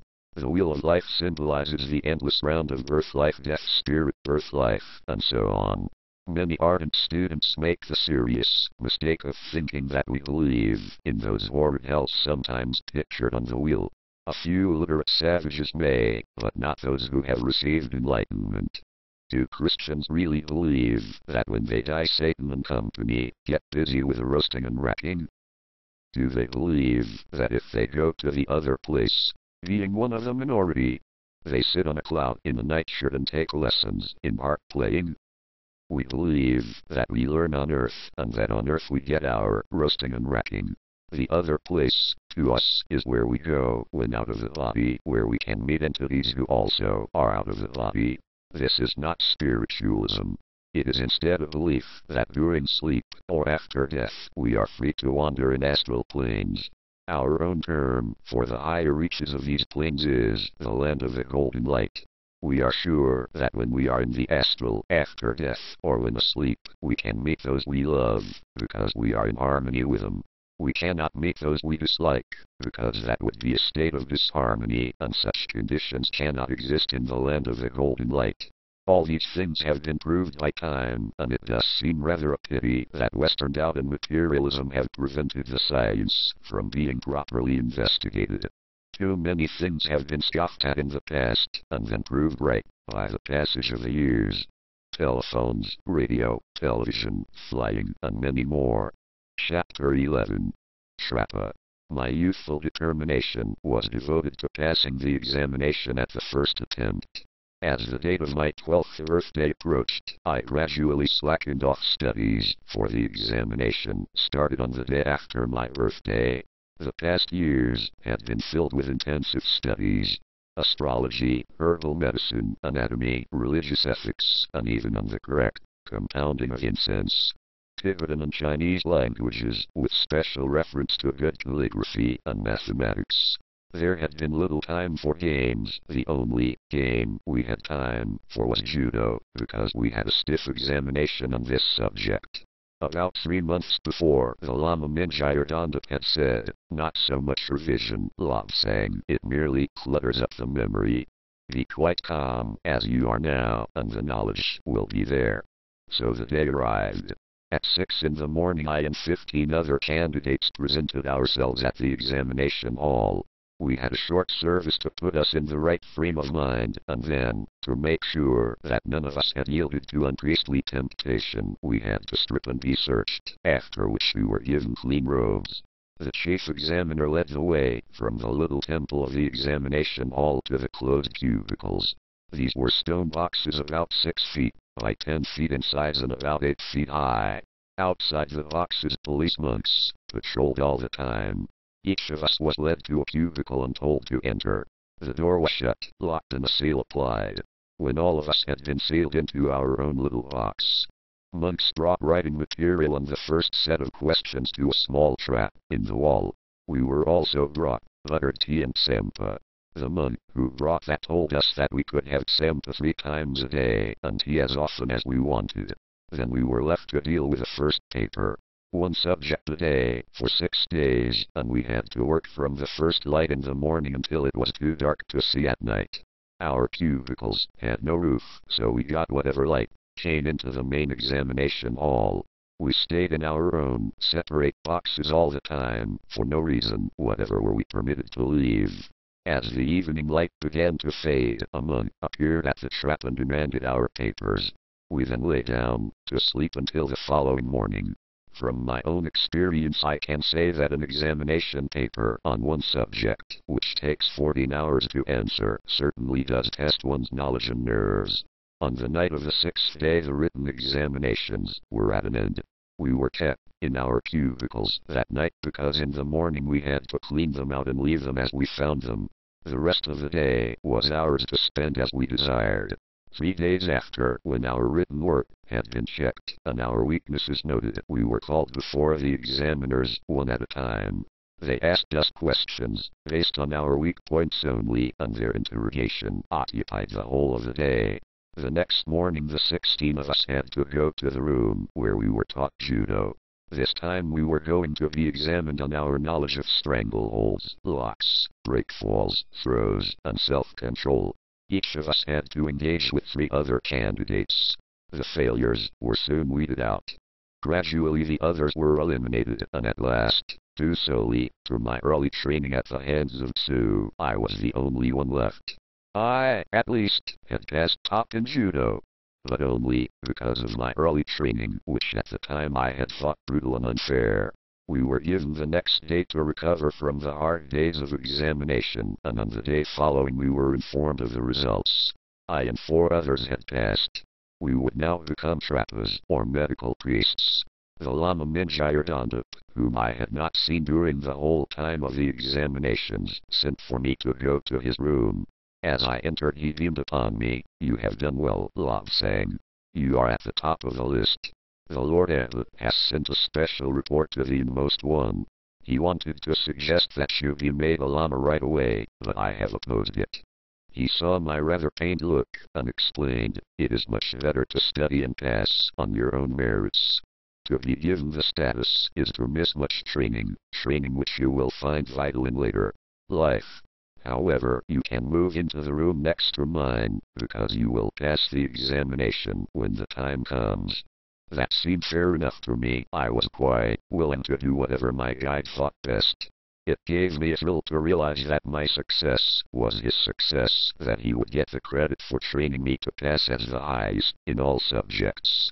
Later in the week, a gasping messenger, tongue protruding and almost at the point of death apparently, arrived with a message from the inmost one. Messengers always used their histrionic talents to impress upon one the speed with which they had traveled and the hardships they had endured to deliver the message entrusted to them. As the Patala was only a mile or so away, I thought his act rather overdone. The inmost one congratulated me on my pass and said that I was to be regarded as a Lama from that date. I was to wear Lama robes and have all the right and privileges of that status. He agreed with my guide that I should take the examinations when I was 16 years of age, as in this way you will be induced to study those things which you would otherwise avoid, and so your knowledge will be increased by such studying. Now that I was a Lama, I should have more freedom to study without being held back by a class. It also meant that anyone with specialized knowledge was free to teach me, so I could learn as quickly as I wished. One of the earliest things I had to learn was the art of relaxation, without which no real study of metaphysics can be undertaken. One day the Lama Minjayardanda came into the room where I was studying some books. He looked at me and said, "Lobsang, you are looking quite tense. You will not progress at peaceful contemplation unless you relax. I will show you how I do it."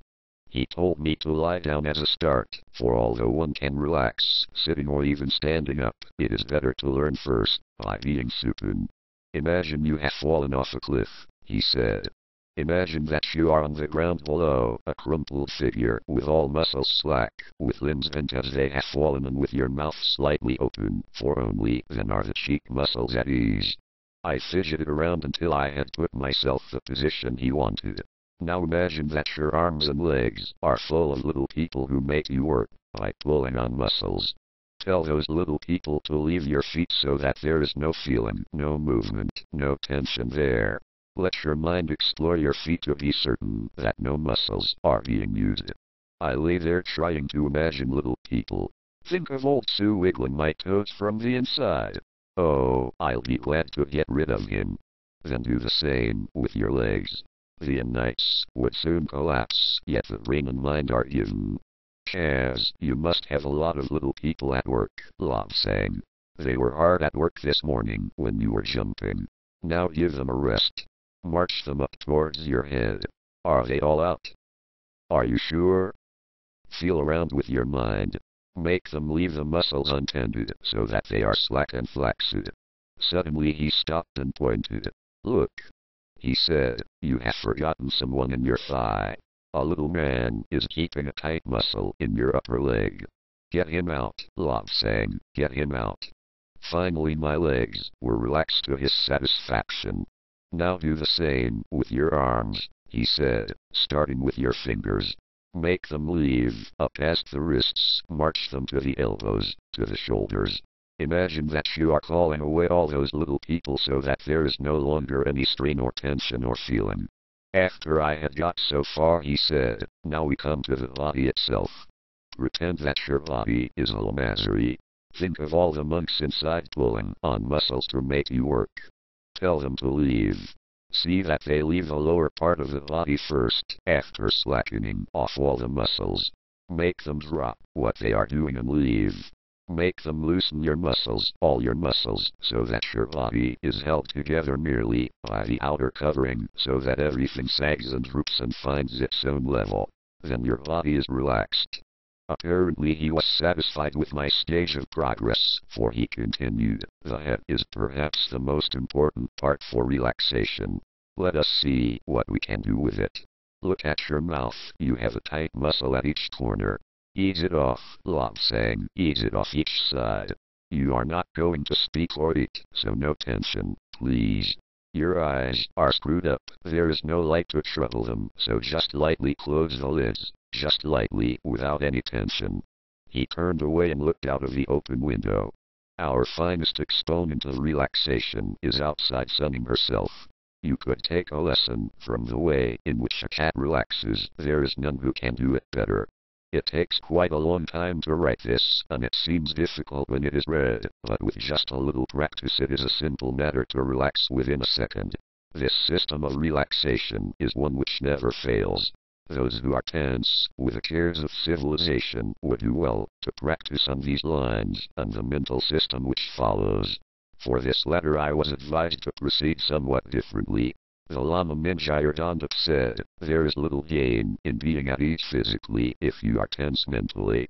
As you lie here physically relaxed, let your mind for a moment dwell on your thoughts. Idly follow those thoughts and see what they are. See how trivial they are. Then stop them. Permit no more thoughts to flow.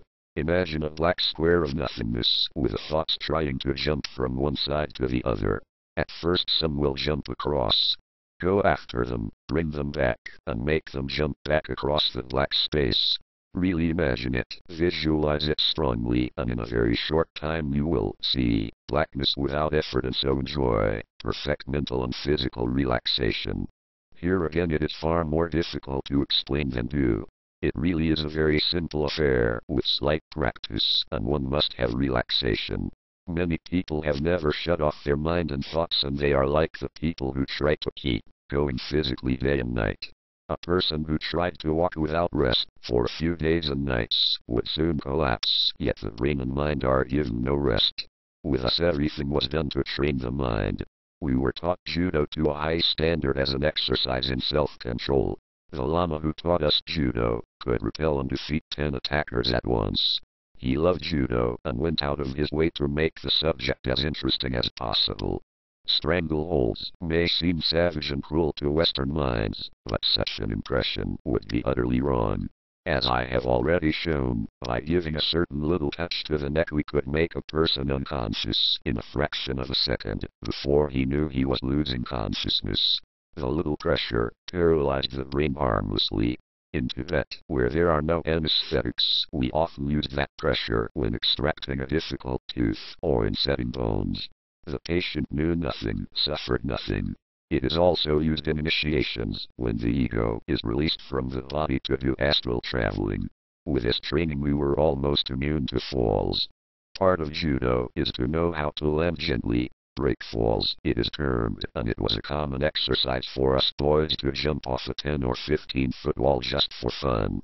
Every other day, before starting our judo practice, we had to recite the steps of the middle way, the keystones of Buddhism. These are right views, right aspirations, right speech, right conduct, right livelihood, which are views and opinions free from delusions and self-seeking. By which one shall have high and worthy intentions and opinions. In which one is kind, considerate, and truthful. This makes one peaceful, honest, and selfless.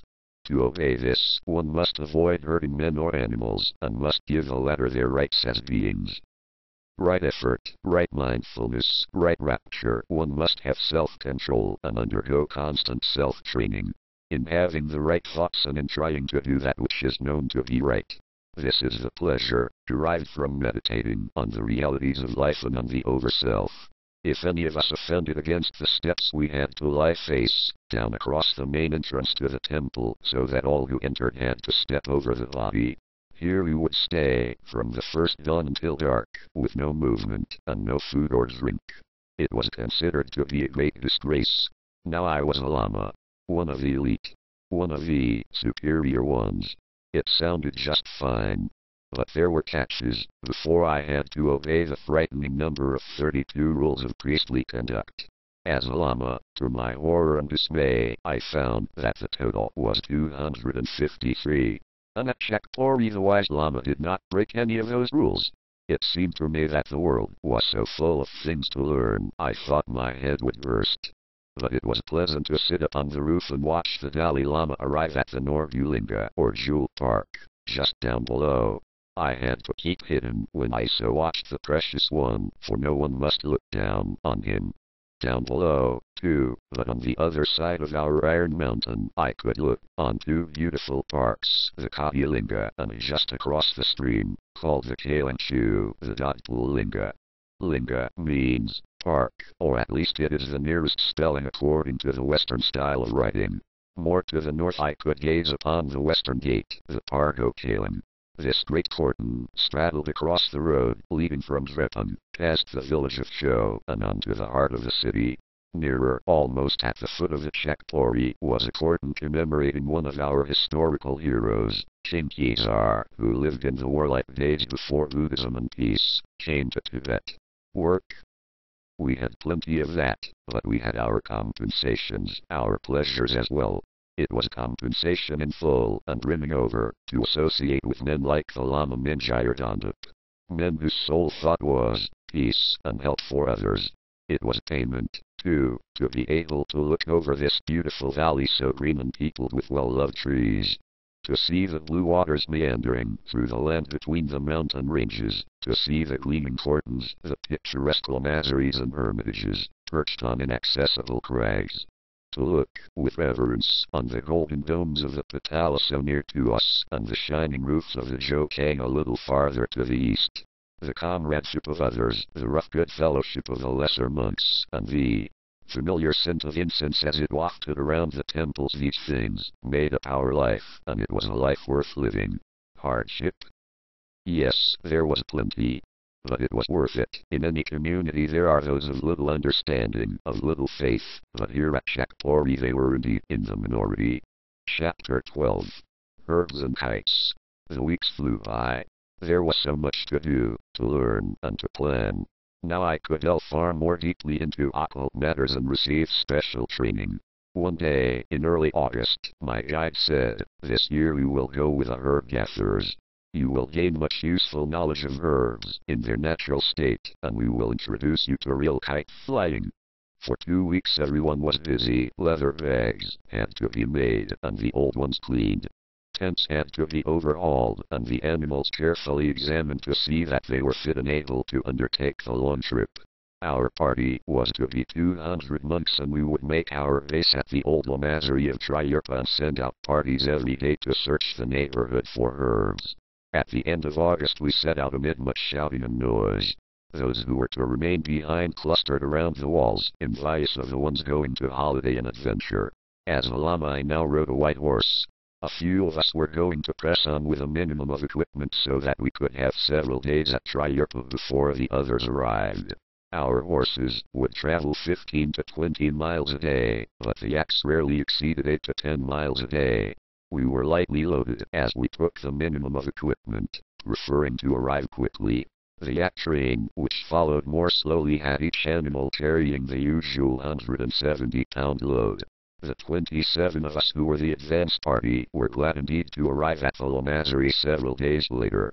The road had been a difficult one, and I for one was not at all fond of horse riding.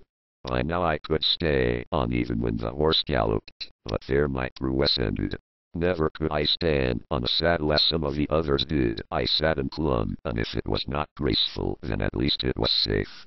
We had been sighted approaching up the mountainside, and the monks who lived there permanently prepared huge quantities of buttered tea, sampa and vegetables. It was not entirely unselfish of them. They were anxious to have all the news of Lobsang to receive the customary gifts, which we brought.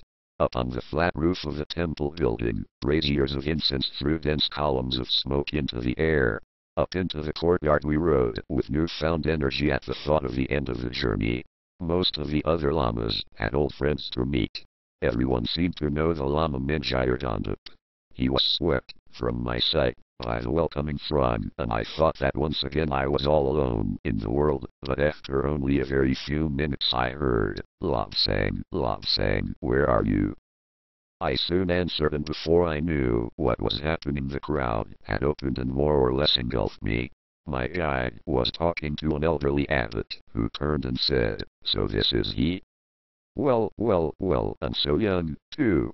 My main concern as usual was food, and without wasting more time, everyone moved in the direction of the refectory, where we sat and ate in silence, as if we were still at Chakpori. There was some doubt as to whether Chakpori was a branch of Triurpa or the other way about. Certainly both lamaseries were amongst the oldest in Tibet.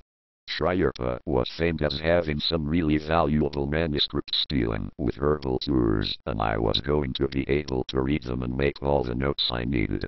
There was also a report on the first expedition to the Changtang Islands, written by the 10 men who did that strange journey.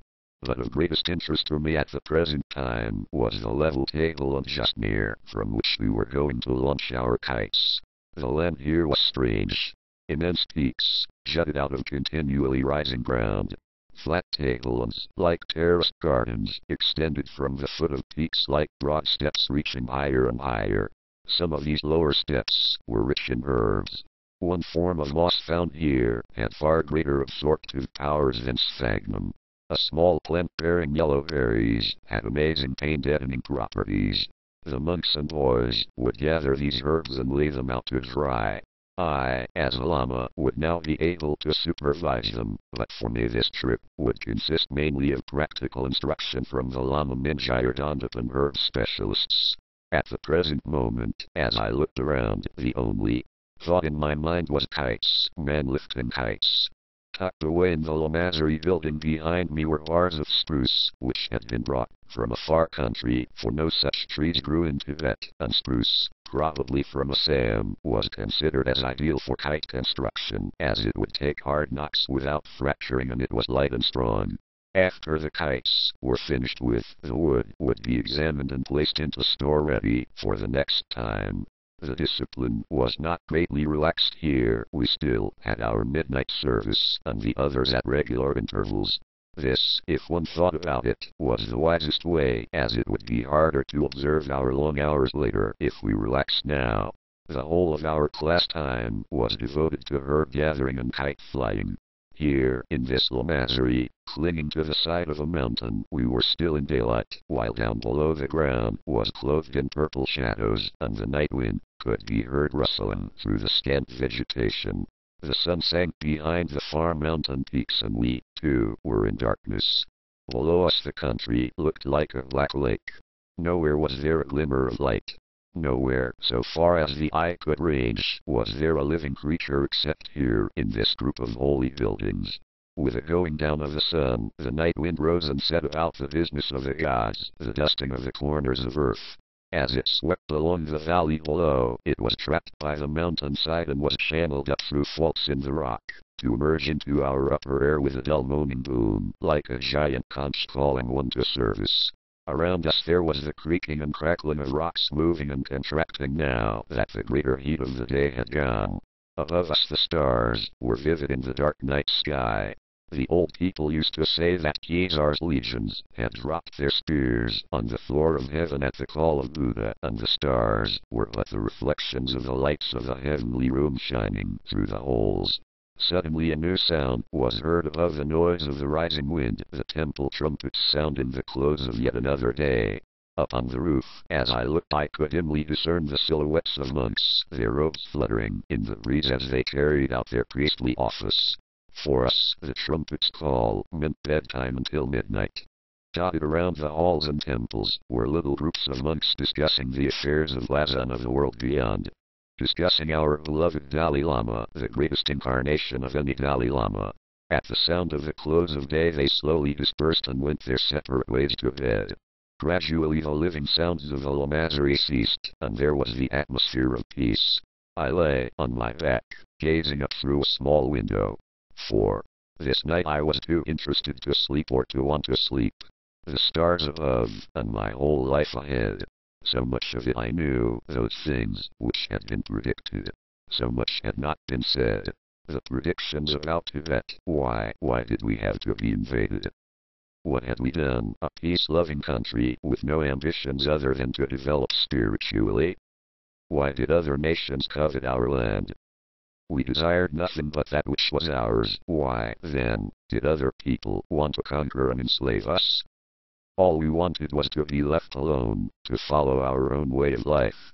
And I was expected to go among those who later would invade us, heal their sick, and help their wounded in a war which had not yet even started. I knew the predictions, knew the incidents and highlights, yet I had to go on like a yak upon the trail, knowing all the stops and halting places, knowing where the grazing was bad, yet having to plod on to a known destination. But maybe Yak, coming over the ridge of reverential prostration, thought it worthwhile when the first sight of the holy city was. The booming of the temple drums woke me with a start. I did not even know that I had been asleep. With an unpriestly thought in my mind, I tottered to my feet, reaching with sleep-numb hands for an elusive robe. Midnight. I shall never stay awake. Hope I don't fall over the steps. Oh, how cold this place is. 253 rules to obey as a llama. Well, there is one of them broken, for I did excel myself with the violence of my thoughts in being so abruptly awakened. Out I stumbled, to join those others, also in a daze, who had arrived that day. Into the temple we went, to join in the chant and counter-chant of the service. It has been asked, well, if you knew all the pitfalls and hardships which had been predicted, why could you not avoid them? The most obvious answer to that is, if I could have avoided the predictions, then the mere fact of avoidance would have proven them false. Predictions are probabilities. They do not mean that man has no free will. Far from it. A man may want to go from Darjeeling to Washington. He knows his starting point and his destination. If he takes the trouble to consult a map, he will see certain places through which he would ordinarily pass to reach his destination. While it is possible to avoid the certain places, it is not always wise to do so. The journey may be longer or more expensive as a result. Similarly, one may motor from London to Inverness. The wise driver consults a map and has a route itinerary from one of the motoring organizations. In so doing, the driver can avoid bad roads, or, where he cannot avoid rough surfaces, he can be prepared and can drive more slowly. So with predictions. It does not always pay to take the soft and easy way. As a Buddhist, I believe in reincarnation. I believe that we come to Earth to learn. When one is at school, it all seems very hard and bitter. The lessons, history, geography, arithmetic, whatever they may be, are dull, unnecessary, and pointless. So it appears to us at school. When we leave, we may possibly sigh for the good old school. We may be so proud of it that we wear a badge, a tie, or even a distinctive color on a monk's robe. So with life. It is hard, bitter, and the lessons we have to learn are designed to try us and no one else. But when we leave school of this earth, perhaps we wear our school badge with pride. Certainly I hope to wear my halo with a jaunty air later. Shocked? No Buddhist would be.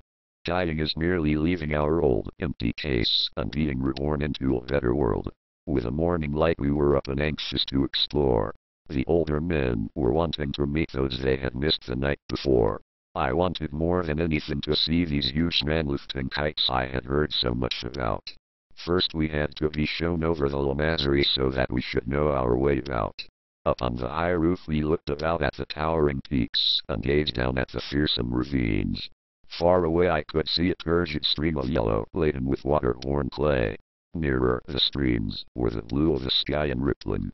In quiet moments I could hear the happy tinkling of a little brook behind us as it made its swift way down the mountainside, eager to be off and join the tumbling waters of other rivers which, in India, would become the mighty Brahmaputra River, later to join the sacred Ganges and flow into the Bay of Bengal.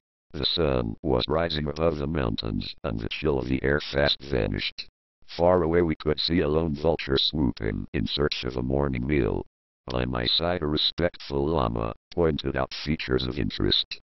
Respectful, because I was a ward of the well-loved Ninjayardandip, and respectful, too, because I had the third eye and was a proved incarnation, or Trultu, as we term it. It may possibly interest some to give brief details of recognizing an incarnation. The parents of a boy may, from his behavior, think that he has more knowledge than usual or is in possession of certain memories which cannot be explained by normal means. The parents will approach the abbot of a local Lamasery to appoint a commission to examine the boy. Preliminary pre-life horoscopes are made and the boy is physically examined for certain signs on the body. He should, for example, have certain peculiar marks on the hands, on the shoulder blades, and on the legs. If these signs are to be seen, search is made for some clue as to who the boy was in his previous life. It may be that a group of lamas, can recognize him, as in my case, and in such event some of his last life possessions will be available. These are produced, together with others, which are in appearance identical, and the boy has to recognize all the articles, perhaps 9, which were his in a previous life. He should be able to do this when he is 3 years of age. At 3 years of age a boy is considered to be too young to be influenced by his parents' previous description of the articles. If the boy is younger, so much the better. Actually, it does not matter in the least if parents do try to tell the boy how to act. They are not present during the time of choosing, and the boy has to pick perhaps 9 articles from possibly 30. 2 wrongly selected make a failure. If the boy is successful, then he is brought up as a previous incarnation, and his education is forced. At his 7th birthday, predictions of his future are read, and at that age he is deemed well able to understand everything said and implied. From my own experience I know that he does understand. The respectful Lama at my side no doubt had all this in mind as he pointed out the features of the district. Over there, to the right of the waterfall, was a very suitable place for gathering noil tangier, the juice of which is used to remove corns and warts, and to alleviate dropsy and jaundice. Over there, in that little lake, one could gather Polygorum hydropiper, a weed with drooping spikes and pink flowers, which grows underwater. We used the leaves for curing rheumatic pains and for relief of cholera. Here we gathered the ordinary type of herbs, only the islands would supply rare plants. Some people are interested in herbs, so here are details of some of our more common types, and the uses to which we put them. The English names, if any, are quite unknown to me, so I will give the Latin names. Allium sativum is a very good antiseptic. It is also much used for asthma and other chest complaints. Another good antiseptic, used in small doses only, is Balsamodendron myrrha. This was used particularly for the gums and mucous membranes. Taken internally it allays hysteria. A tall plant with cream-colored flowers had a juice, which thoroughly discouraged insects from biting. The Latin name for the plant is Begonia cordata. Perhaps the insects knew that, and it was the name which frightened them off. We also had a plant which was used to dilate the pupils of the eye. Ephedra sinica has an action similar to atropine, and it is also very useful in cases of low blood pressure besides being one of the greatest cures in Tibet for asthma. We used the dried and powdered branches and roots. Cholera often was unpleasant to the patient and doctor because of the odor of ulcerated surfaces. Ligusticum levisticum killed all odor. A special note, for the ladies, the Chinese use the petals of Hibiscus rosa sinensis to blacken both eyebrows and shoe leather. We use a lotion made from the boiled leaves to cool the body of feverish patients. Again for the ladies, Lilium tigrinum really cures ovarian neuralgia, while Flucercia indica provides leaves which assist women to overcome most others of their peculiar complaints. In the Sumax rust group, the Vernicifera provides the Chinese and Japanese with Chinese lacquer. We use the glabra for the relief of diabetes, while the aromatica is of help in the cases of skin disease, urinary complaints, and cystitis. Another really powerful astringent for use in bladder ulceration was made from the leaves of Arctostaphylos uva ursi. The Chinese prefer Begonia grandiflora, from the flowers of which they make an astringent for general use. In later years, in prison camps, I found that Polygonum distorta was very useful indeed in treating cases of chromatic dysentery, for which we used it in Tibet. Ladies who had loved unwisely, but often made use of the astringent, prepared from Polygonum erectum, a very useful method of securing abortion. For others who had been burned, we could apply a new skin. Segesvecchia orientalis is a tall plant, some 4 feet high. The flowers are yellow. The juice, applied to wounds and burns, forms a new skin in much the same way as collodion. Taken internally, the juice had an action similar to chamomile. We used to coagulate the blood of wounds with Piper augustifolium. The underside of the heart-shaped leaves is most efficient for the purpose. All these are very common herbs. Most of the others have no Latin names, because they are not known to the Western world, which bestows these designations. I mention them here merely to indicate that we had some knowledge of herbal medicine. From our vantage point, looking out over the countryside, we could see, on this bright, sunlit day, the valleys and sheltered places where all these plants grew. Farther out, as we gazed beyond this small area, we could see the land, becoming more and more desolate. I was told that the other side of the peak upon whose side the Lobsang nestled was truly an arid region. All this I should be able to see for myself when later in the week I soared high above in a man-lifting kite. Later in the morning the Lama Minjayardanda called for me and said, "Come along, Lobsang, we will go with the others who are about to inspect the kite launching site. This should be your big day." It needed no further remarks to get me to my feet. Eager to be off.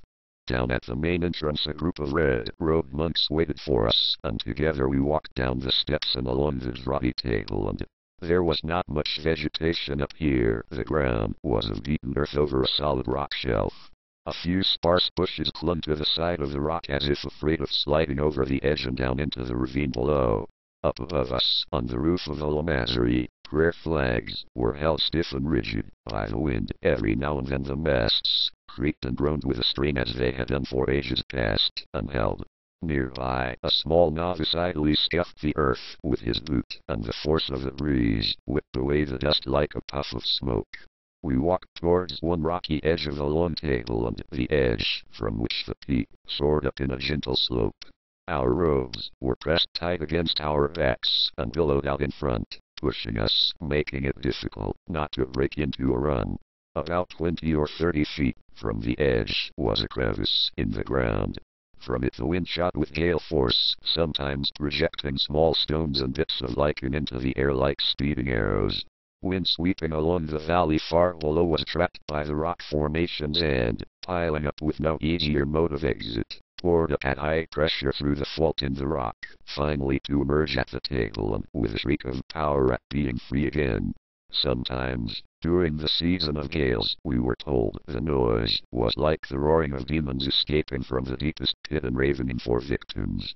Wind surging and gusting in the ravine far below altered the pressure in the fault and the note rose and fell accordingly.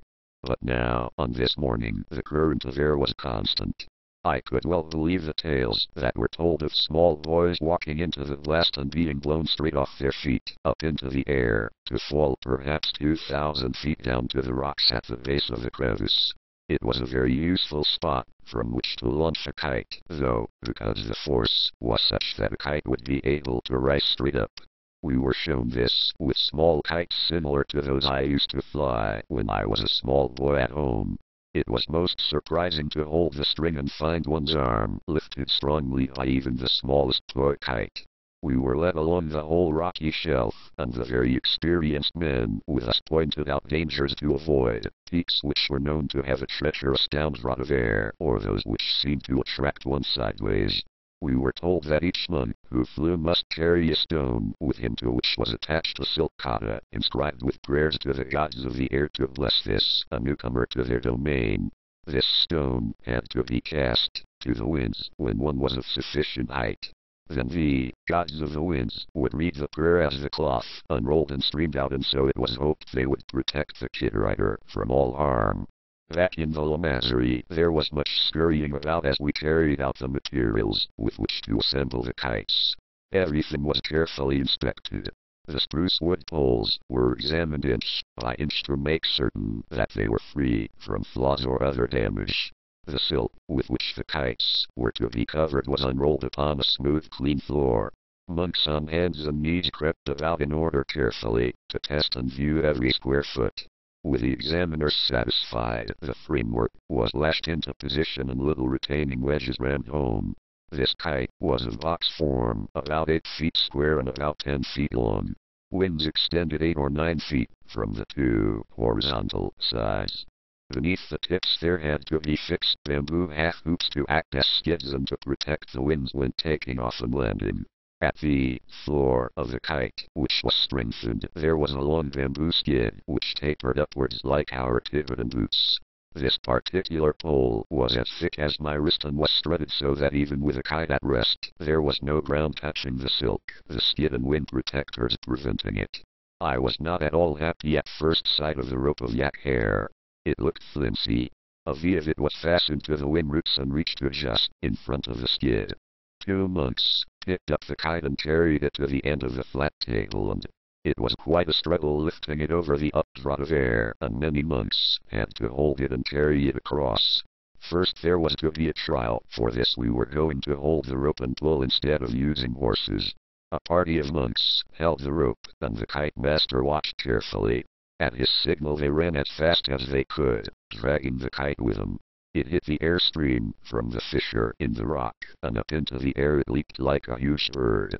The monks handling the rope were very experienced, and they soon paid out rope so that the kite could rise higher and higher. They held the line firmly, and one monk, tucking his robe around his waist, climbed the rope for about 10 feet to test the lifting power. Another followed him, and the two moved up so that a third man could try. The airlift was enough to support 2 grown men and 1 boy, but not quite enough for 3 men. This was not good enough for the kite master, so the monks hauled in the rope, making very sure that the kite avoided the rising air currents. We all moved from the landing area except for the monks on the rope and 2 more to steady the kite as it landed. Down it came, seemingly reluctant to come to earth. After having the freedom of the skies, with a soft shish, it slid to a standstill with the 2 monks holding the wingtips. Under the instruction of the kite master we tightened the silk everywhere, driving little wooden wedges into the split poles to hold it firmly. The wings were taken off and replaced at a somewhat different angle, and the kite was tried again. This time it supported 3 grown men with ease, and almost lifted the small boy as well. The kite master said that it was satisfactory and now we could try the kite with a man-weight stone attached. Once again the crowd of monks struggled to hold down the kite as it went across the updraught. Once again monks pulled on the rope, and up into the air jumped kite and stone. The air was turbulent, and the kite bobbed and swayed. It did queer things to my stomach as I watched and thought of being up there. The kite was brought down and carried across to the starting point.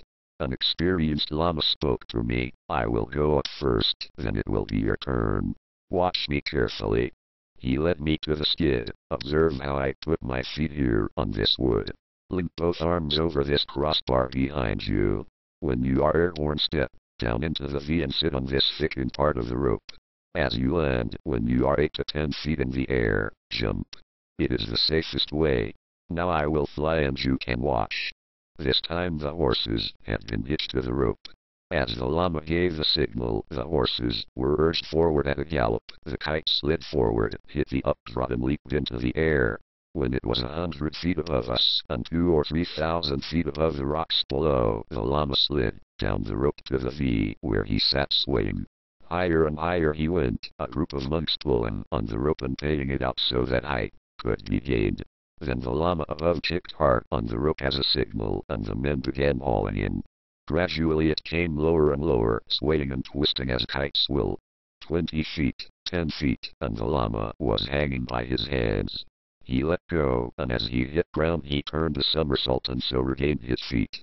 Dusting his robe with his hands, he turned to me and said, "Now it is your turn, Lobsang. Show us what you can do." Now the time had arrived. I really did not think so much of kite flying. Stupid idea, I thought. Dangerous. What a way to end a promising career. This is where I go back to prayers and herbs. But then I consoled myself, but only very slightly, by thoughts of the prediction in my case. If I was killed, the astrologers would be wrong, and they were never that wrong. The kite was now back at the starting point, and I walked towards it with legs that were not as steady as I wished. To tell the truth, they were not steady at all. Nor did my voice carry the ring of conviction as I stood up on the skid, linked my arms behind the bar I could only just reach and said, "I'm ready." Never had I been more unready. Time seemed to stand still. The rope tightened with agonizing slowness as the horses galloped forward. A faint tremor through the framework, and suddenly a sickening lurch, which almost threw me off. My last moment on earth, I thought, so closed my eyes, as there was no point in looking any more. Horrible swayings and bobbings did unpleasant things to my stomach. Ah, a bad take off into the astral, I thought. So I cautiously opened my eyes. Shock made me close them again. I was 100 feet or more in the air. Renewed protests from my stomach made me fear imminent gastric disturbance, so I once again opened my eyes to be sure of my exact location in case of need. With my eyes open, the view was so superb that I forgot my distress and have never suffered from it since. The kite was bobbing and tipping, swaying and rising ever higher. Far away over the brow of the mountain I could see the khaki earth, fissured with the unhealing wounds of time. Nearer, there were the mountain ranges bearing the gaping scars of rock falls, some half hidden by the kindly lichen. Far, far away, the lake sunlight was touching a distant lake and turning the waters to liquid gold. Above me the graceful bob and curtsy of the kite on the vagrant wind eddies made me think of the gods at play in the heavens, while we poor earth-bound mortals had to scrabble and struggle to stay alive, so that we could learn our lessons and finally depart in peace. A violent heave and lurch made me think I had left my stomach hanging on the peak. I looked down for the first time. Little red-brown dots were monks. They were growing larger. I was being hauled down. A few 1,000 feet lower, the little stream in the ravine went bubbling on its way. I had been, for the first time, 1,000 feet or more above the earth. The little stream was even more important. It would continue and grow and eventually help to swell the Bay of Bengal miles and miles away. Pilgrims would drink of its sacred waters, but now I soared above its birthplace and felt as one with the gods. Now the kite was swaying madly, so they pulled more quickly to steady it. I suddenly remembered that I had forgotten to slide down to the V. All the time I had been standing on the skid. Unhooking my arms, I dropped to a sitting position, put my crossed legs and arms round the rope and slid. I hit the V with a jerk that almost threatened to cut me in half. By that time the ground was about 20 feet away. I wasted no more time, but grasped the rope with my hands, and as the kite came into about 8 feet, let go and turned a somersault in a breakfall as I landed. "Young man," said the kite master, "that was a good performance. You did well to remember and reach the V. It would have cost you 2 broken legs otherwise. Now we will let some of the others try, and then you can go up again." The next one to go up, a young monk, did better than I. He remembered to slide to the V without delay. But when the poor fellow came to land, he alighted perfectly and then fell flat on his face, clutching the ground, his face a greenish tinge, and was well and truly airsick. The third monk to fly was rather cocksure. He was not popular because of his continual boasting. He had been on the trip for 3 years past and considered himself the best airman ever. Up he went in the air, perhaps 500 feet up. Instead of sliding down to the V, he straightened up, climbed inside the box kite, missed his footing and fell out of the tail end. One hand caught on the back cross strut, and for seconds he hung by one hand. We saw his other hand flailing vainly trying to get a grip. Then the kite bobbed, and he lost his hold and went tumbling end over end down the rocks 5,000 feet below, his robe whipping and fluttering like a blood-red cloud. The proceedings were a little dampened by this occurrence, but not enough to stop flying. The kite was hauled down and examined to see if it had sustained any damage. Then I went up again. This time I slid down to the V as soon as the kite was 100 feet in the air. Below me I could see a party of monks climbing down the mountainside to recover the body, sprawled in a pulpy red mess across a rock. I looked up and thought that a man standing in the box of the kite would be able to move position and alter the lift a little. I remembered the incident of the peasant's roof and the yak dung, and how I had gained lift by pulling on the kite string. I must discuss it with my guide, I thought. At that moment there was a sickening sensation of falling, so fast and so unexpected that I almost let go. Down below the monks were hauling frantically on the rope. With the approach of evening and the cooling of the rocks, the wind in the valley had become less, and the updraft from the funnel had almost stopped. There was little lift now. As I jumped at 10 feet the kite gave one last lurch and tipped over onto me. I sat there on the rocky ground with my head through the silt bottom of the kite box. I sat so still, so deep in thought, that the others imagined that I was injured. The Lama Minjayardanda brushed across. If we had a strut across here, I said, we should be able to stand on it and slightly alter the angle of the box, then we should have a little control over the lift. The kite master had heard me. Yes, young man, you are right, but who would try it out? I would, I replied. If my guide would permit me. Another Lama turned to me with a smile. You are a Lama in your own right, Lobsang. You do not have to ask anyone now. Oh yes I do, was my response. The Lama Minjayardanda taught me all I know and is teaching me all the time, so it is for him to say. The kite master supervised the removal of the kite, then took me to his own room. Here he had small models of various kites. One was a long thing which somewhat resembled an elongated bird. We pushed the full-size one off the cliff many years ago. A man was in it. He flew for nearly 20 miles and then hit the side of a mountain.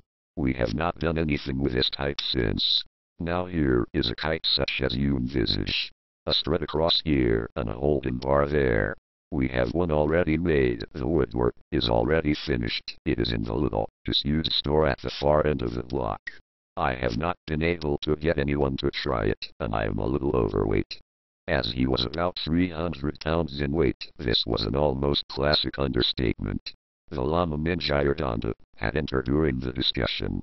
Now he said, we will do a horoscope tonight, Lobsang, and see what the stars say about it. The booming of the drums awakened us for the midnight service. As I was taking my place, a huge figure sidled up, looming like a small mountain out of the incense cloud. It was the kite master. Did you do it? He whispered. Yes, I whispered back. I can fly it the day after tomorrow.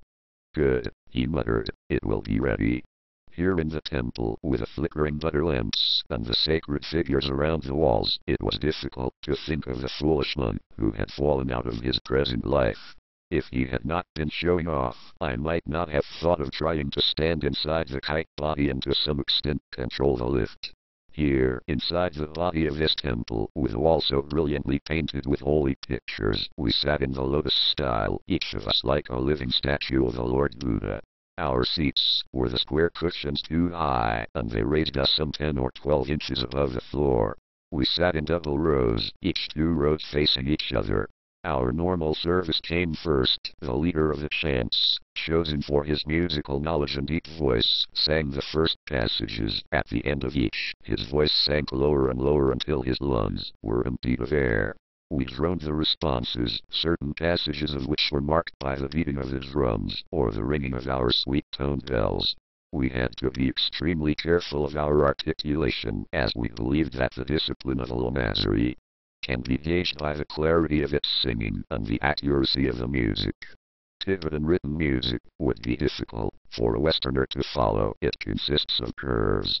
We draw the rise and fall of the voice. This is the basic curve. Those who wish to improvise add their improvements in the form of smaller curves with a large. With the ordinary service ended, we were allowed 10 minutes rest before beginning the service for the dead, for the monk who had passed from the world that day. We assembled again on the given signal. The leader on his raised throne intoned a passage from the Bardo Thado, the Tibetan Book of the Dead. Oh, wandering ghost of the monk Kumbhala, who this day fell from the fife of this world, wander not among us, for you have departed from us this day. Oh, wandering ghost of the monk Kumbhala, we light this stick of incense to guide you that you may receive instruction as to your path through the lost lands and on to the greater reality. We would chant invitations to the ghost to come and receive enlightenment and guidance, we younger men in our high voices, and the older monks, growling the responses in very deep bass tones. Monks and lamas, sitting in the main body of the hall in rows, facing each other, raising and lowering religious symbols in age-old ritual. Oh, wandering ghost, come to us that you may be guided. You see not our faces, smell not our incense, wherefore you are dead. Come, that you may be guided. The orchestra of woodwind, drums, conches, and cymbals filled in our pauses. A human skull, inverted, was filled with red water to simulate blood and was passed round for each monk to touch. Your blood has spilled upon the earth, O monk, who is but a wandering ghost. Come that you may be freed. Rice grains, dyed of bright saffron, were cast to the east, to the west, to the north and to the south. Where does wandering ghost roam? To the east? Or the north? To the west? Or to the south? Food of the gods is cast to the corners of the earth, and you eat it not, wherefore you are dead. Come, O wandering ghost, that you may be freed and guided. The deep bass drum throbbed with the rhythm of life itself, with the ordinary, deep-felt ticking of the human body. Other instruments broke in with all the sounds of the body. The faint rushing of the blood through veins and arteries, the muted whisper of breath in the lungs, the gurgling of body fluids on the move, the various creakings, squeaks, and rumbles which make the music of life itself. All the faint noises of humanity, starting off in ordinary tempo, a frightened scream from a trumpet, and the increased beat of the heart sound, a sigh, thwack, and the sudden halting of noise. The end of life, a life violently terminated. Oh, monk that was, hanging ghost that is, our telepaths will guide you. Fear not, but lay bare your mind. Receive our teachings, that we may free you. There is no death, wandering ghost, but only the life unending. Death is birth, and we call to free you for a new life. Throughout centuries we Tibetans have developed the science of sounds. We know all the sounds of the body and can reproduce them clearly. Once heard they are never forgotten. Have you ever laid your head upon a pillow at the verge of sleep and heard the beating of your heart, the breathing of your lungs? In the lamasery of the state oracle they put the medium into a trance, using some of these sounds, and he is entered by a spirit. The soldier Youngespan, who was the head of the British forces invading Lhasa in 1904, testified to the power of these sounds, and to the fact that the oracle actually changed appearance when in trance. With the ending of the service we hurried back to our sleep. With the excitement of flying and the very different air, I was almost asleep on my feet. When the morning came, the kite master sent me a message that he would be working on the controllable kite and inviting me to join him. With my guide, I went to his workshop, which he had fitted up in the old storeroom. Piles of foreign woods littered the floor, and the walls had many diagrams of kites. The special model which I was going to use was suspended from the vaulted roof. To my astonishment, the kite master pulled on a rope, and the kite came down to floor level. It was suspended on some sort of a pulley arrangement. At his invitation I climbed in. The floor of the box part had many struts upon which one could stand, and a crossbar at waist level afforded a satisfactory barrier to which one could cling. We examined the kite, every inch of it. The silk was removed, and the kite master said that he was going to cover it with new silk himself. The wings at the sides were not straight, as on the other machine, but were curved, like a cupped hand held palm down. They were about 10 feet long, and I had the impression that there would be very good lifting power. The next day the machine was carried out into the open, and the monks had a struggle to hold it down when carrying it across the crevice, with a strong updraft of air. Finally they placed it in position, and I, very conscious of my importance, clambered into the box part. This time monks were going to launch the kite instead of using horses as was more usual. It was considered that monks could exercise more control. Satisfied, I called out, "Shadri, Rampa, ready, pull." Then as the first tremor ran through the frame, I shouted, "Oh Nadu Al, goodbye!" A sudden jolt, and the machine shot up like an arrow. A good thing I was hanging on thoroughly, I thought, or they would be searching for my wandering ghost tonight, and I'm quite satisfied with this body for a little longer. The monks below played with the rope, managed it skillfully, and the kite rose higher and higher. I threw out the stone with a prayer to the wind gods, and it just missed a monk far below. We were later able to use that cloth again as it fell at the monk's feet. Down below the kite master was dancing with impatience for me to start my testing, so I thought I had better get on with it. Cautiously moving around I found that I could very considerably alter the performance, the lift, and attitude of the kite. I grew careless and too confident. I moved to the back of the box and the kite fell like a stone. My feet slipped from the bar and I was hanging straight down by my hands at arm's length. By great efforts, with my robe whipping and flapping around my head, I managed to draw myself up and climb to the normal position. The fall stopped, and the kite surged upwards. By then I had got my head free of my robe and I looked out. If I had not been a shaven-headed llama, my hair would have stood straight on end. I was less than 200 feet above the ground. Later, when I landed, they said I had come to 50 feet before the kite's fall was checked, and it again rose. For a time I clung to the bar, panting and gasping with the exertion in the thin air. As I looked about over the miles and miles of countryside, I saw in the far distance something that looked like a dotted line moving along. For a moment I stared uncomprehendingly, then it dawned upon me. Of course, it was the rest of the herd-gathering party making their slow way across the desolate country. They were strung out, big dots, little dots, and long dots. Men, boys, and animals, I thought. So slowly they moved, so painfully hesitant their progress. It gave me much pleasure, upon landing, to say that the party would be with us within a day or so.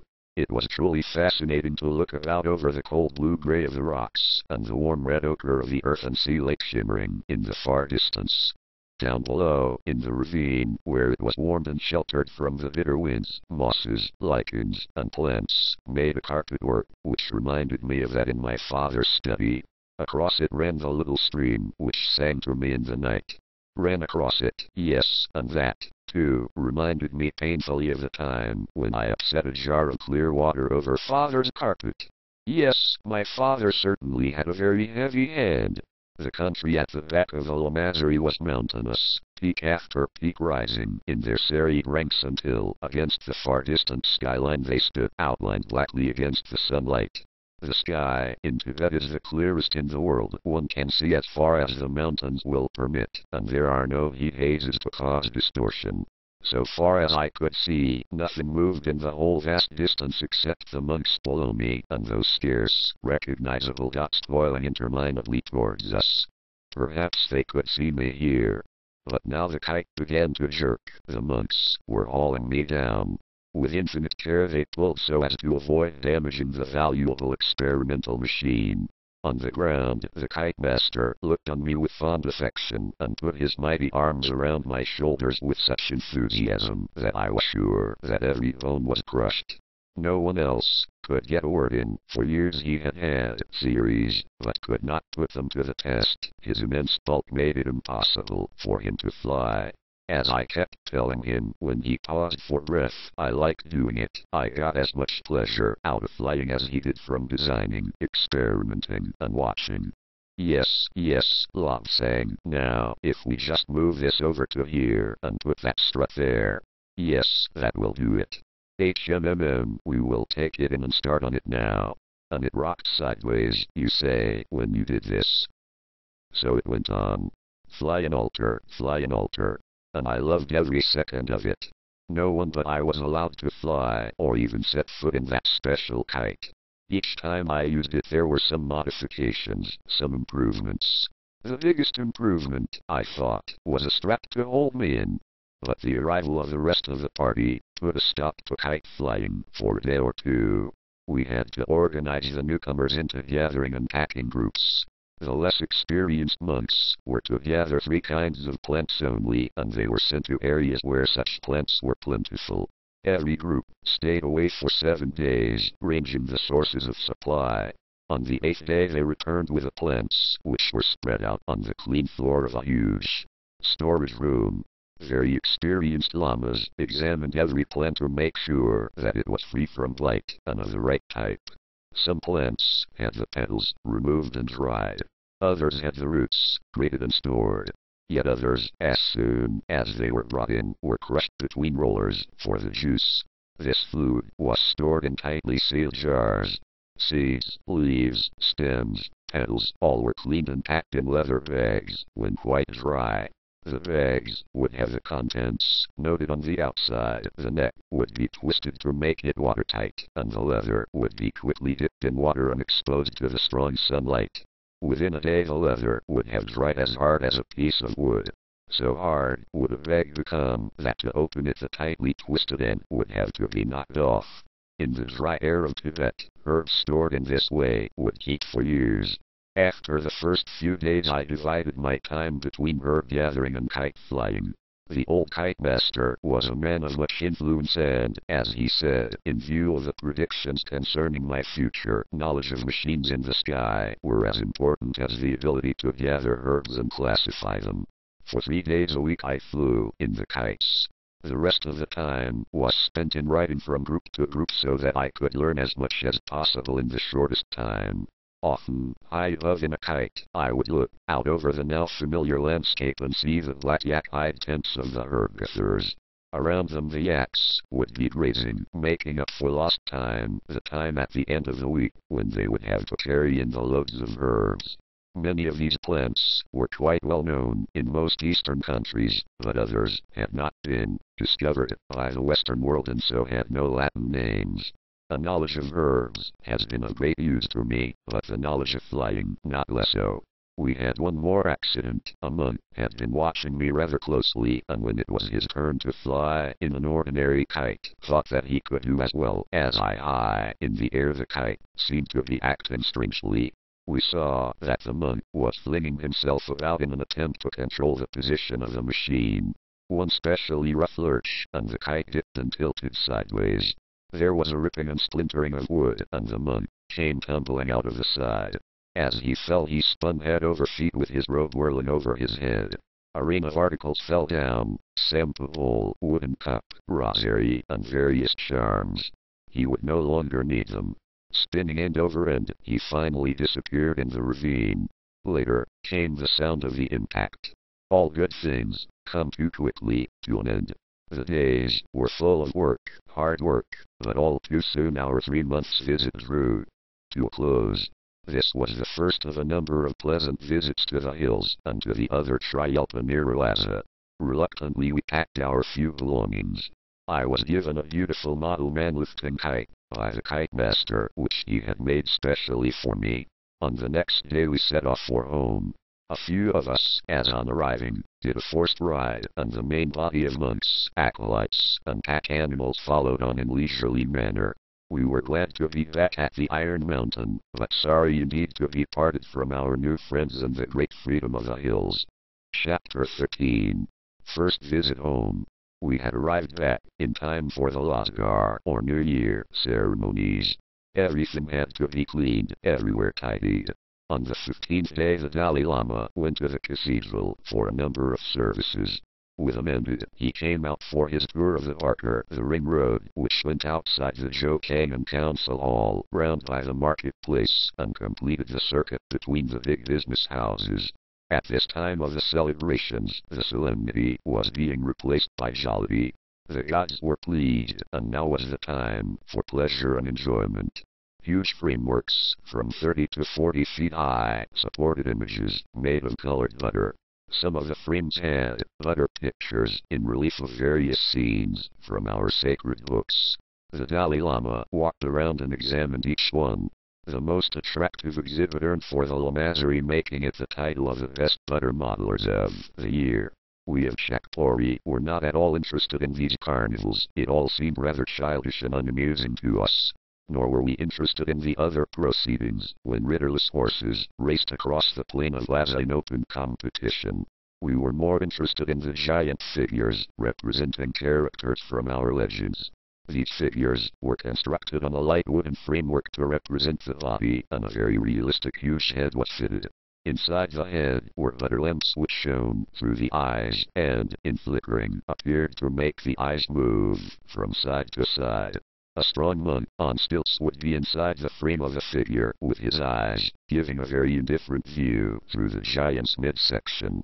All kinds of unusual accidents would happen to these performers. The poor wretch would put one stilt in a pothole and find that he was balancing on one stilt, or one stilt would perhaps skid on some slippery substance on the road. One of the worst things was when the lamps were jerked loose and set fire to the whole figure. Once, in later years, I was persuaded to carry round the figure of Buddha, the god of medicine. It was 25 feet high.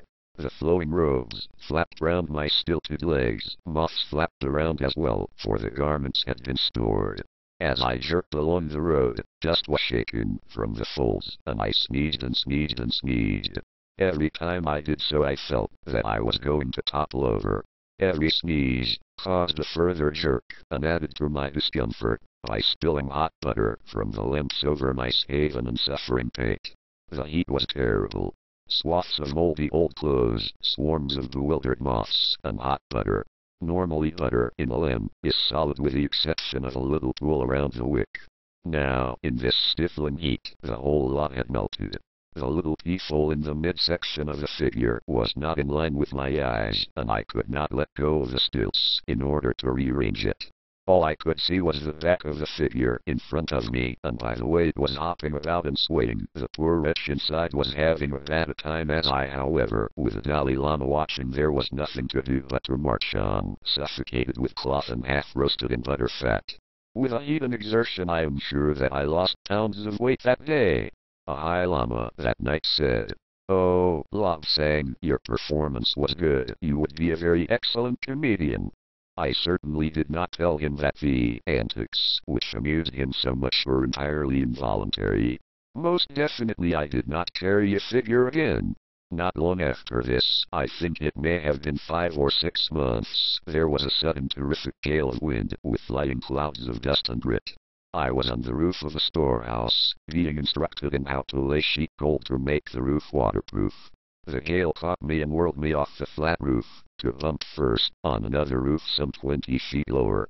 Another gust caught me and blew me over the edge and over the side of the Iron Mountain and down to the side of a linker road some 350 feet below. The ground was swampy and I landed with my face in the water. Something snapped, another wrench, I thought. Dazedly I tried to lift myself out of the mud, but found that the pain was intense when I tried to move my left arm or shoulder. Somehow I got to my knees, to my feet, and struggled along to the dry road. I felt sick with pain, and I could not think clearly. My sole thought was to get up the mountain as quickly as possible. Blindly I struggled, and stumbled along until, about halfway up, I met a party of monks rushing down to see what had happened to me and to another boy. He had landed on rocks, and so was dead. I was carried up the rest of the way to the room of my guide. Quickly he examined me. Oh, poor boys, they should not have been sent out in such a gale. He looked at me. Well, Lobsang, you have a broken arm and a broken collarbone. We shall have to set them for you. It will hurt, but not more than I can help. While he was talking, and almost before I knew, he had set the collarbone and bound splinting in place to hold the broken bones.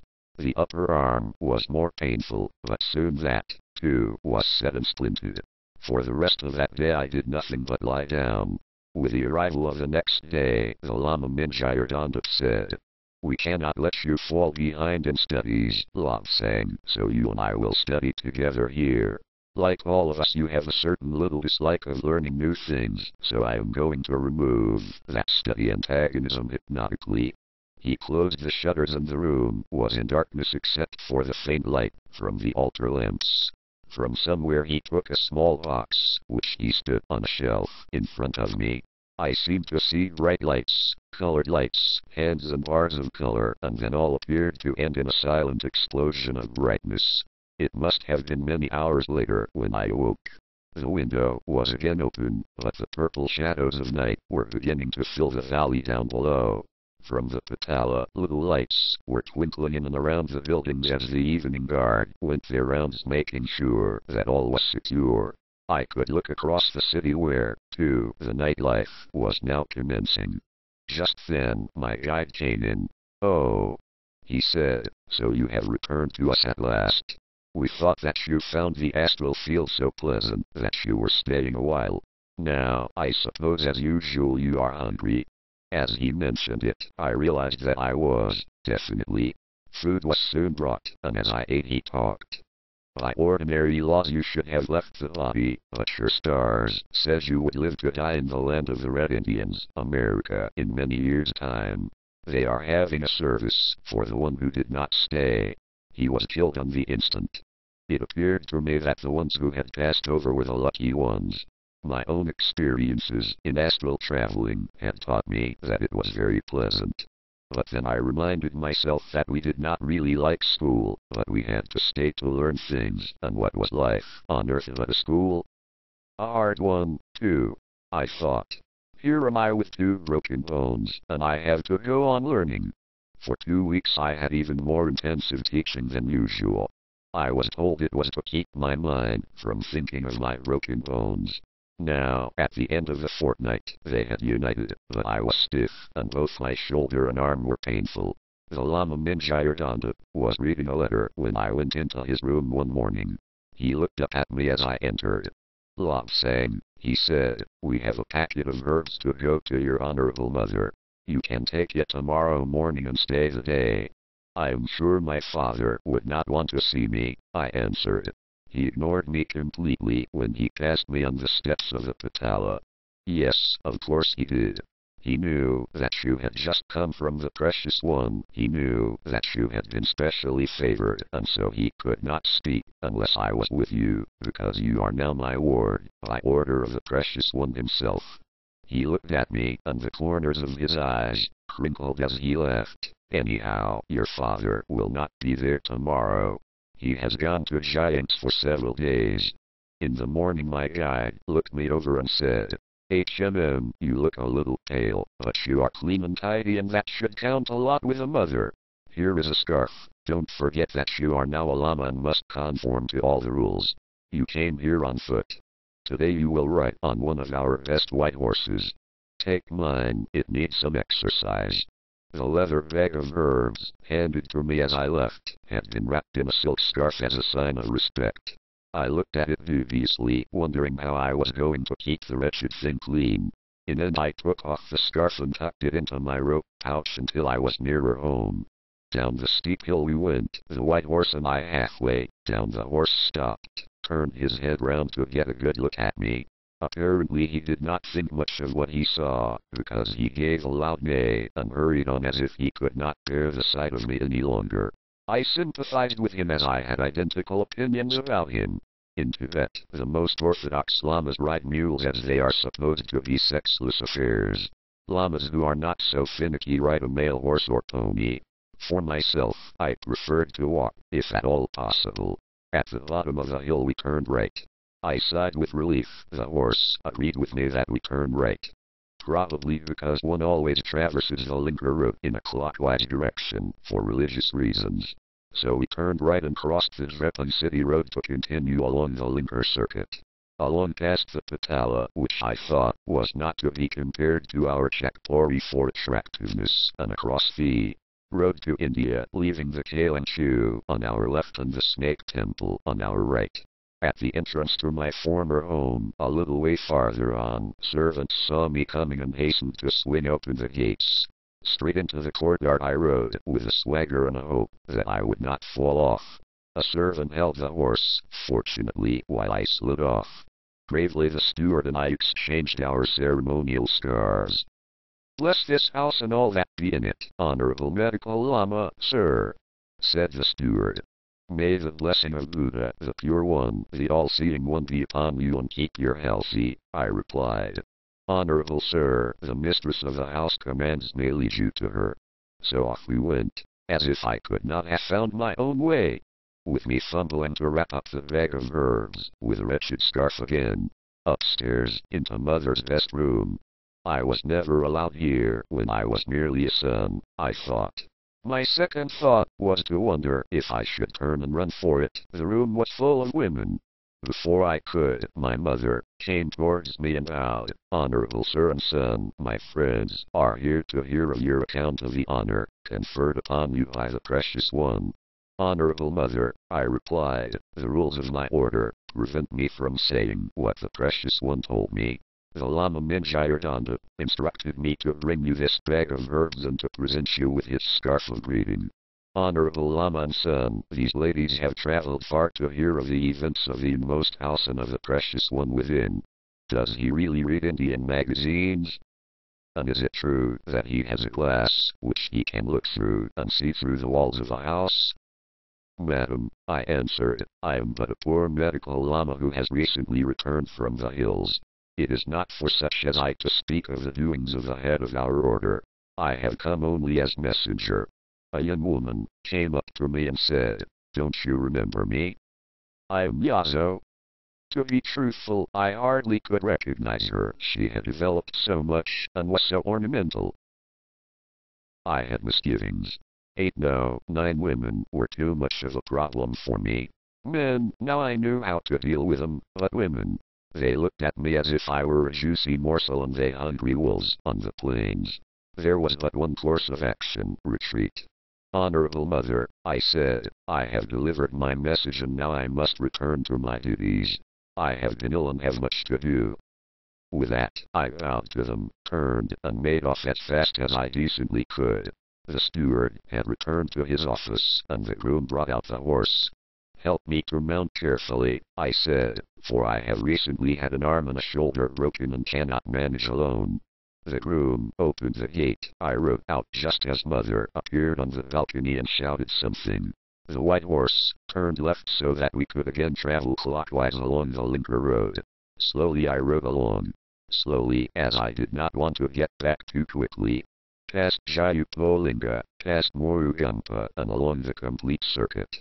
Once again home, on the Iron Mountain, I went to the Lama Minjayardandap. He looked at me. Why, Lobsang, have all the wandering ghosts chased you around the city? You look shaken. Shaken? I answered, shaken. My mother had a batch of women there, and they all wanted to know about the inmost one and what he said to me. I told them the rules of the order would not allow me to say, and I made off while I was safe, all those women staring at me. My guide shook and shook with laughter. The more I stared at him in amazement, the more he laughed. The precious one wanted to know if you had settled down or if you still had thoughts of home. Lamazatic life had upset my social values. Women were strange creatures to me. They still are. But I am home. Oh no, I do not want to return to the house of my father. The sight of those women, painted stuff on their hair, and the way they looked at me as if I were a prize sheep and they butchers from show. Screeching voices, and I am afraid my voice must have sunk to a whisper. Their astral colors dreadful. Oh, Honor Lama Guide, do not let us discuss it. For days I was not allowed to forget it. Oh, Lobsang, put to flight by a pack of women. Or, Lobsang, I want you to go to your honorable mother. She has a party today, and they need interpreting.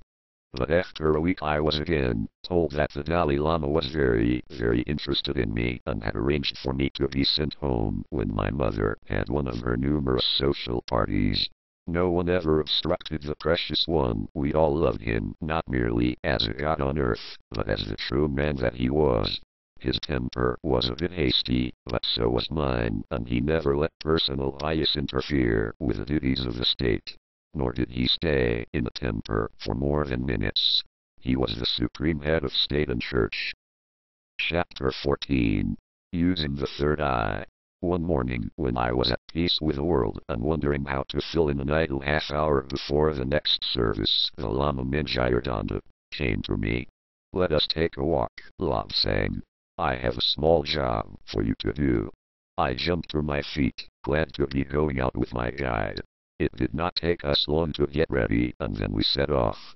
As we were leaving the temple, one of the cats displayed marked affection, and we could not leave him until the roaring purr had stopped and the tail started to wag. This was a huge cat. We called him Cat in Tibetan, of course, and that was Shy Miles. Satisfied that his affection was fully reciprocated, he walked solemnly beside us until we were halfway down the mountain. Then, apparently, he remembered that he had left the jewels unguarded, and off he rushed in a very great hurry. Our temple cats were not for ornament only, they were fierce guardians of the masses of uncut gems strewn around the holy figures. In houses dogs were the guardians, immense mastiffs, who would pull a man down and savage him. These dogs could be cowed and driven off. Not so with the cats. Once they attacked, only death could stop them. They were of the type sometimes named Siamese. Tibet is cold, so these cats were nearly black. In hot countries, so I have been told, they are white, the temperature affecting the fur color. Their eyes were blue, and their hind legs were long, giving them a different appearance when they walked. Their tails were long and whip-like, and their voices. No cat ever had a voice like these. The volume and range of tones was almost beyond belief. On duty these cats prowled in the temples, silent-footed and alert, like dark shadows of the night. If anyone tried to reach the jewels, which were otherwise unguarded, a cat would emerge and leap at the man's arm. Unless he let go immediately, another cat would jump, perhaps from the holy image, straight at the thief's throat. And those cats had claws twice as long as those of the average cat, and they did not let go. Dogs could be beaten off, or perhaps held or poisoned. Not so with the cats. They would put the fiercest mastiffs to flight. Only men who personally knew those cats could approach them when they were on duty. We sauntered on. Down at the road we turned right, through the park Okaling, and walked on past the village of Cho. On over the turquoise bridge and right again at the house of Goring. This brought us to the site of the old Chinese mission. As we walked, the Lama inquired on to talk to me. A Chinese mission has arrived, as I told you. Let us have a look at them and see what they are like. My first impression was a very unfavorable one. Inside the house the men were pacing about arrogantly, unpacking boxes and cases. They appeared to have enough weapons to supply a small army. Being a small boy, I could investigate in a manner which was quite unsuitable for an older person.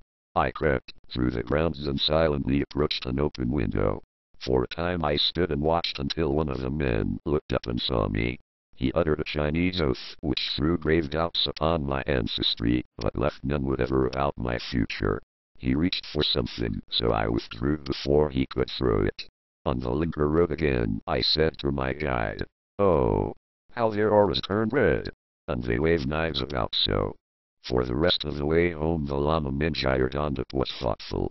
After our supper he said to me, "I have been thinking quite a lot about these Chinese.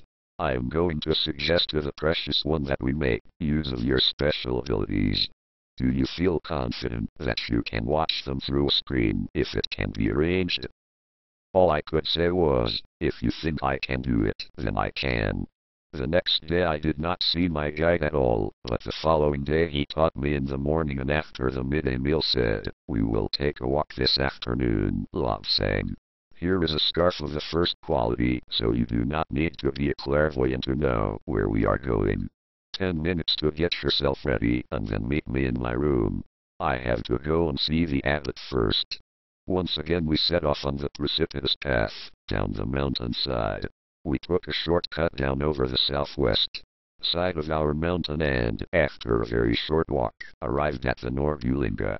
The Dalai Lama was very fond of this jewel park and spent most of his free time there.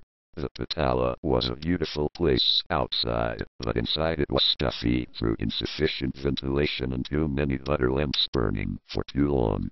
Much butter had been spilled on the floors throughout the years, and it was not a new experience for a dignified Lama to pursue his stately way down a sloping ramp, tread on a lump of butter covered in dust, and arrive at the bottom of the ramp with an ulp of astonishment as part of his anatomy hit the stone flooring. The Dalai Lama did not wish to risk being the subject of such an unedifying spectacle, so he stayed at the Norbulinga whenever possible. This jewel park was surrounded by a stone wall some 12 feet high. The park is only about 100 years old. The palace within had golden turrets and consisted of 3 buildings, which were used for official and state work. An inner enclosure, which also had a high wall, was used by the Dalai Lama as a pleasure garden. Some people have written that officials were forbidden to enter this enclosure. That definitely is not so. They were forbidden to do any official business within the enclosure. I have been there some 30 times and know it well. It contained a very beautiful artificial lake, with 2 islands, upon which there were 2 summer houses. At the northwest corner a wide stone causeway enabled one to reach the islands and the summer house on each. The Dalai Lama spent much time on one or other of these islands and spent many hours each day in meditation there. Inside the park there were barracks, which housed some 500 men who acted as personal bodyguards. It was to this place that the Lama Minjayardanda was taking me. This was my first visit. We walked through the very beautiful land and through an ornamental gateway leading to the inner enclosure. All manner of birds were pecking food from the ground as we entered, and they took no notice of us. We had to get out of their way. The lake was placid, like a highly polished metal mirror. The stone causeway had been newly whitewashed, and we made our way to the farthest island, where the inmost one was sitting in deep meditation. At our approach he looked up and smiled. We knelt and laid our scarves at his feet, and he told us to sit in front of him. He rang a bell for the buttered tea, without which no Tibetan could carry out a discussion. While we were waiting for it to be brought, he told me of the various animals he had in the park and promised that I should see them later. With the arrival of the tea and the departure of the Lama attendant, the Dalai Lama looked at me and said, "Our good friend Minjayar tells me that you do not like the auric colors of this Chinese delegation. He says that they have many weapons upon their persons. In all the tests, secret and otherwise, upon your clairvoyance, you have never failed. What is your opinion of these men?" This did not make me happy. I did not like telling others except the Lama Minjayardanda what I saw in the colors and what they meant to me. In my reasoning, if a person could not see for himself, then he was not meant to know. But how does one say that to the head of a state? Particularly to a head who was not clairvoyant. To the Dalai Lama my reply was, "Honorable precious protector, I am quite unskilled in the reading of foreign auras. I am unworthy to express an opinion." This reply did not get me anywhere. The most one replied, as one possessed of special talents, further increased by the ancient arts, "It is your duty to say. You have been trained to that end. Now say what you saw. Honorable precious protector, these men have evil intentions. The colors of their aura show treachery." That was all I said. The Dalai Lama looked satisfied. "Good, you have repeated it as you told Minjayar. You will conceal yourself behind that screen tomorrow and watch when the Chinese are here. We must be sure. Conceal yourself now, and we will see if you are adequately hidden." I was not, so attendants were called, and the Chinese lions were shifted slightly that I might be entirely concealed. Lamas came in rehearsal as if they were the visiting delegation. They tried hard to locate my hiding place. I caught the thought of one. Promotion for me if I can see him. But he did not get promotion, as he was looking on the wrong side. Eventually the inmost one was satisfied and called me out. He spoke for a few moments and told us to come again tomorrow, as the Chinese delegation were going to visit him in an attempt to force a treaty upon Tibet. So with that thought before us, we took our leave of the inmost one and wended our way up the Iron Mountain. The following day, at about the 11th hour, we again descended the rocky slope and made our entrance to the inner enclosure. The Dalai Lama smiled upon me and said that I must eat. I was ready for that. Before secreting myself, at his order some very palatable food was brought to the Lama Minjayardanda and me, comestibles imported from India in tins. I do not know what they were called. I know only that they were a very welcome change from tea, sempa and turnip. Well fortified, I was able to face the prospect of several hours' immobility more cheerfully. Utter immobility was a simple matter to me, and to all lamas we had to keep still in order to meditate. From a very early age, from 7 years of age to be precise, I had been taught to sit motionless for hours on end. A lighted butter lamp used to be balanced on my head and I had to remain in the lotus attitude until the butter was finished. This could be as long as 12 hours. So now, 3 or 4 hours imposed no hardship. Directly in front of me the Dalai Lama sat in the lotus attitude on his throne 6 feet above the floor. He and I remained motionless. From without the walls came hoarse cries and many exclamations in Chinese. Afterwards I discovered that the Chinese had had suspicious bulges under their robes and so had been searched for weapons. Now they were permitted to enter the inner enclosure. We saw them coming, being led in by the household guards, across the causeway and onto the porch of the pavilion. A high lama intoned, "Oh, Manai Padme Hum, and the Chinaman, instead of repeating the same mantra as a courtesy, used the Chinese form, O Miles Tofo, meaning, hear us, O Amida Buddha. I thought to myself, well, Lobsang, your work is easy, they show their true colors. As I looked at them from my place of concealment, I observed the shimmering of their auras, the opalescent sheen, shot with murky red, the turgid swirling of hate-filled thoughts. Bands and striations of color, unpleasant colors, not the clear, pure shades of higher thought, but the unwholesome, contaminated hues of those whose life forces are devoted to materialism and evil-doing. They were those of whom we say, their speech was fair but their thoughts were foul. I also watched the Dalai Lama. His colors indicated sadness as he remembered the past when he had been to China. All that I saw of the most one I liked, the best ruler ever of Tibet. He had a temper, quite a hot one, and then his colors did flash red, but history will record that there never was a better Dalai Lama, one who was utterly devoted to his country.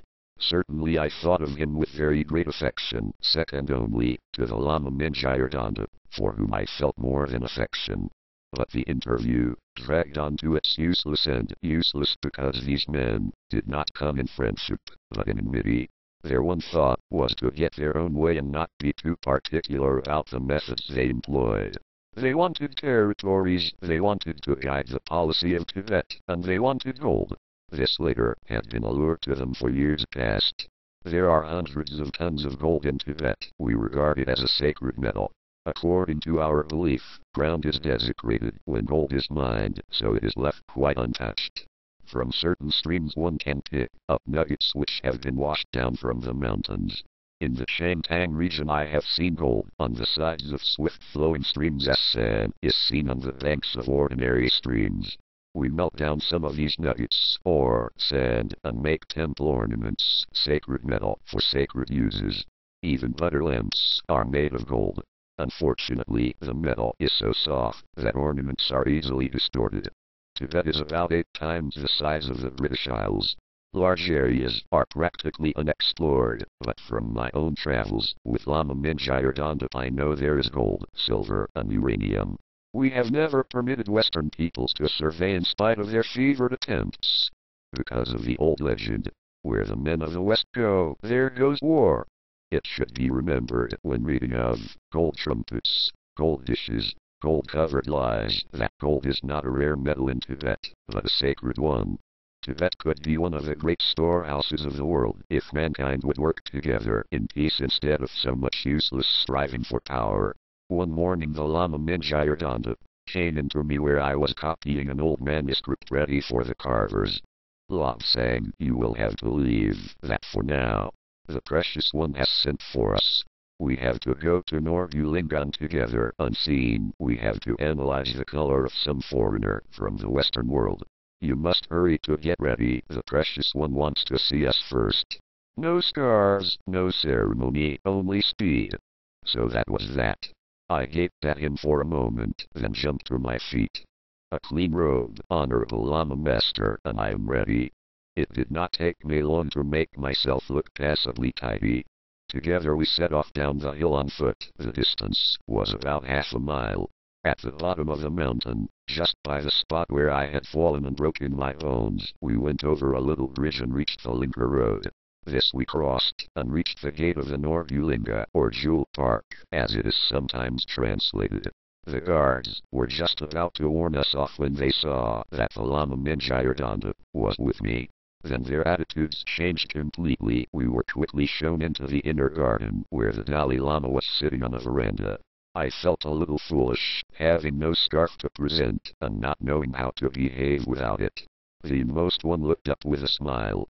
Oh, sit down, Mingyur, and you, too, Lobsang. You have certainly hurried. We sat down and waited for him to speak. He meditated for some time, seeming to marshal his thoughts in an orderly array. Some time ago, he said, the army of the Red Barbarians, the British, invaded our sacred land. I went to India and from thence traveled most extensively. In the year of the Iron Dog, 1910, the Chinese invaded us as a direct result of the British invasion. I again went to India and there I met the man whom we are to meet today. I say all this for you, Lobsang, for Minjire was with me. The British made promises and they were not kept. Now I want to know if this man speaks with one or two tongues. You, Lobsang, will not understand his speech and so will not be influenced by it. From this lattice screen you and another will watch unobserved. Your presence will not be known. You will write down your astral color impressions as taught by our guide, who speaks so well of you.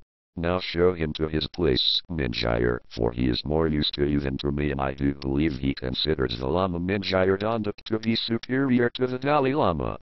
Behind the lattice screen I had grown tired of looking about. Tired of watching the birds and the waving of the branches of the trees.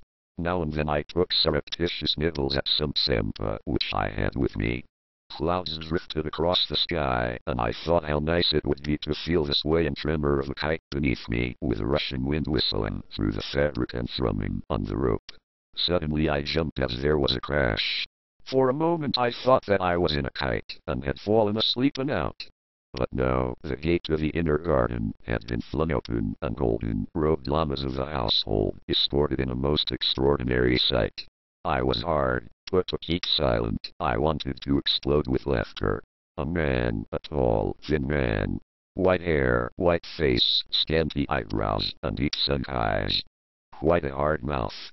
But his dress, blue cloth of some sort with a whole row of knobs down the front, shiny knobs. Apparently some very bad tailor had made the clothes, for the collar was so big that it had to be folded over. It was folded over certain patches on the sides, too. I thought that the Westerners must have some symbolic patches, such as those we used in imitation of Buddha. Pockets meant nothing to me in those days, nor did folded collars. In Tibet, those who have no need to do manual work have long sleeves, which completely hide the hands. This man had short sleeves, reaching only to his wrists. Yet he cannot be a laborer, I thought, for his hands look too soft. Perhaps he does not know how to dress. But this fellow's robe ended where his legs joined his body. Poor, very poor, I thought.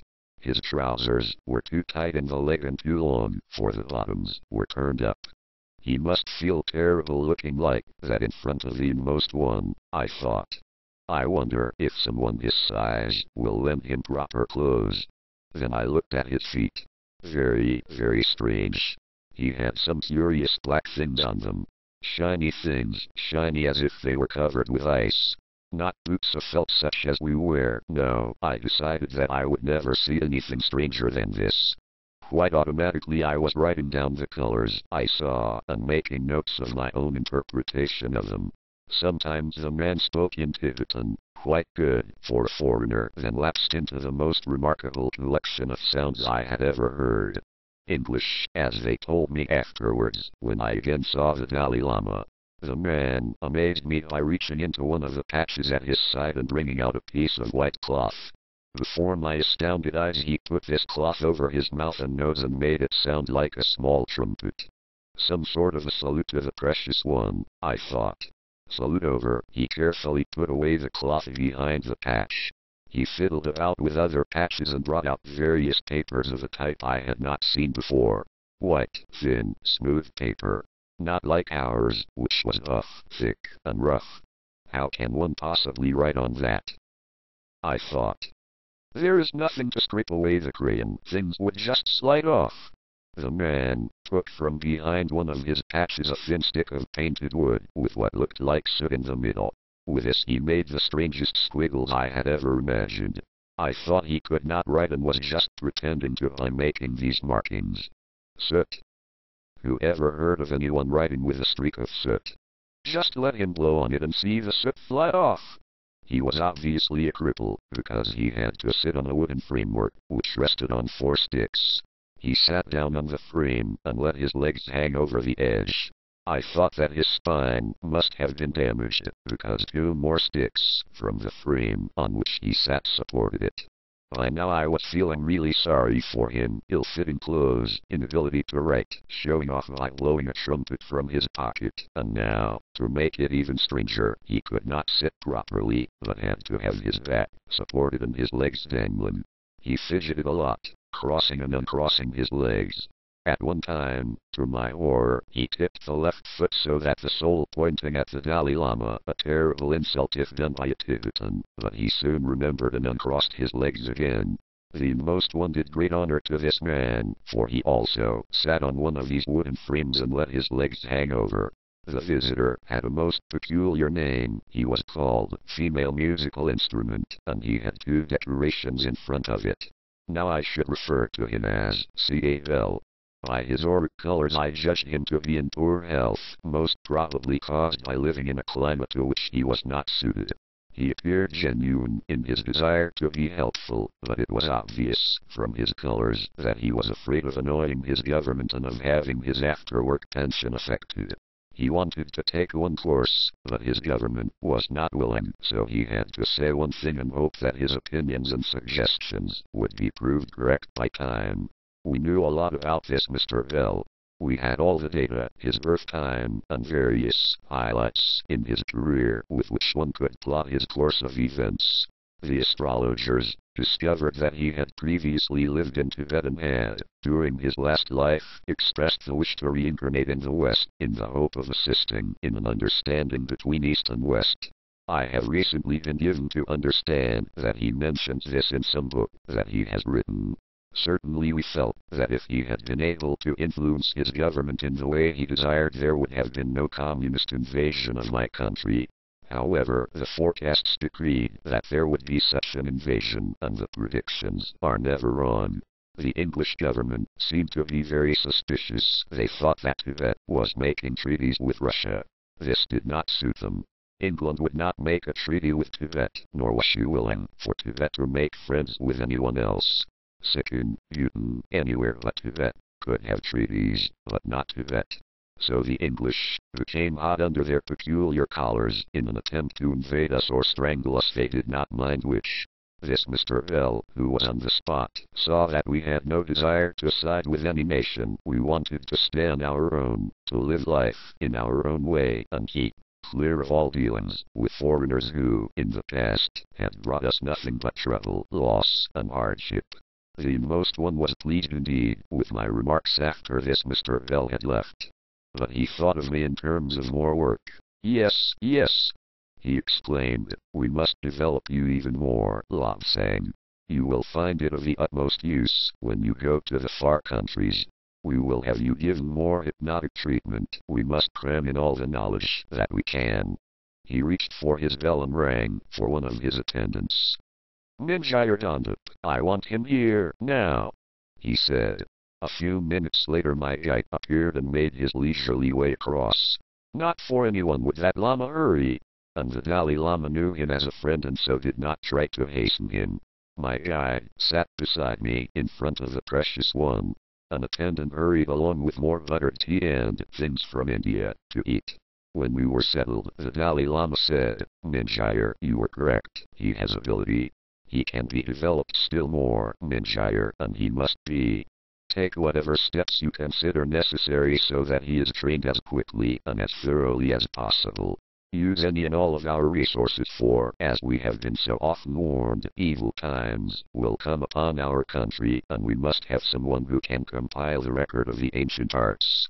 So the tempo of my days were increased. Often, from this time, I was sent for in a hurry to interpret the colors of some person, perhaps that of a learned abbot from a far distant lamasery, or a civil leader of some remote province. I became a well-known visitor to the Patal and to the Norbulinga. In the former I was able to make use of the telescopes, which I so enjoyed, particularly one large astronomical model on a heavy tripod. With this, late at night, I would spend hours watching the moon and the stars. The Lama Minjir Dondip and I frequently went into Lhasa city to observe visitors. His own considerable powers of clairvoyance and his wide knowledge of people enabled him to check and develop my own statements. It was most interesting to go to the stall of a trader and hear the man speak aloud in praise of his wares and compare them with his thoughts, which to us were not so private. My memory, too, was developed. For long hours I listened to involved passages and then had to say them back. For unknown periods of time I lay in a hypnotic trance while people read to me passages from our oldest scriptures. Chapter 15. The Secret Northern Yetis. During this time we went to the Changtang Islands. In this book there is no time for more than a brief mention of this region. To do the expedition justice would require several books. The Dalai Lama had blessed each of the 15 members of the party and we had all set off in high spirits, mounted on mules. Mules will go where horses will not. We made our slow way along by Tangri Tso onto the huge lakes at Zilang Nor and ever northwards. The slow climb over the Tangla Range and on into unexplored territory. It is difficult to say how long we took, because time meant nothing to us. There was no reason for us to hurry. We went at our own comfortable speed and saved our strength and energy for later exertions. As we made our way farther and farther into the islands, the ground ever rising, I was reminded of the face of the moon as seen through the large telescope at the Patala. Immense mountain ranges and deep canyons. Here the vista was the same. The unending, eternal mountains and crevices, which seemed bottomless. We struggled on through this lunar landscape, finding the conditions becoming harder and harder. At last the mules could go no farther. In the rarefied air they were soon spent and could not manage to cross some of the rocky gorges, where we swung dizzily at the end of a yak hair rope.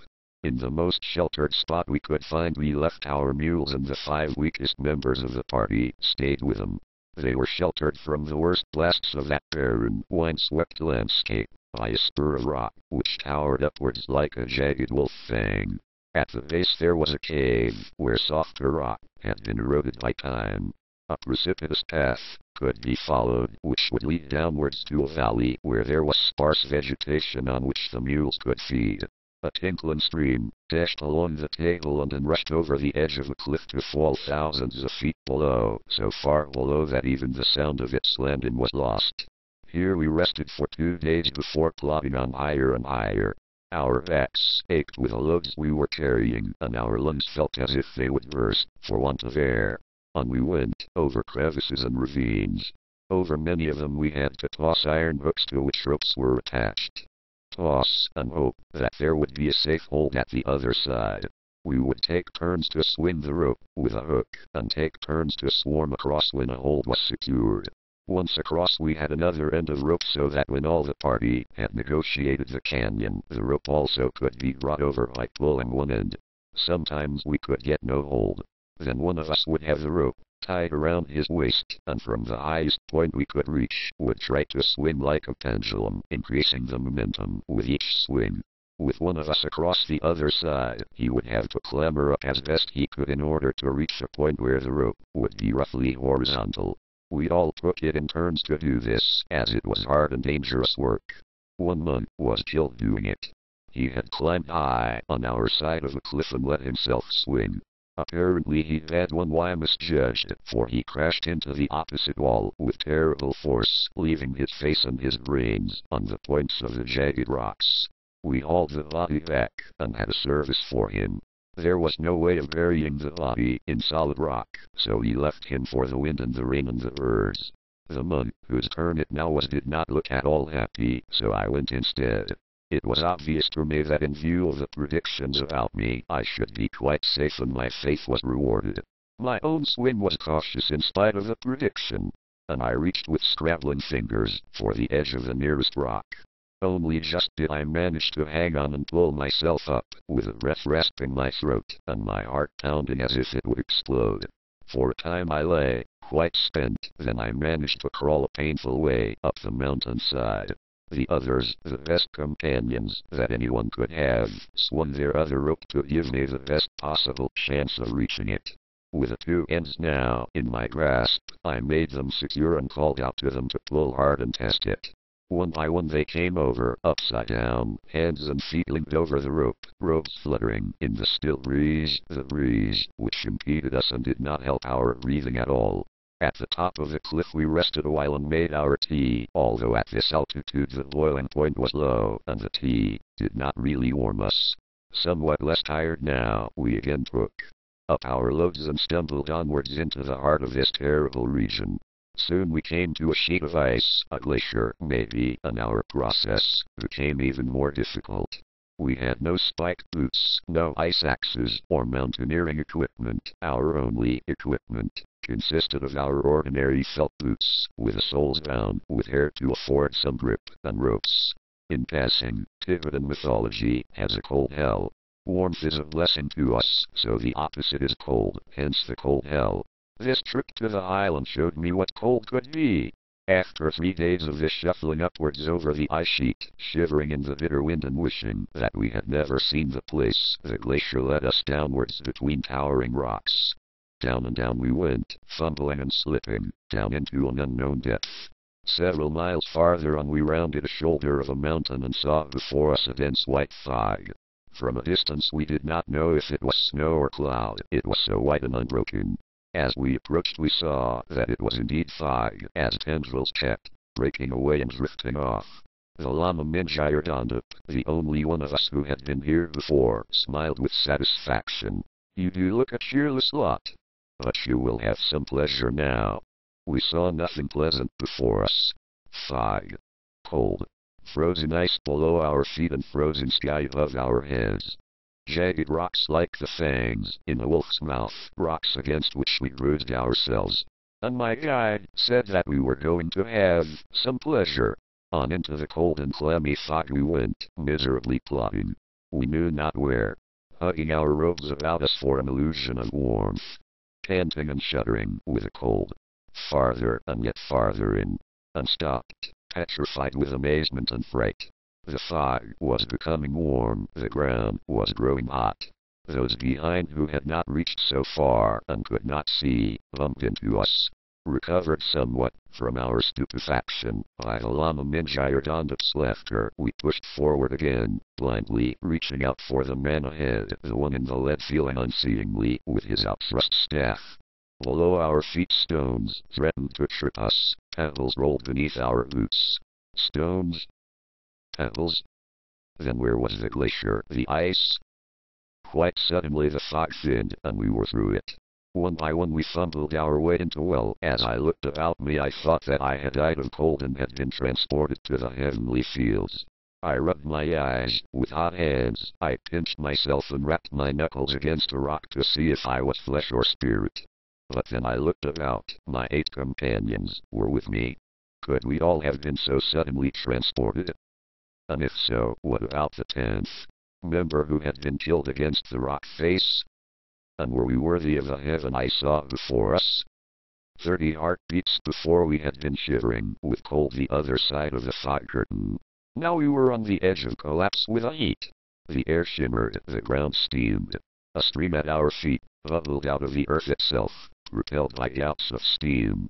About us there was green grass, greener than any I had ever seen before. Broad-leaved grass stood before us more than knee-high. We were dazed and frightened. Here was magic, something quite beyond our experience. Then the Lama Minjayardandap spoke. "If I looked like that when I first saw it, then I did look a sight. You fellows look as if you think the ice gods are having a sport with you." We looked about, almost too frightened to move, and then my guide spoke again. "Let us jump over the stream, jump over, for the water is boiling. A few miles farther and we shall reach a really beautiful spot where we can rest." He was right, as ever. About 3 miles on we lay at full length on the moss-covered ground, lay without our robes as we felt as if we're being boiled. Here there were trees such as I had never seen before and probably never shall see again. Highly colored flowers bestrewed everything. Climbing vines laced the tree trunks and depended from the branches. Slightly to the right of the pleasant glade in which we rested we could see a small lake, and ripples and circles on its surface indicated the presence of life within it. We still felt bewitched. We were sure that we had been overcome with a heat and passed to another plane of existence. Or had we been overcome with a cold? We did not know. The foliage was luxuriant. Now that I have traveled I should say that it was tropical. There were birds of a type, even now strange to me. This was volcanic territory. Hot springs bubbled from the ground, and there were sulfurous otters. My guide told us that there were, to his knowledge, 2 places only like this in the islands. He said that the underground heat and the hot streams melted the ice, and the high rock walls of the valley trapped the warm air. The dense white fog we had penetrated was the meeting place of the hot and cold streams. He also told us that he had seen giant animal skeletons which, in life, must have supported an animal 20 or 30 feet high. Later I saw bones myself. Here I had my first sight of a yeti. I was bending picking herbs when something made me look up. There, within 10 yards of me, was this creature that I had heard so much about. Parents in Tibet often threaten naughty children with, "Behave yourself, or yeti will get you." Now, I thought, a yeti had got me and I was not happy about it. We looked at each other, both of us frozen with fright for a period which seemed ageless. It was pointing a hand at me and uttering a curious mewing noise like a kitten. The head seemed to have no frontal lobes, but sloped back almost directly from the very heavy brows. The chin receded greatly and the teeth were large and prominent. Yet the skull capacity appeared similar to that of modern man, with the exception of the missing forehead. The hands and feet were large and splayed. The legs were bowed and the arms were much longer than normal. I observed that the creature walked on the outer side of the feet as humans do. Apes and others of that order do not walk on the outer surfaces. As I looked and perhaps jumped with fright, or from some other cause, the yeti screeched, turned, and leaped away. It seemed to make 1 leg jumps and the result was like giant strides. My own reaction was also to run in the opposite direction.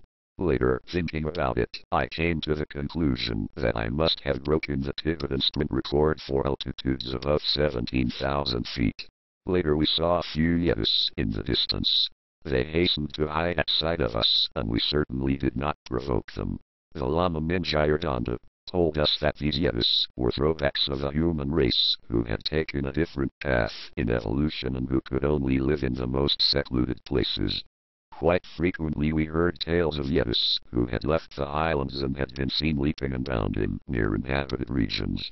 There are tales of lone women who have been carried off by male yetis. That may be one way in which they continue their line.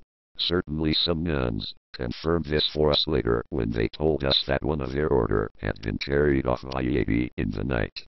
However, on such things I am not competent to write. I can only say that I have seen yeti and baby yetis. I have also seen skeletons of them. Some people have expressed doubts about the truth of my statements concerning the yetis. People have apparently written books of guesses about them, but none of these authors have seen one, as they admit. I have. A few years ago Marconi was laughed at when he said he was going to send a message by radio across the Atlantic. Western doctors solemnly asserted that man could not travel at more than 50 miles an hour or they would die through the rush of air. There have been tales about a fish which was said to be a living fossil. Now scientists have seen them, captured them, dissected them. And if Western man had his way, our poor old yetis would be captured, dissected and preserved in spirit. We believe that yetis have been driven to the islands and that elsewhere, except for very infrequent wanderers, they are extinct. The first sight of one causes fright. The second time one is filled with compassion for these creatures of a bygone age who are doomed to extinction through the strains of modern life. I am prepared, when the communists are chased out of Tibet, to accompany an expedition of skeptics and show them the yetis in the islands. It will be worth it to see the faces of these big businessmen when confronted with something beyond their commercial experience. They can use oxygen and bearers. I will use old monk's robe. Cameras will prove the truth. We had no photographic equipment in Tibet in those days. Our old legends relate that centuries ago Tibet had shores washed by the seas. Certain it is that fossils of fish and other marine creatures are to be found if the surface of the earth is disturbed. The Chinese have a similar belief. The tablet of U, which formerly stood on the Kulu peak of Mount Hang in the province of Yupei, records that the great U rested upon the site in 2278 BC after his labor of draining off the waters of the deluge, which at the time submerged all China except the highest lands. The original stone has, I believe, been removed, but there are imitations at Wuchangfu, a place near Hankou. A further copy is in the Yulin Temple near Shaoxingfu in Xijiang.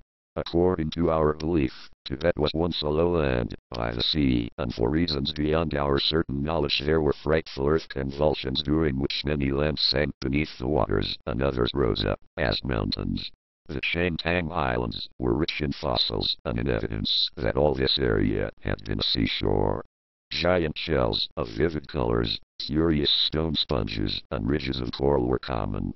Gold, too, was here, lumps of it which could be picked up as easily as could the pebbles. The waters, which flowed from the depths of the earth, were of all temperatures, from boiling gouts of steam to near freezing. It was a land of fantastic contrasts. Here there was a hot, humid atmosphere such as we had never before experienced. A few yards away, just the other side of a fog curtain, there was the bitter cold that could sap the life and render a body as brittle as glass. The rarest of rare herbs grew here, and for those alone we made this journey. Fruits were there, too, fruits such as we had never before seen. We tasted them, liked them, and satiated ourselves. The penalty was a hard one. During the night and the whole of next day we were too busy to gather herbs. Our stomachs were not suited to such food. We left those fruits alone after that. We loaded ourselves to the limit with herbs and plants, and retraced our footsteps through the fog. The cold the other side was terrible. Probably all of us felt like turning back and living in the luxuriant valley. One Lama was unable to face the cold again. A few hours after passing the fog curtain he collapsed, and although we camped then in an effort to help him, he was beyond aid and went to the heavenly fields during the night. We did our best throughout that night. We had tried to warm him, lying on each side of him, but the bitter cold of that arid region was too much. He slept, and did not awaken. His load we shared between us, although we had considered before that we were laden to the limit. Back over that glittering sheet of age-old ice we retraced our painful steps. Our strength seemed to have been sapped by the comfortable warmth of the hidden valley, and we had insufficient food now. For the last 2 days of our journey back to the mules we did not eat at all. We had nothing left, not even tea. With yet a few more miles to go, one of the men in the lead toppled over and did not rise. Cold, hunger, and hardship had taken one more from among us. And there was still another who had departed. We arrived at the base camp to find 4 monks waiting for us. 4 monks who leaped to their feet to aid us cover the last few yards to this stage. 4. The 5th had ventured out in a gale of wind and had been blown over the edge into the canyon below.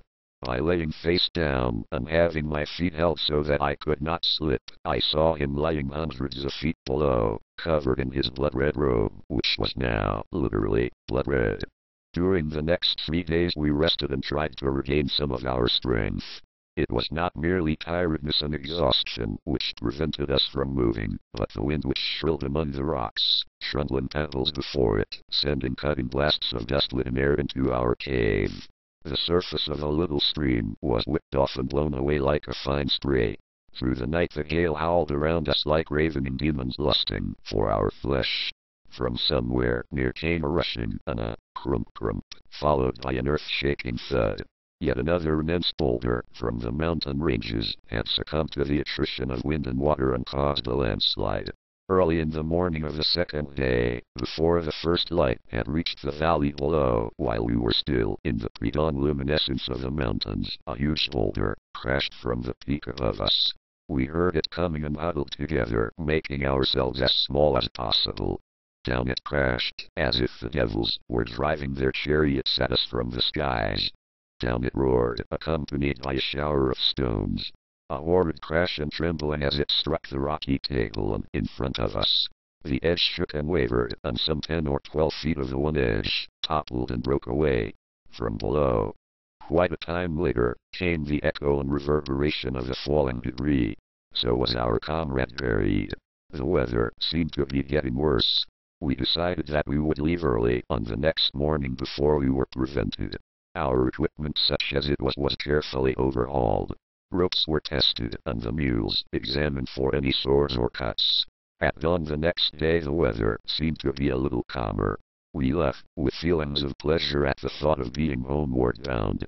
Now we were a party of 11 instead of the 15 who had so cheerfully started out.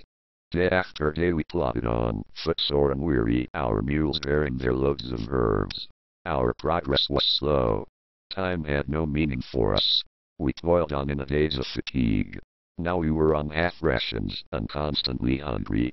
At last we came in sight of the lakes again, and to our great joy we saw that a caravan of yaks grazed nearby. The traders welcomed us, pressed food and tea on us and did all they could to ease our weariness. We were tattered and bruised. Our robes were in rags, and our feet were bleeding where great blisters had burst. But we had been to the Shangtang Islands and returned, some of us. My guide had now been twice, perhaps the only man in the world to have made 2 such journeys. The traders looked after us well. Crouched round the yak den fire in the dark of the night, they wagged their heads in amazement as we told of our experiences. We enjoyed their tales of journeys to India and of meetings with other traders from the Hindu Kush. We were sorry to leave these men and wished that they were going in our direction.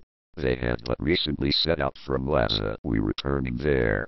So, in the morning, we parted with mutual expressions of goodwill. Many monks will not converse with traders, but the Lama Mingyardanda taught that all men are equal, race, color, or creed meant naught. It was a man's intentions and actions only that counted. Now our strength was renewed, we were going home. The countryside became greener, more fertile, and at last we came in sight of the gleaming gold of the Patal and our own Shakpuri, just a little higher than the peak. Mules are wise animals, ours were in a hurry to get to their own home and show, and they pulled so hard that we had difficulty in restraining them. One would have thought that they had been to the Shangtang and not us. We climbed the stony road up the Iron Mountain with joy. Joy at being back from Shambhala, as we call the frozen north. Now began our round of receptions, but first we had to see the inmost one. His reaction was illuminating.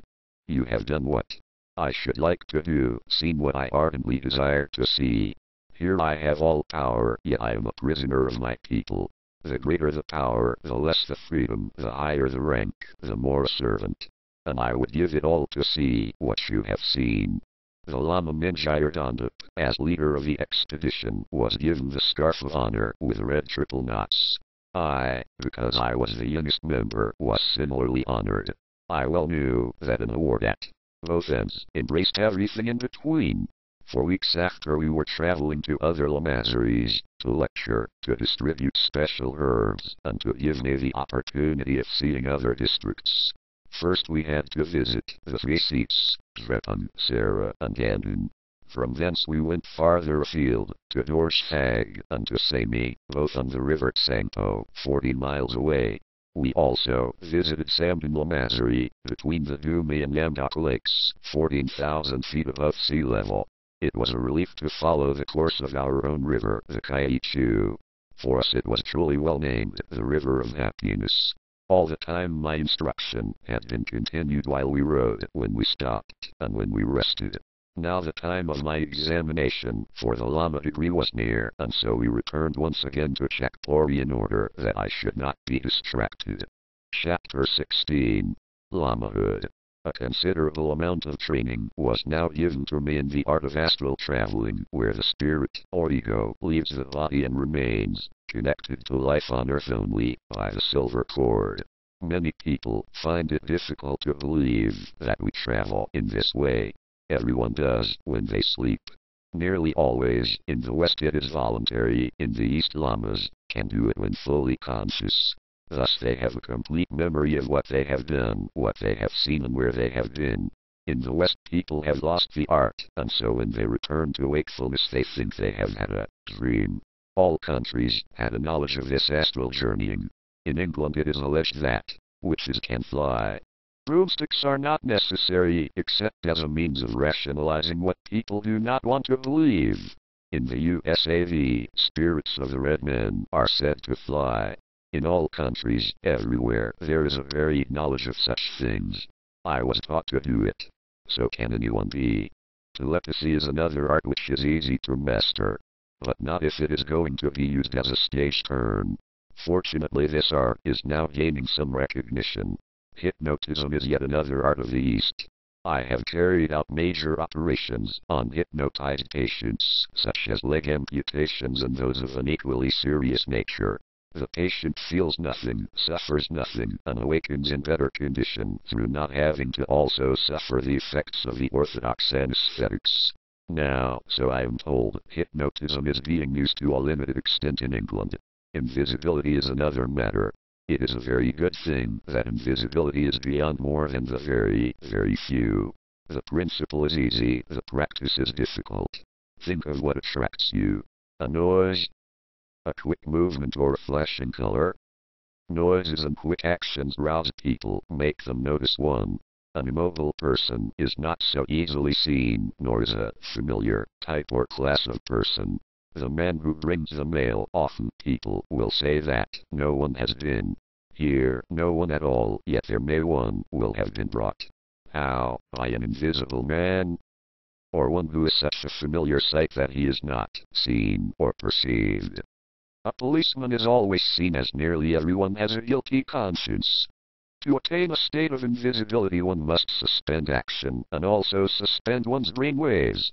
If the physical brain is allowed to function, think, any other person nearby becomes telepathically aware, sees, and so the state of invisibility is lost. There are men in Tibet who can become invisible at will, but they are able to shield their brain waves. It is perhaps fortunate that they are so few in number. Levitation can be accomplished, and sometimes is, solely for the technical exercise involved. It is a clumsy method of moving around. The effort involved is considerable. The real adept uses astral traveling, which is truly a matter of the utmost simplicity. Provided one has a good teacher. I had, and I could, and can, do astral traveling.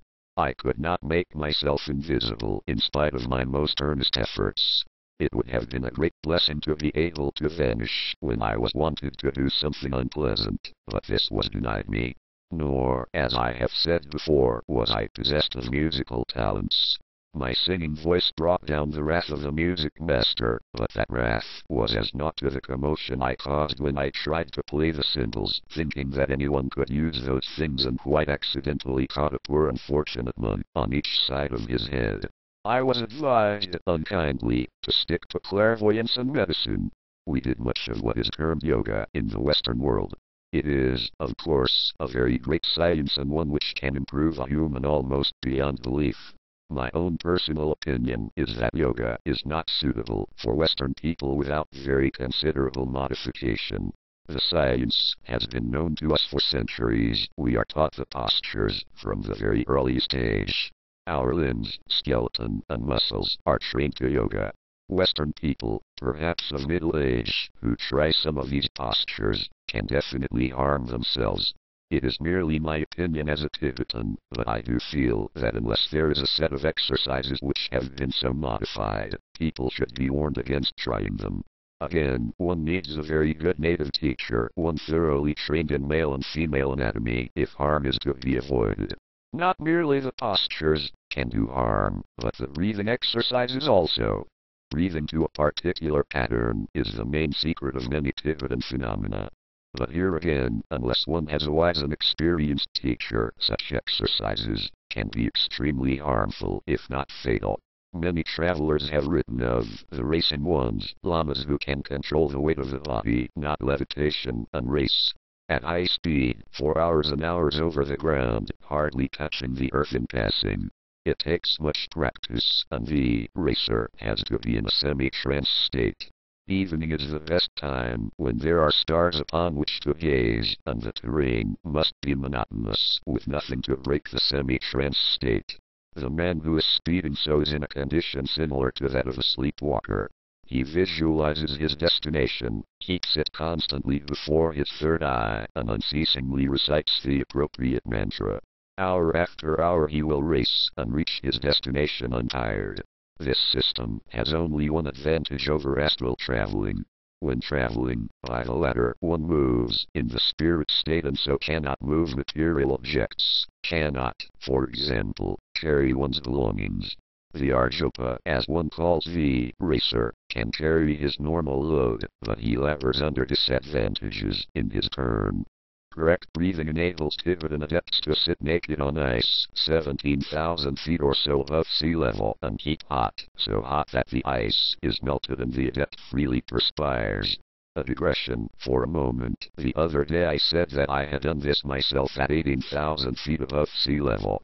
My listener, quite seriously, asked me, with a tide in or out. Have you ever tried to lift a heavy object when your lungs were empty of air? Try it and you will discover it to be almost impossible. Then fill your lungs as much as you can, hold your breath, and lift with ease. Or you may be frightened or angry, take a deep breath, as deep as you can, and hold it for 10 seconds. Then exhale slowly. Repeat 3 times at least and you will find that your heartbeats are slowed up and you feel calm. These are things which can be tried by anyone at all without harm. A knowledge of breath control helped me to withstand Japanese tortures and more tortures when I was a prisoner of the communists. The Japanese at their worst are gentlemen compared to the communists. I know both at their worst. The time had now come when I was to take the actual examination for lamahood. Before this I had to be blessed by the Dalai Lama. Every year he blesses every monk in Tibet, individually, not in bulk as does, for example, the Pope of Rome. The most one touches the majority with a tassel attached to a stick. Those whom he favors, or who are of high rank, he touches on the head with one hand. The highly favored are blessed by him placing 2 hands on the person's head. For the first time he placed both hands on me and said in a low voice, "You are doing well, my boy. Do even better at your examination. Justify the faith we have placed in you." 3 days before my 16th birthday I presented myself for examination together with about 14 other candidates. The examination boxes seemed to be smaller, or perhaps it was that I was bigger. When I lay on the floor with my feet against one wall, I could touch the other wall with my hands above my head, but my arms had to be bent as there was not enough room to stretch them straight. The boxes were square, and at the front the wall was such that I could just touch the top with my outstretched hands, again with my arms above my head. The back wall was about twice my height. There was no roof, so at least we had ample air. Once again we were searched before entering, and all we were allowed to take in were our wooden bowl, our rosary, and writing material. With the invigilators satisfied, we were led one by one to a box, told to enter, and after we had done so the door was shut and a bar put across. Then the abbot and the head examiner came and fixed a huge seal so that the door could not be opened. A traffic some 7 inches square could be opened only from the outside. Through this we were passed examination papers at the beginning of each day. The work papers were collected at dusk. Sample was passed in as well, once a day. Buttered tea was different. We could have as much as we wanted by merely calling, "Po Chakesho, bring tea." As we were not allowed out for any purpose whatever, we did not drink too much. My own stay in that box was for 10 days. I was taking the herbal examination, anatomy, a subject of which I had already a very good knowledge, and divinity. Those subjects occupied me from first to last light, for 5 seemingly endless days. The 6th day brought a change and a commotion. From a nearby box came howls and screams, running footsteps, and a babble of voices. Clatter of a heavy wooden door being unbarred. Soothing murmurs, and the screams subsided to a sobbing undertone. For one, the examination had ended. For me, the second half was about to start. An hour late, the 6th day's papers were brought. Metaphysics. Yoga. 9 branches of it. And I had to pass in the whole lot. 5 branches are known very slightly to the Western world. Hatha Yoga teaches mastery over the purely physical body, or vehicle as we term it. Kundalini Yoga gives one psychic power, clairvoyance, and similar powers. Laya Yoga teaches mastery over the mind. One of its offshoots is to remember permanently a thing once read or heard. Raja Yoga prepares one for transcendental consciousness and wisdom. Samadhi Yoga leads to supreme illumination and enables one to glimpse the purpose and plan beyond life on earth. This is the branch which enables one, at the instant of leaving this earth life, to grasp the greater reality and abandon the round of rebirth, unless one decided to return to earth for a special purpose, such as to help others in some particular way. The other forms of yoga cannot be discussed in a book of this nature, and certainly my knowledge of the English language is inadequate to do justice to such illustrious subjects. So, for another 5 days I was busy like a broody hen in a box. But even 10-day-long examinations have to end, and as the Lama collected the last papers on the 10th night, he was greeted with smiles of delight. That night we had vegetables with our tsempa, the very first change from this one basic food for 10 days at least. That night it was easy to sleep. At no time had I worried about passing, but I did worry about the degree of pass. I had been commented to be high on the final list. In the morning the seals were broken from the doors, the bars were lifted, and we had to clean our examination boxes before being able to leave. For a week we were able to recover our strength after the considerable ordeal. Then came 2 days of judo, in which we tried all our holds, and made each other unconscious with our anesthetic holds. 2 days more were devoted to an oral examination on the written papers, in which the examiners questioned us about our weak points only. Let me emphasize that each candidate was orally examined for 2 whole days each. Another week, during which we reacted according to our temperaments, and then the results were announced. To my noisily expressed joy, I was again at the top of the list. My joy was for 2 reasons. It proved that the Lama Mingyur was the best teacher of all, and I knew that the Dalai Lama would be pleased with my teacher and with me. Some days later, when the Lama Mingyur was instructing me in his room, the door was thrust open, and a panting messenger, tongue lolling and eye staring, burst in upon us. In his hands he bore the cleft stick of messages. From the inmost one, he gasped, "To the Honorable Medical Lama Tuesday Lobsang Rampa."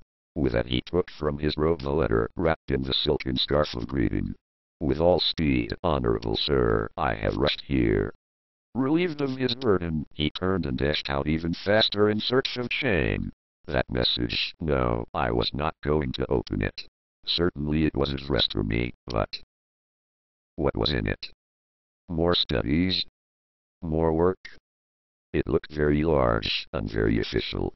So long as I had not opened it I could not know what was inside, so could not be blamed for not doing this or that. Or so my first thoughts went. My guide was sitting back laughing at me, so I passed the letter, scarf and all, to him. He took it and opened the envelope, or outer wrapping.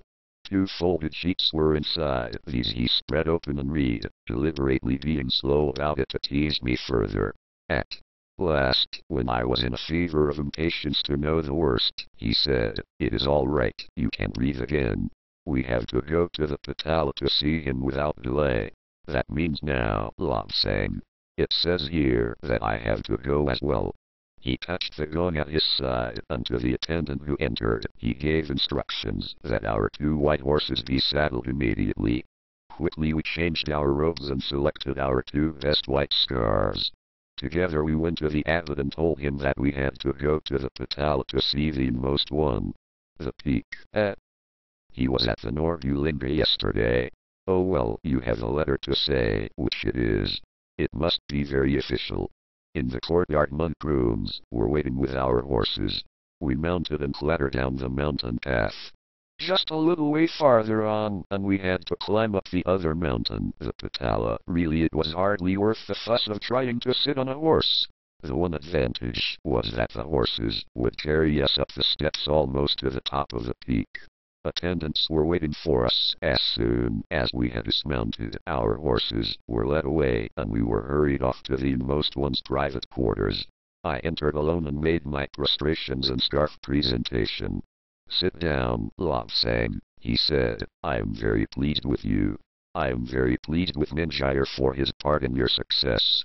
I have read all your examination papers myself. That caused a shiver of fright.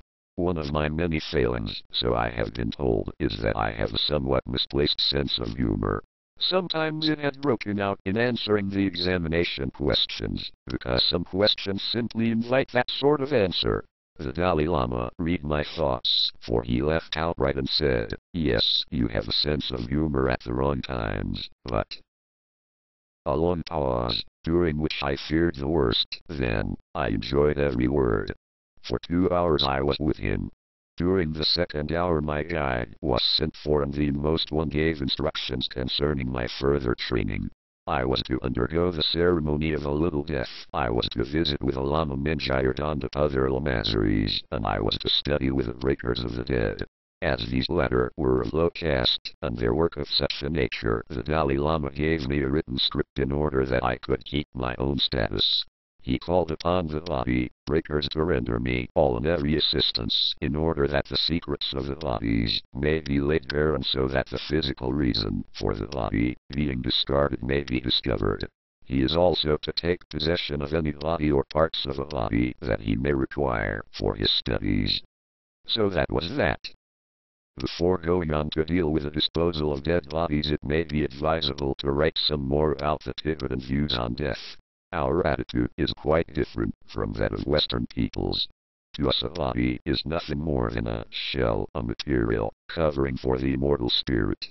To us a dead body is worth less than an old, worn-out suit of clothes. In the case of a person dying normally, that is, not by sudden unexpected violence, we consider the process to be like this. The body is diseased, faulty, and has become so uncomfortable for the spirit that no further lessons can be learned. So it is time to discard the body.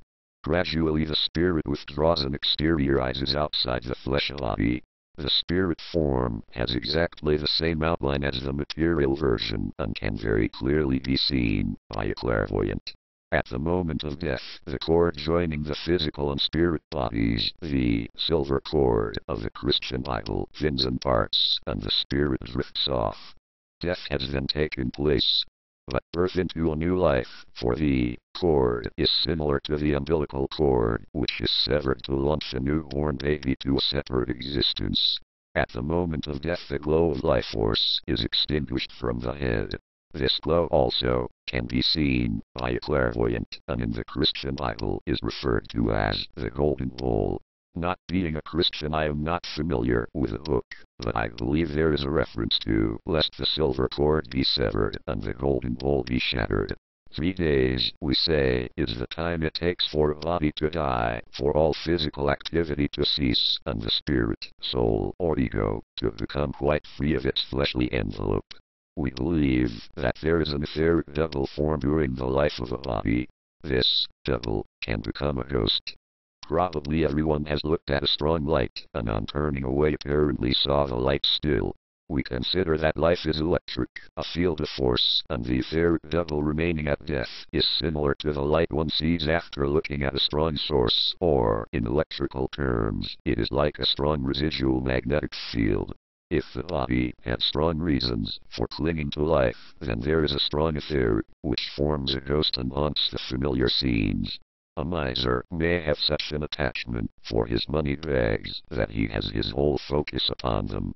At death probably his last thought will be a fright concerning the fate of his money, so in his dying moment he adds to the strength of his etheric. The lucky recipient of the money bags may feel somewhat uncomfortable in the small hours of the night. He may feel that old so-and-so is after his money again. Yes, he is right. Old so-and-so's ghost is probably very cross that his spirit hands cannot get a grip on that money. There are 3 basic bodies: the flesh body, in which the spirit can learn the hard lessons of life; the etheric, or magnetic, body, which is made by each of us by our lusts, greeds, and strong passions of various kinds; The third body is the spirit body, the immortal soul. That is our Lamaist belief and not necessarily the Orthodox Buddhist belief. A person dying has to go through 3 stages. His physical body has to be disposed of, his etheric has to be dissolved, and his spirit has to be helped on the road to the world of spirit. The ancient Egyptians also believed in the etheric devil, in the guides of the dead, and in the world of spirit. In Tibet we helped people before they were dead. The adept had no need of such help, but the ordinary man or woman or trappa had to be guided the whole way through. It may be of interest to describe what happens. One day the Honorable Master of Death sent for me. It is time you studied the practical methods of freeing the soul, Lobsang. This day you shall accompany me. We walked down long corridors, down slippery steps, and into the trappa's quarters. Here, in a hospital room, an elderly monk was approaching that road we all must take. He had had a stroke and was very feeble. His strength was failing and his auric colors were fading as I watched. At all costs he had to be kept conscious until there was no more life to maintain that state. The Lama with me took the old monk's hands and gently held them. You are approaching the release from toils of the flesh, old man. Heed my words, that you may choose the easy path. Your feet grow cold. Your life is edging up, closer and closer to its final escape. Compose your mind, old man, there is naught to fear. Life is leaving your legs, and your sight grows dim. The cold is creeping upwards, in the wake of your waning life. Compose your mind, old man, for there is naught to fear in the escape of life to the greater reality. The shadows of eternal night creep upon your sight, and your breath is rasping in your throat. The time draws near for the release of your throat. The time draws near for the release of your spirit to enjoy the pleasures of the afterworld. Compose yourself, old man. Your time of release is near. The Lama all the time was stroking the dying man from the collarbone to the top of his head in a way which has been proved to free the spirit painlessly. All the time he was being told of the pitfalls on the way and how to avoid them. His route was exactly described, the route which has been mapped by those telepathic lamas who have passed over and continued to talk by telepathy even from the next world. Your sight has gone, old man, and your breath is failing within you. Your body grows cold and the sounds of this life are no longer heard by your ears. Compose yourself in peace, old man, for your death is now upon you. Follow the route we say, and peace and joy will be yours. The stroking continued as the old man's aura began to diminish even more and finally faded away.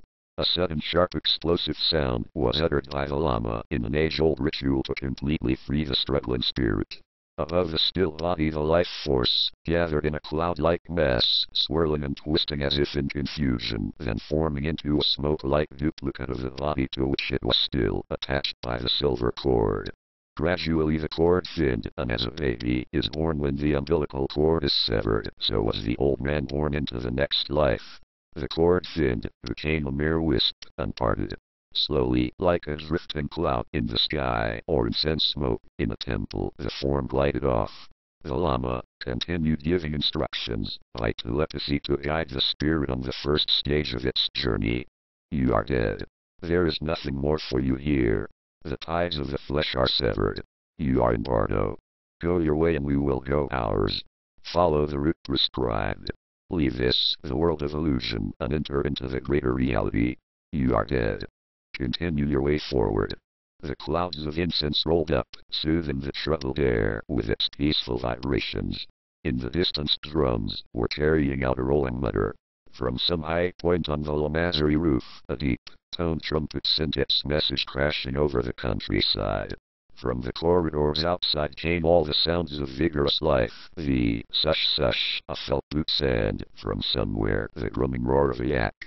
Here, in this little room, was silence. The silence of death. Only the telepathic instructions of the Lama rippled the sureness of the room's quiet. Death, another old man, had gone on his long round of existences, profiting by his lessons in this life, maybe, but destined to continue until he reached Buddhahood by long effort. We sat the body in the correct lotus posture and sent for those who prepare the bodies. sent for others to continue the telepathic instruction of the departed spirit.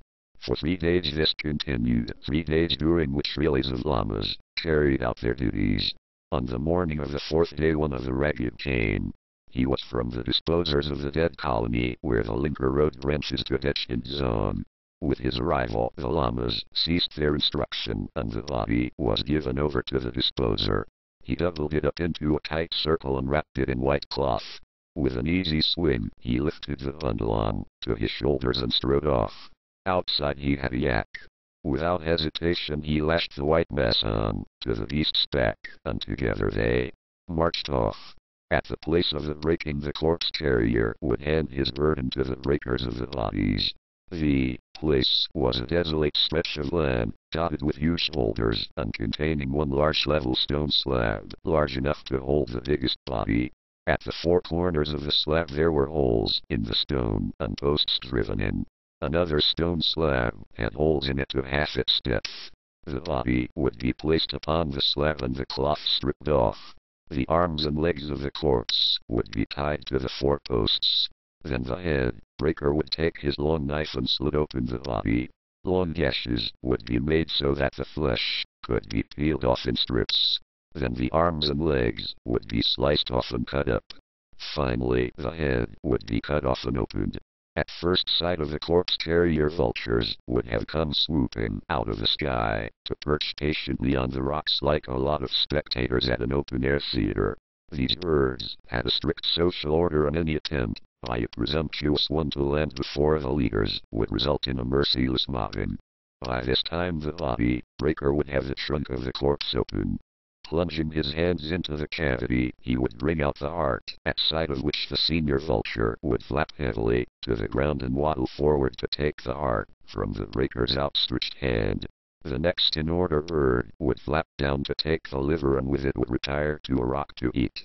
Kidneys, intestines would be divided and given to the leader birds. Then the strips of flesh would be cut up and given to the others. One bird would come back for half the brain and perhaps one eye, and another would come flapping down for yet another tasty morsel. In a surprisingly short time all the organs and flesh would have been eaten, leaving nothing but the bare bones remaining on the slab. The breakers would snap these into convenient sizes, like firewood, and would stuff them into the holes in the other slab. Heavy rammers would then be used to crush the bones to a fine powder. The birds would eat that. These body breakers were highly skilled men. They took a pride in their work, and for their own satisfaction they examined all the organs to determine the cause of death. Long experience had enabled them to do this with remarkable ease. There was, of course, no real reason why they should be so interested, but it was a matter of tradition to ascertain the illness causing the spirit to depart from this vehicle. If a person had been poisoned accidentally or deliberately, the fact soon became obvious. Certainly I found their skill of great benefit to me as I studied with them. I soon became very proficient at dissecting dead bodies. The head breaker would stand beside me and point out features of interest. This man, Honorable Lama, has died from a stoppage of blood to the heart. See, we will slit this artery here, and yes, here is a clot blocking the blood flow. Or it may be, now this woman, Honorable Lama, she has a peculiar look. A gland here must be at fault. We will one cut it out and see. There would be a pause while he cut out a good lump, and then, here it is, we will open it. Yes, it has a hard core inside. So it would go on. The men were proud to show me all they could. They knew I was studying with them by direct order of the inmost one. If I was not there and a body looked as if it was particularly interesting, they would save it until I arrived. In this way I was able to examine hundreds of dead bodies, and definitely I excelled at surgery later. This was far better training than the system whereby medical students have to share cadavers in hospital school dissecting rooms. I know that I learned more anatomy with the body breakers than I did at a fully equipped medical school later. In Tibet, bodies cannot be buried in the ground. The work would be too hard because of the rocky soil and the thinness of the earth covering. nor is cremation possible on economic grounds. Wood is scarce, and to burn a body, timber would have to be imported from India and carried to Tibet across the mountains on the backs of yaks. The cost would be fantastic. Water disposal was not permissible either, for to cast dead bodies into the streams and rivers would pollute the drinking water of the living. There is no other method open to us than air disposal, in which, as described, birds consume the flesh and the bones. It differs only from Western method in two ways. Westerners bury bodies and let the worms take the place of birds. The second difference is that in the Western world the knowledge of the cause of death is buried with the body, and no one knows if the death certificate really has stated the correct cause. Our body breakers make sure that they know what a person died of. Everyone who dies in Tibet is disposed of in this way except the highest lamas, who are previous incarnations. These are embalmed and placed in a glass-fronted box where they can be seen in a temple, or embalmed and covered with gold. This latter process was most interesting. I took part in such preparations many times. Certain Americans who have read my notes on the subject cannot believe that we really used gold. They say that it would be beyond even an American skill. Quite, we did not mass-produce things, but dealt with individual items as only the craftsman could. We in Tibet could not make a watch to sell for $1, but we can cover bodies in gold. One evening I was called to the presence of the abbot. He said, a previous incarnation is shortly to leave his body. Now he is at the road fence. I want you to be there so that you can observe the preserving in sacredness. So once again I had to face the hardships of the saddle and journey to Sarah. At that Lamasery I was shown to the room of the old abbot. His auric colors were on the point of extinction, and about an hour later he passed from the body to the spirit. Being an abbot and an erudite man, he had no need to be shown the path through the bardo, nor had we need to wait the usual 3 days. For that night only the body sat in the lotus attitude, while lamas kept their death watch. In the morning, at the first light of day, we filed in solemn procession down through the main Lamasery building into the temple, and through a little used door down to secret passages below. Ahead of me 2 lamas were carrying the body on a litter. It was still in the lotus position. From the monks behind came a deep chanting, and, in the silences, the trill of a silver bell. We had on our red robes, and over them our yellow stoles. On the walls our shadows were thrown in flickering, dancing outline, exaggerated and distorted by the light of the butter lamps and flaring torches. Down we went, down into secret places. At last, some 50 or 60 feet below the surface, we arrived at a sealed stone door. We entered. The room was ice cold. The monks carefully set down the body, and then all departed except 3 lamas, and hundreds of butter lamps were lit and provided a harsh yellow glare.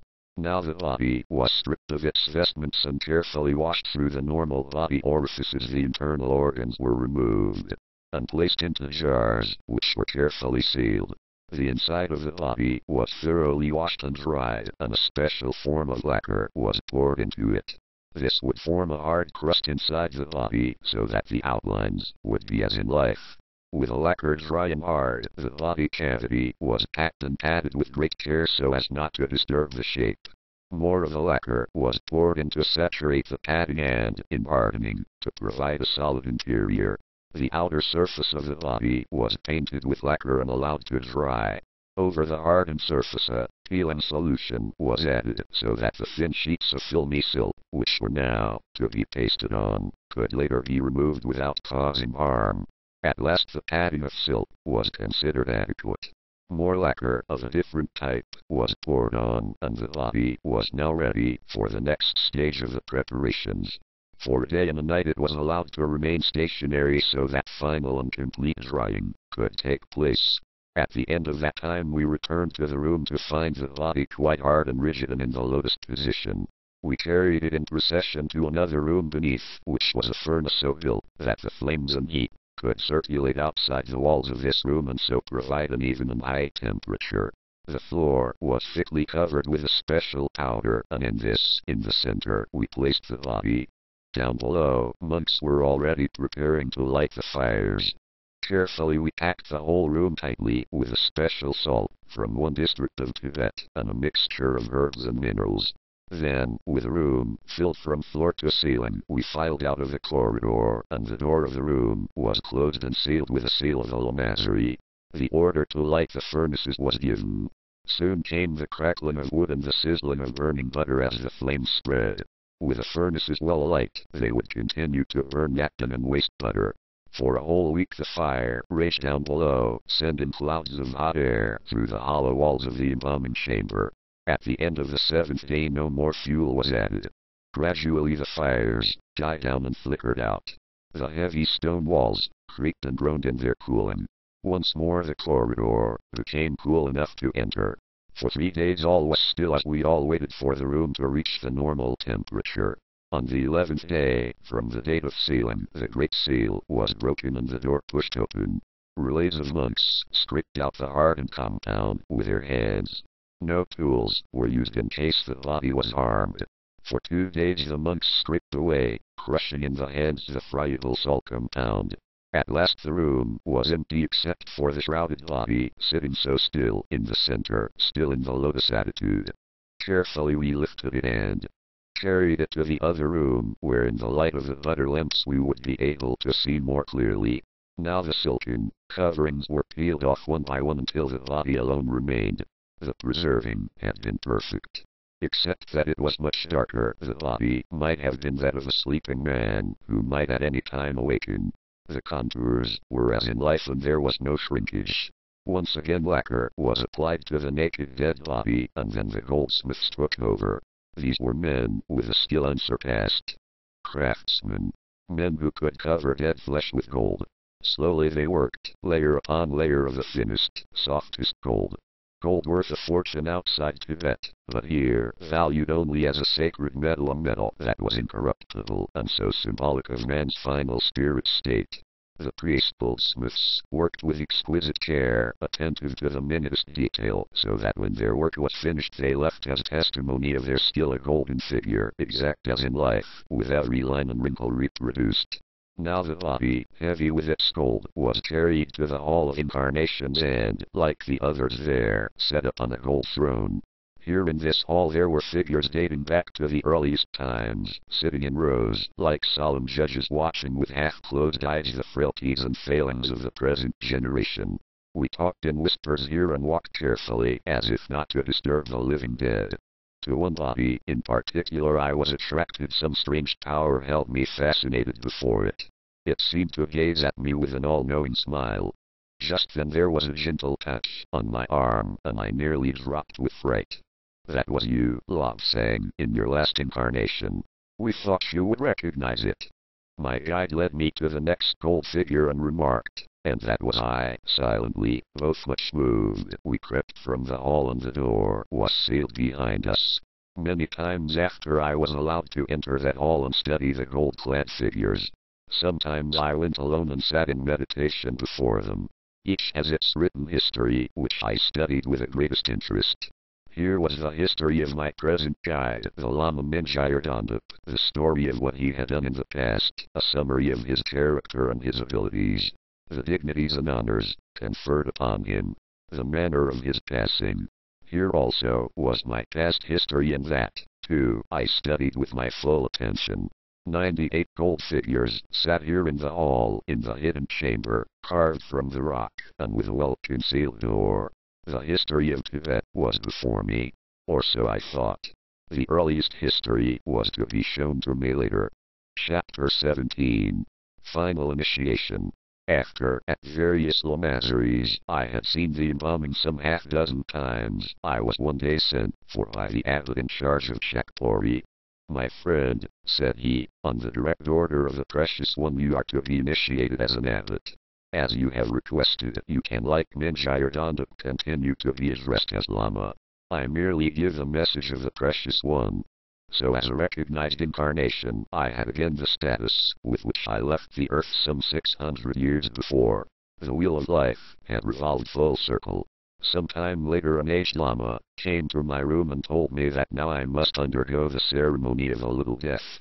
for my son, until you have passed the gateway of death and returned, you can actually know that there is no death. Your studies in astral traveling have taken you far. This will take you much farther, beyond the realms of life, and into the past of our country. The preparatory training was hard and prolonged. For 3 months I led a strictly supervised fife. Special courses of herballisting herbs added an unpleasant item to my daily menu. I was adjured to keep my thoughts on that alone which is pure and holy, as if one had much choice in a lamasery. Even sampan tea had to be taken in less quantity. Rigid austerity, strict discipline, and long hours of meditation. At last, after 3 months, the astrologers said that the time was now right. The portents were favorable. For 24 hours I fasted until I felt as empty as a temple drum. Then I was led down those hidden stairs and passages far below the patala. Far down we went, flaring torches in the hands of the others, nothing in mine. Down through the corridors I had traversed before. At last we reached the end of the passage. Solid rock confronted us. But a hole boulder was swung aside at our approach. Another path confronted us, a dark and narrow path with the odor of stale air, spices, and incense. Several yards farther on we were stopped momentarily by a ponderous, gold-sheathed door which was slowly opened to the accompaniment of protesting squeaks, which echoed and re-echoed as if through a vast space. Here the torches were extinguished, and butter lamps lit. We moved ahead into a hidden temple, carved from the solid rock by volcanic action in days long past. These corridors and passages once had led molten lava to the mouth of a belching volcano. Now puny humans trod the way and thought that they were gods. But now, I thought, we must concentrate on the task at hand, and here was the Temple of Secret Wisdom. 3 abbots led me in. The rest of the lumastic retinue had melted away in the darkness as the dissolving memories of a dream. 3 abbots, aged, dedicated with years and gladly awaiting their recall to the heavenly fields. 3 old men, perhaps the greatest metaphysicians in the whole of the world, ready to give me my final ordeal of initiation. Each carried in the right hand a butter lamp, and in the left a thick stick of smoldering incense. Here the cold was intense, a strange cold seemingly not of this earth. The silence was profound. What faint sounds there were served merely to accentuate that silence. Our felt boots made no footfalls. We might have been ghosts gliding along. From the saffron-brocade robes of the abbots there came a faint rustle. To my horror I felt tingles and shocks all over me. My hands glowed as if a fresh aura had been added. The abbots, I saw, were also glowing. The very dry air and the friction of our robes had generated a static electric charge. An abbot passed me a short gold rod and whispered, "Hold this in your left hand and draw it along the wall as you walk and the discomfort will cease." I did, and with the first release of stored electricity nearly jumped out of my boots. After that it was painless. One by one, butter lamps flickered into life, lit by unseen hands. As the wavering yellow light increased, I saw gigantic figures, covered in gold and some half buried in uncut gems. A Buddha loomed out of the gloom, so huge that the light did not reach beyond the waist. Other forms were dimly seen, the images of devils, the representations of lust, and the forms of the trials which man had to undergo before the realization of self. We approached a wall on which was painted a 15-foot wheel of life. In the flickering light it appeared to revolve and made the senses reel with it. On we went until I was sure we would crash into the rock. The leading abbot vanished. What I had imagined to be a dark shadow was a well-concealed door. This gave entrance to a path, going down and down a narrow, steep winding path, where the faint glow of the abbot's butter lamps merely seemed to intensify the dark. We felt our way haltingly, stumbling, sometimes sliding. The air was heavy and oppressive, and it felt as if the whole weight of the earth above was pressing down on us. I felt as if we were penetrating the heart of the world. A final end in the tortuous passage, and a cavern opened to our view, a cavern of rock glittering with gold, veins of it, lumps of it. A layer of rock, a layer of gold, a layer of rock, so it went on. High, very high above us, gold glinted like stars in the dark night sky, as sharp specks of it caught and reflected back the faint light of a lampshade. In the center of the cavern was a shining black house as if made of polished ebony. Strange symbols ran along its sides, and diagrams like those I had seen on the walls of the lake tunnel. We walked to the house and entered the wide, high door. Inside were 3 black stone coffins, curiously engraved and marked. There was no lid. I peered inside, and at the sight of the contents caught my breath and felt suddenly faint. "My son," exclaimed the leading abbot, "look upon these. They were gods in our land in the days before the mountains came. They walked our country when seas washed our shores, and when different stars were in the sky. Look, for none but initiates have seen these." I looked again, fascinated and awed. 3 gold figures, nude, lay before us. 2 male and 1 female. Every line, every mark faithfully reproduced by the gold. But the size. The female was quite 10 feet long as she lay, and the larger of the 2 males was not under 15 feet. Their heads were large and somewhat conical at the top. The jaws were narrow, with a small, thin-lipped mouth. The nose was long and thin, while the eyes were straight and deeply recessed. No dead figures, these they looked asleep. We moved quietly and spoke softly, as if afraid they would awaken. I saw a coffin lid to one side, on it was engraved a map of the heavens, but how very strange the stars appeared. My studies in astrology had made me quite familiar with the heavens at night, but this was very, very different. The senior abbot turned to me and said, "You are about to become an initiate, to see the past and to know the future. The strain will be very great. Many die of it, and many fail, but none leave here alive, unless they pass. Are you prepared and willing?" I replied that I was. They led me to a stone slab lying between 2 coffins. Here at their instruction I sat in the lotus attitude, with my legs folded, my spine erect, and the palms of my hands facing up. 4 sticks of incense were lighted, 1 for each coffin and 1 for my slab. The abbots each took a butter lamp and filed out. With a heavy black door shut, I was alone with the bodies of the age-old dead. Time passed as I meditated upon my stone slab. The butter lamp, which I had carried, spluttered and went out. For a few moments its wick smoldered red and there was the odor of burning cloth, then even that faded and was gone. I lay back on my slab and did the special breathing which I had been taught throughout the years. The silence and the dark were oppressive. Surely it was the silence of the grave. Quite suddenly my body became rigid, cataleptic. My limbs became numb and icy cold. I had the sensation that I was dying in that ancient tomb more than 400 feet below the sunshine. A violent shuddering jerked within me, and the inaudible impression of a strange rustling and creaking as of old leather being unfolded. Gradually the tomb became suffused by a pale blue light, like moonlight on a high mountain pass. I felt a swaying, a rising and falling. For a moment I could imagine that I was once more in a kite, tossing and jouncing at the end of the rope. Awareness dawned that I was floating above my flesh body. With awareness came movement. Like a puff of smoke I drifted as if on an unfelt wind. Above my head I saw a radiance, like a golden bowl. From my middle depended a cord of silver blue. It pulsed with life and glowed with vitality. I looked down at my supine body, now resting like a corpse amid corpses. Little differences between my body and those of the giant figures slowly became apparent. The study was absorbing. I thought of the petty conceit of present-day mankind and wondered how the materialists would explain the presence of these immense figures. I thought. But then I became aware that something was disturbing my thoughts. I seemed that I was no longer alone. Snatches of conversation reached me, fragments of unspoken thoughts. Scattered pictures began to flash across my mental vision. From far away someone seemed to be tolling a great, deep-toned bell. Quickly it came nearer and nearer until at last it appeared to explode in my head, and I saw droplets of colored light and flashes of unknown hues. My astral body was tossed and driven like a leaf upon a winter gale.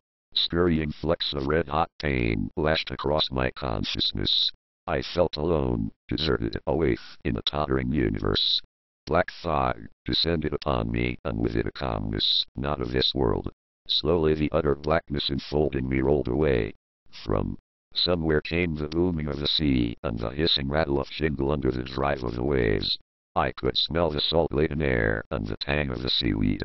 This was a familiar scene. I lazily turned on my back in the sun-warmed sand and gazed up at the palm trees. But, part of me said I had never seen the sea, never even heard of palm trees. From a nearby grove came the sound of laughing voices, voices that grew louder as a happy group of sun-bronzed people came into sight. Giants. All of them. I looked down and saw that I, too, was a giant. Through my astral perceptions came the impressions, countless ages ago. Earth revolved nearer the sun in the opposite direction. The days were shorter and warmer. Vast civilizations arose, and men knew more than they do now. From outer space came a wandering planet and struck the Earth a glancing blow. The Earth was sent reeling out of its orbit and turning in the opposite direction. Winds arose and battered the waters, which, under different gravitational pulls, heaped upon the land, and there were floods, universal floods. Earthquakes shook the world. Land sank beneath the seas, and others arose. The warm and pleasant land, which was Tibet, ceased to be a seaside resort and shot some 12,000 feet above the sea. Around the land mighty mountains appeared, belching out fuming lava. Far away in the islands rifts were torn in the surface, and vegetation and fauna of a bygone age continued to flourish. But there is too much to write in a book, and some of my astral initiation is far too sacred and private to put into print. Some time later I felt the visions fading and becoming dark. Gradually my consciousness, astral and physical, left me. Later I became uncomfortably aware that I was cold with lying on a stone slab in the freezing darkness of a vault. Probing fingers of thought in my brain, yes, he has returned to us. We are coming. Minutes passed, and a faint glow approached. Butter lamps. The three old abbots. You have done well, my son. For 3 days you have lain here. Now you have seen, died, and lived. Stiffly I climbed to my feet, swaying with weakness and hunger. Out from that never-to-be-forgotten chamber and up to the cold air of the other passages. I was faint with hunger and overcome with all that I had seen and experienced. I ate and drank my fill, and that night, as I lay down to sleep, I knew that soon I would have to leave Tibet and go to the strange foreign countries, as foretold. But now I can say that they were an hour stranger than I would have imagined possible. Chapter 18. Tibet Farewell. A few days later, as my guide and I were sitting beside the river of happiness, a man came galloping by. Idly he gazed in our direction and recognized the Lama Mingyur. Instantly the dust at the horse's feet was as whirl with the violence of his stopping. I have a message from the Inmost One for the Lama Lobsang Rampa. From his pouch he pulled the long, familiar packet wrapped in the silk scarf of greeting. He handed it to me with a triple prostration and backed away, mounted his horse, and galloped off. Now I was much more assured the events below the Patala had given me self-confidence. I opened the packet and read the message before passing it to my guide and friend the Lama Mingyur. I have to go to the Inmost One at the Jewel Park in the morning. You have to go as well. One does not normally guess at the precious protector's remarks, Lobsang, but I feel that you will shortly be leaving for China, and well, as I told you, I shall soon be returning to the heavenly fields. Let us make the most of this day and of the scant time remaining. In the morning I trod the familiar path to the Jewel Park, down the hill, across the road, and into the main gates. The Lama Mingyur walked with me. In both our minds was the thought that this was perhaps the last time we would make this journey together. Perhaps it was reflected, too, strongly in my face, for when I saw the Dalai Lama alone, he said, the time of parting, of taking fresh paths, is always hard and fraught with misery. Here in this pavilion I sat in meditation for hours, wondering if I would do right to stay or leave when our country was invaded. Either would cause pain to some. Your path is straight ahead, Lobsang, and it is not an easy path for anyone. Family, friends, country all must be left behind. The path ahead contains, as you have been told, hardship, torture, misunderstanding, disbelief, all that is unpleasant.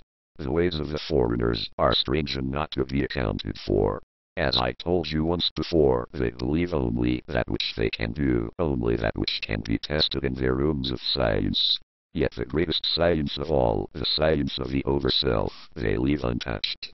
That is your path, the path you chose before you came to this life. I have arranged for you to leave for China at the end of 5 days. 5 days. 5 days. I have expected 5 weeks. As my guide and I climbed up to our mountain home, no word was exchanged between us until we were again within the walls of the temple. You will have to see your parents, Lobsang. I will send a messenger. Parents? The Lama Minjayardanda had been more than a father and mother to me, and soon he would be leaving this life before I returned to Tibet in a few short years. All I would see of him then would be his gold-covered figure in the Hall of Incarnations, like an old, discarded robe for which the wearer had no further use. 5 days. Busy days. From the Patala Museum a new suit of Western clothes was brought for me to try on. Not that I was going to wear one in China, my Lama robes would be more suitable there, but so that the others could see how I looked. Oh, that suit! Tight tubes of cloth that gripped my legs, so tight that I was afraid to bend. Now I knew why the Westerners could not sit in the lotus attitude, their clothes were too tight. Certainly I thought I was ruined for life by these tight tubes. They put a white shroud on me, and around my neck they tied a thick ribbon and pulled it tight as if they were going to strangle me. Over that they fitted a short piece of cloth, with patches and holes behind, in which, they said, the Westerners kept things instead of in a robe as we did. But the worst was yet to come. They put thick and heavy gloves on my feet and pulled them tight with black strings, with metal ends. The beggars who went on hands and knees around the Linker Road sometimes used gloves similar to these on their hands, but they were wise enough to use good Tibetan felt boots on their feet. I felt that I would be crippled and so would not be able to go to China. A black, inverted bowl with an edge round it was put on my head, and I was told that I was dressed as a Western gentleman of leisure. It seemed to me that they would have to have leisure, as surely they could not be expected to do any work dressed up like this. On the 3rd day I went again to my former home, alone, on foot, as when I first set out. But this time as a Lama and as an abbot. Father and mother were at home to meet me. This time I was an honored guest. In the evening of that day I again went to Father's study and signed my name and rank in the family book. Then I set off again, on foot, for the Lamasery, which had been my home for so long. The remaining 2 days soon passed. On the evening of the last day I again saw the Dalai Lama and made my farewells and received his blessing. My heart was heavy as I took leave of him. The next time I would see him, as we both knew, would be when he was dead. In the morning, at first light, we set out. Slowly, reluctantly. Once more I was homeless, going to strange places, and having to learn all over again. As we reached the high mountain pass we turned to take a last long look at the holy city of Lhasa. From the top of the Patala a solitary kite was flying. Throughout the years since the third eye first appeared I have had a tremendous amount of mail, and up to the present I have always answered that mail. Now I have to say that I am no longer able to reply to any mail at all unless adequate return postage is enclosed. So please, do not send letters to my publisher for forwarding to me, because one have asked my publisher not to forward any letters. People forget that they pay for VOOK and NOT a lifetime of free, post-paid advisory service. Publishers are PUBLISHERS, not a letter forwarding service. I have had letters from all over the world, even from well behind the Iron Curtain, but not one in several thousand people encloses return postage, and the cost is so much that I can no longer undertake replies. People ask such peculiar things too.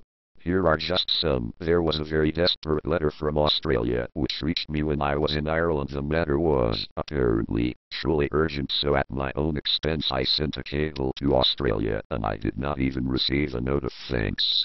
A certain gentleman in the USA wrote me a letter demanding that I should immediately write a thesis for him and send it by return airmail. He wanted to use it as his thesis to obtain a doctorate in Oriental philosophy. Of course he did not enclose any postage. It was merely a somewhat threatening demand.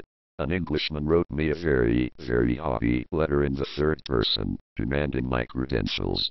And only if they were completely satisfactory to this person would he consider placing himself under my tuition, provided that there would be no charge for it. In other words, I was supposed to be honored. I do not think he would like my reply.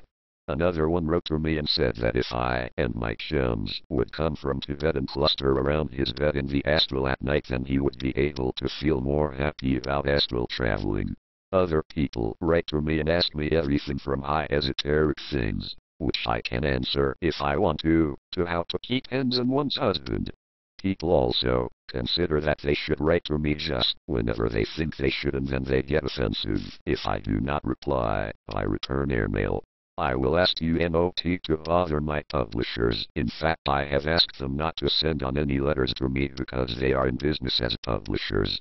For those who really do need an answer, although I do not invite letters, I have an accommodation address.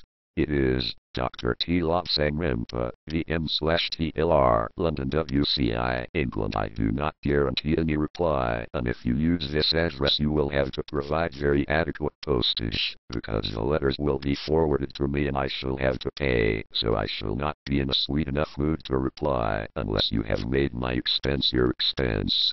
For example, it will cost me $1 at least by the time forwarding charges are paid.